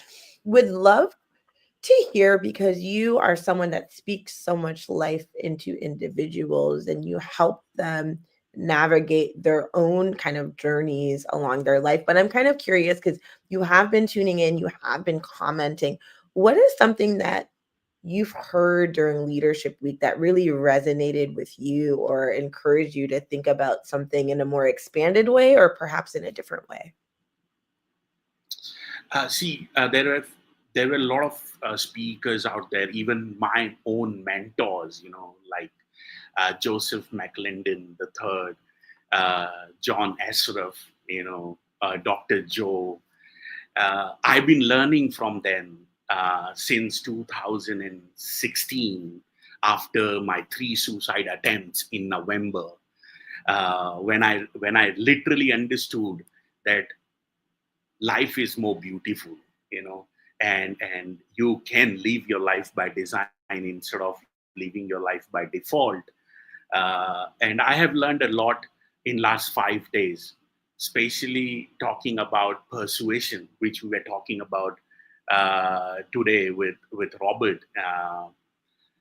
When I had nothing to offer, there was only story which I had in my hand, and I started with that in 2019 after taking the first 3 steps back on my journey, just like a baby boy or a girl taking their first 3 steps in the world. I was just doing the same thing. I was relearning everything. I was starting everything. And I learned that honesty connects faster than any marketing strategy out there. and from there, I began building everything what I have today, And the future belongs to those who learn more skills day by day and combine them in a creative way, And when I got onto the social media in 2016, the only word I was coming across was mindset. Why all these successful people are emphasizing on this word? Neither your parents have spoken about that in the home. Neither your school teachers have spoken about that word in the school. Neither your friends have spoken about that word around your peers. And now, after 35 years into this world, I'm hearing this word first time in my life, that you have to work on your mindset.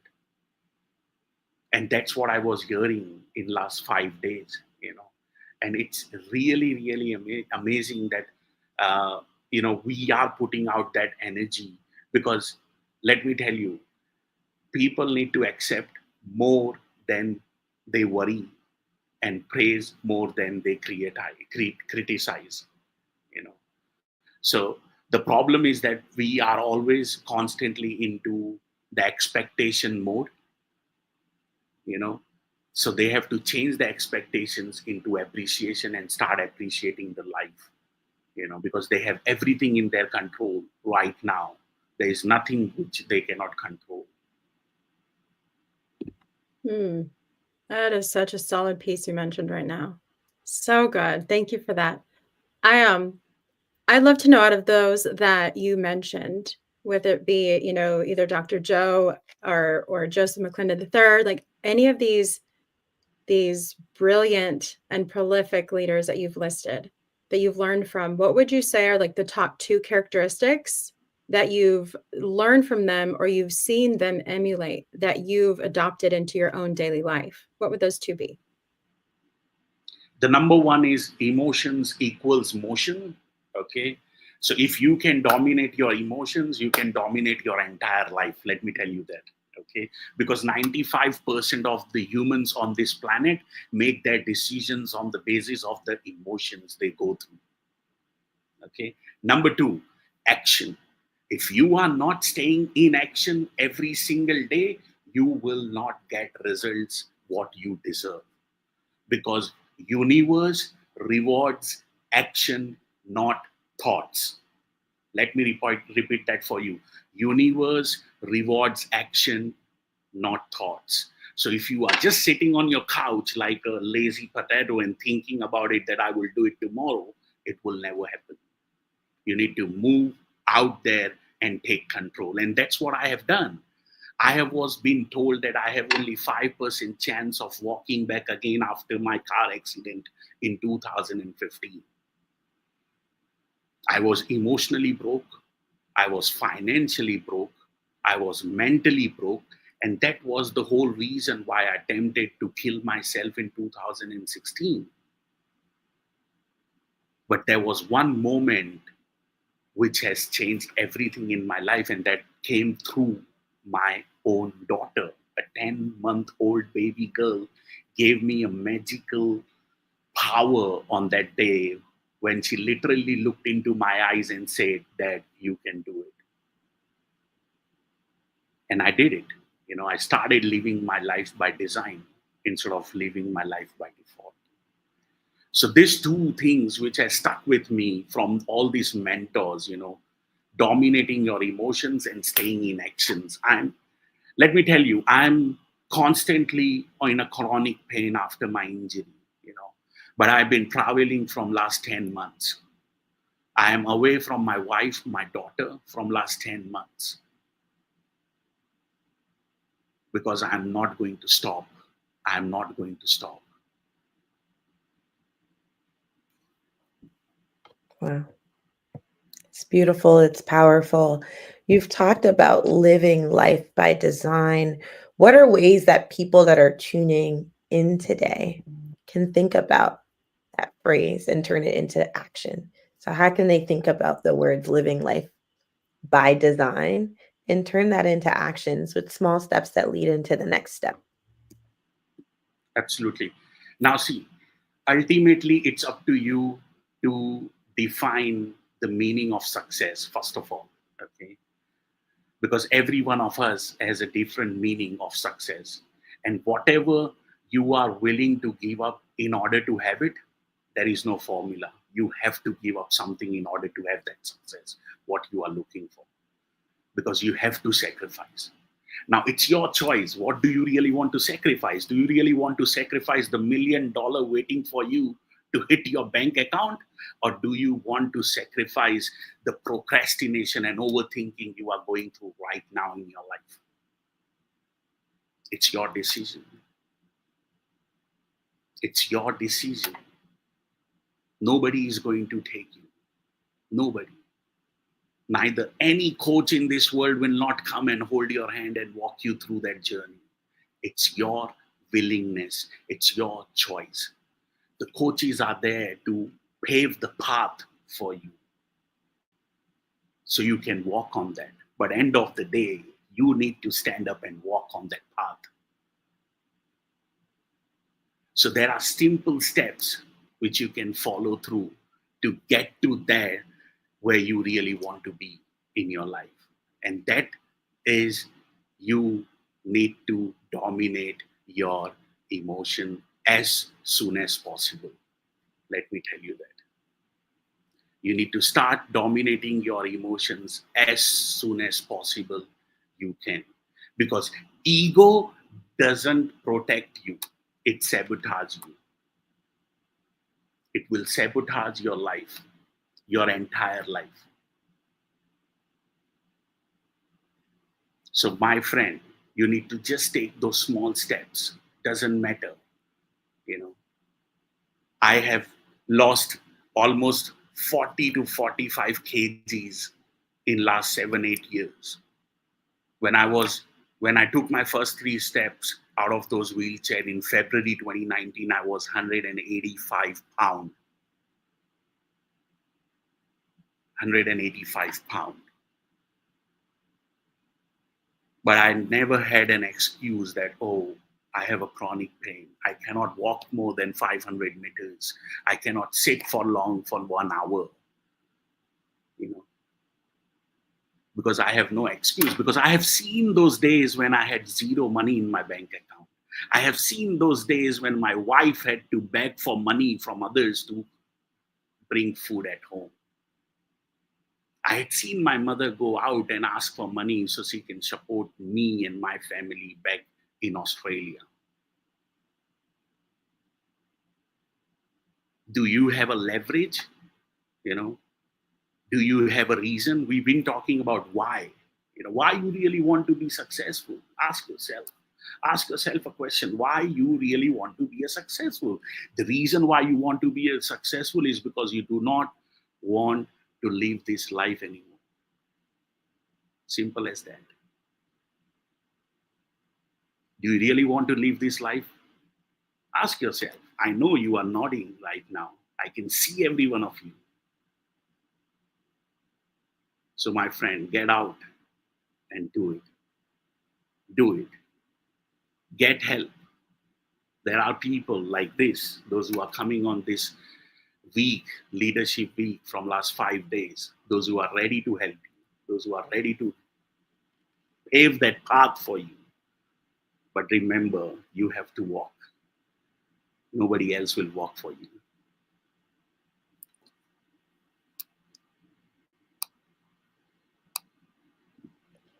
I heard mic drop moment in the comments, gold drop moments in the comments. Jackie, we appreciate you for sharing that. You can learn as much as you want to learn. You can sign up for all the courses. You can listen to shows like this for hours on end.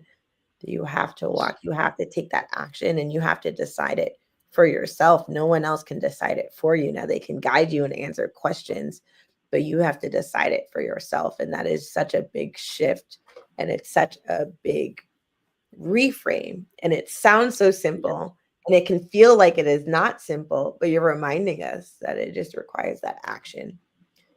Parisa, as we come to a close here, would love to see what other questions that you have for Jackie before we close out this powerful segment that is actually closing out day 5 of Leadership Week today.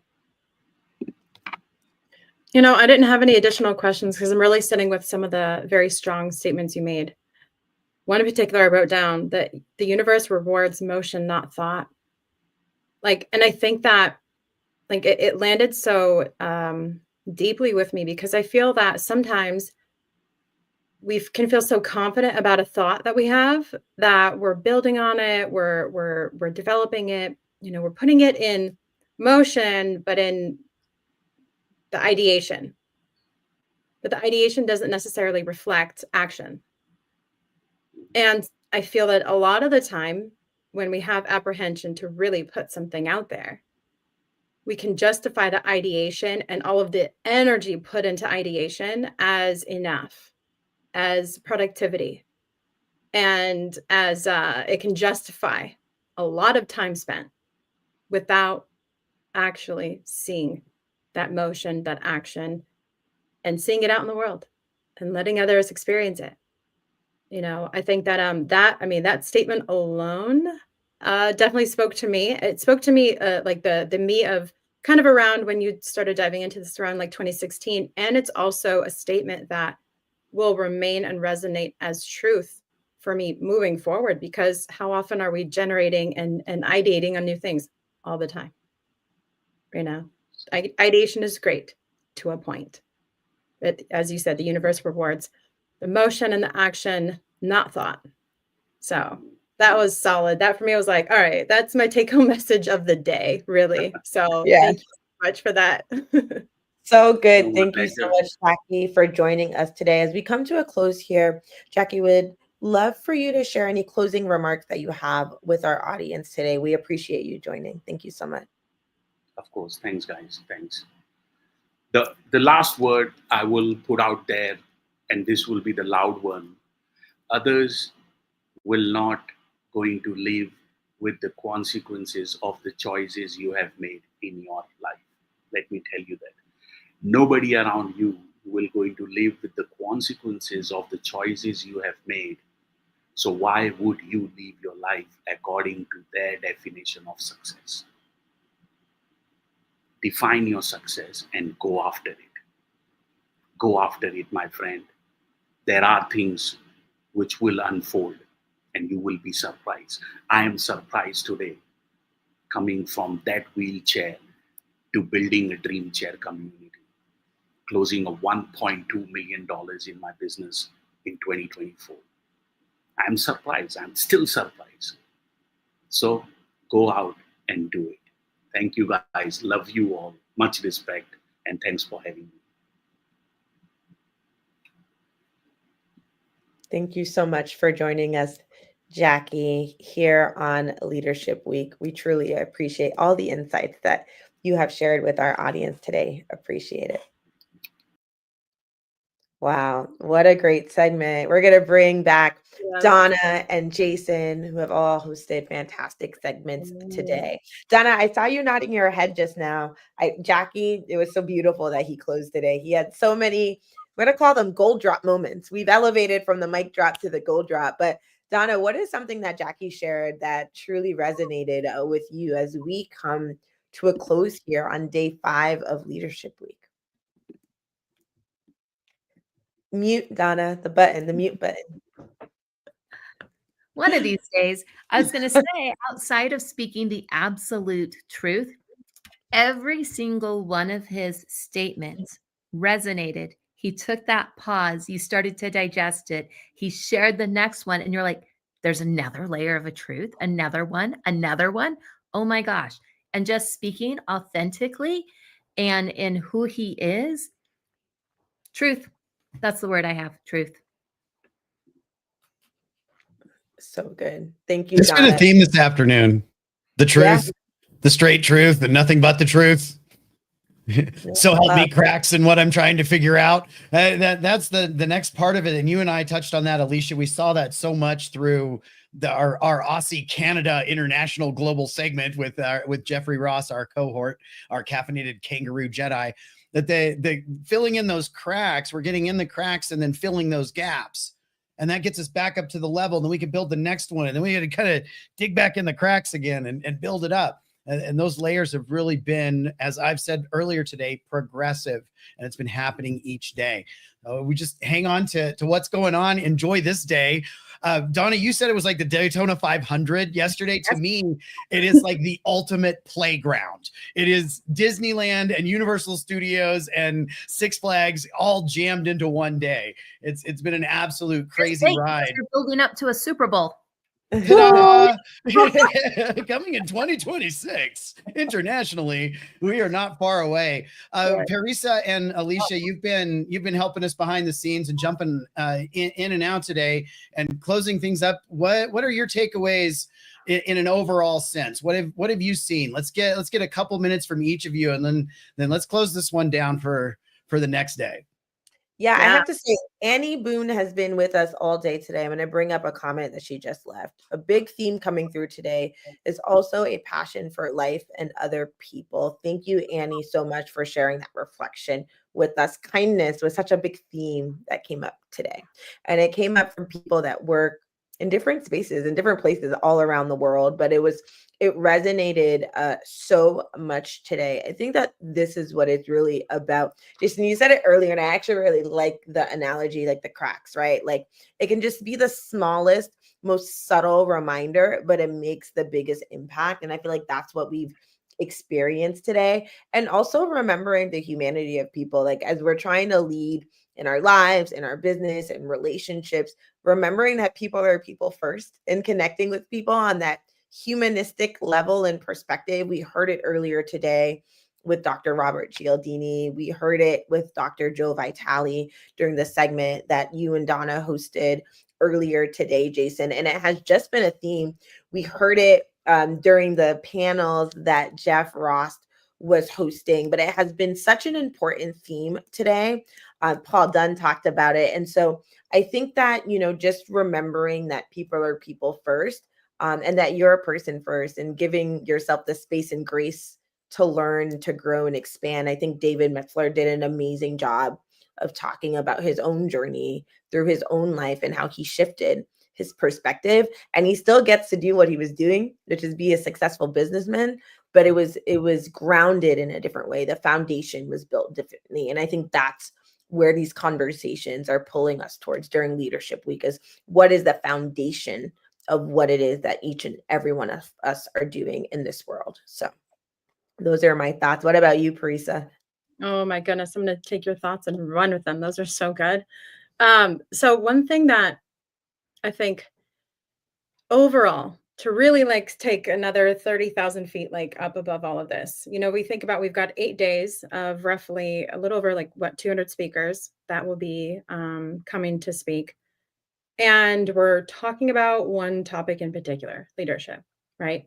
Now, one could think how in the heck can you have that many different conversations about the same topic?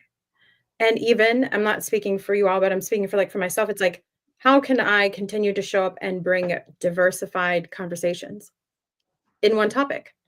But when you think about it, what is actually leadership? It's a similar definition, but in every circumstance, in every context, it is shown differently. It's the nuances will always play into it. The circumstances, the variables. Every situation has different variables. And each you can have a cookie cutter situation, but different people involved. And just based on that, you have different personalities involved. you have different experience levels, you have different insights. You automatically have such differences there.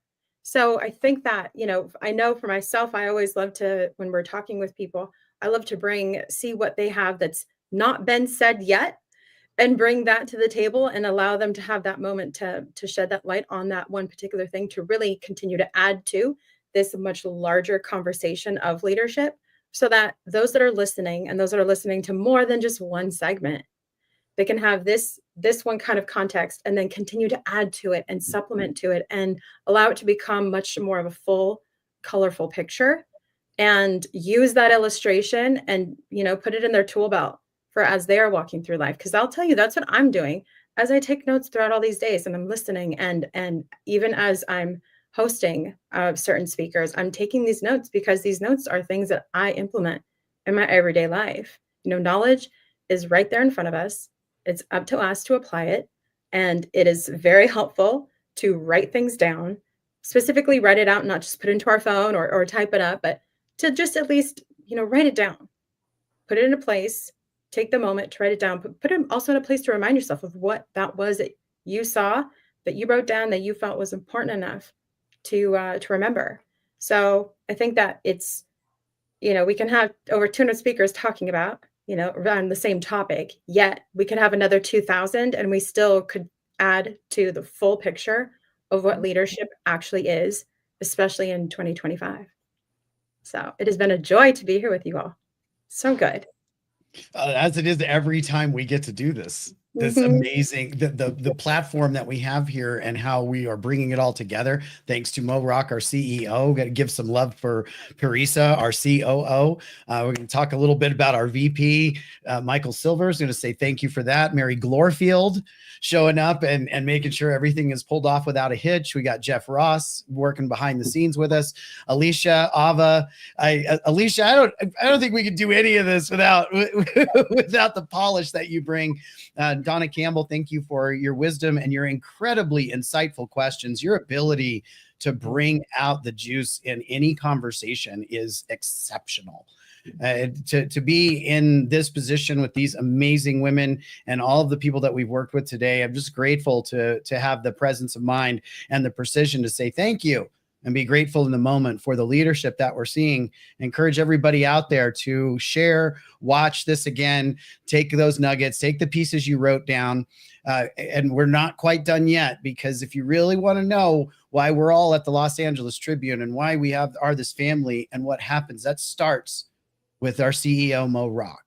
And we're going to finish our day today by sharing with you once again Moe Rock's TEDx talk. And just on a personal note, this really is the reason for me. This moment that you're about to see is why I'm here. I know it's why other folks are here, whether they realize it or not, but it's because the message is real.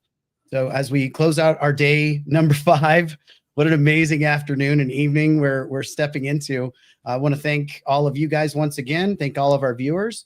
We're going to take a look at Moe Rock's TED Talk.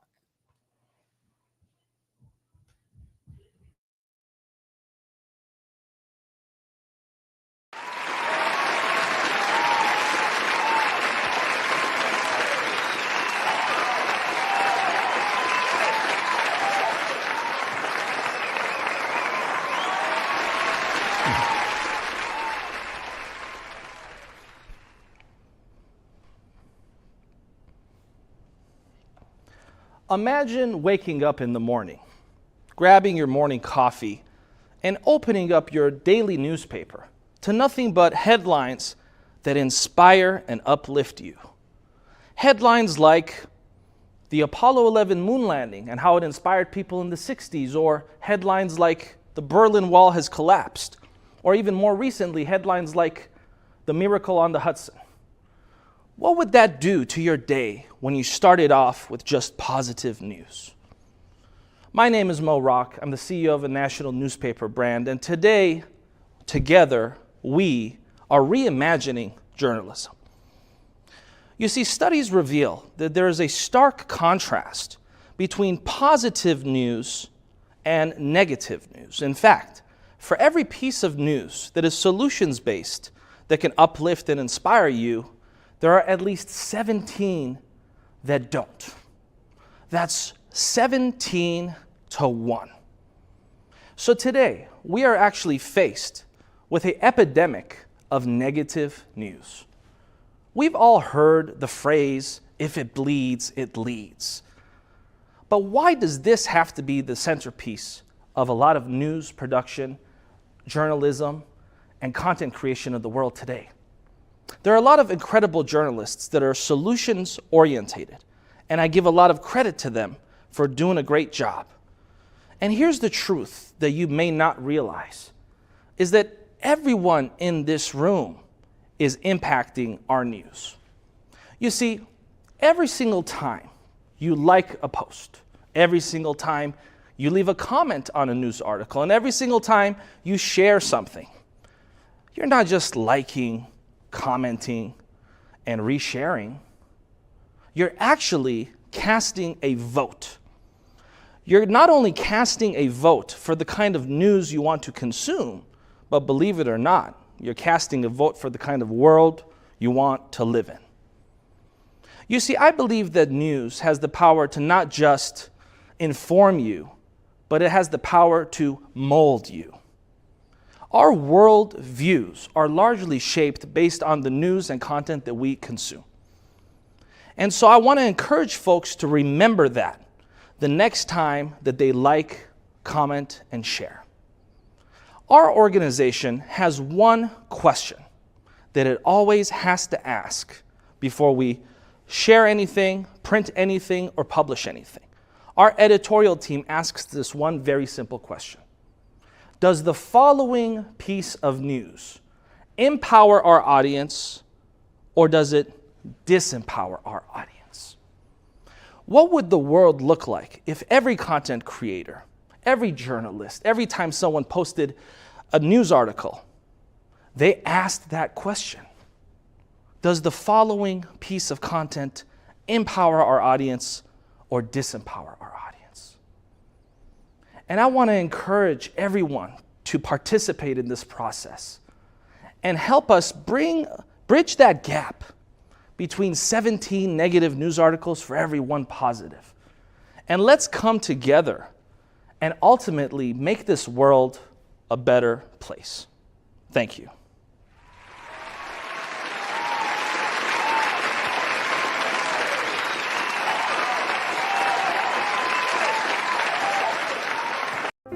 Hello and welcome to the Los Angeles Tribune. Since 1886, our name has been a part of the world of journalism.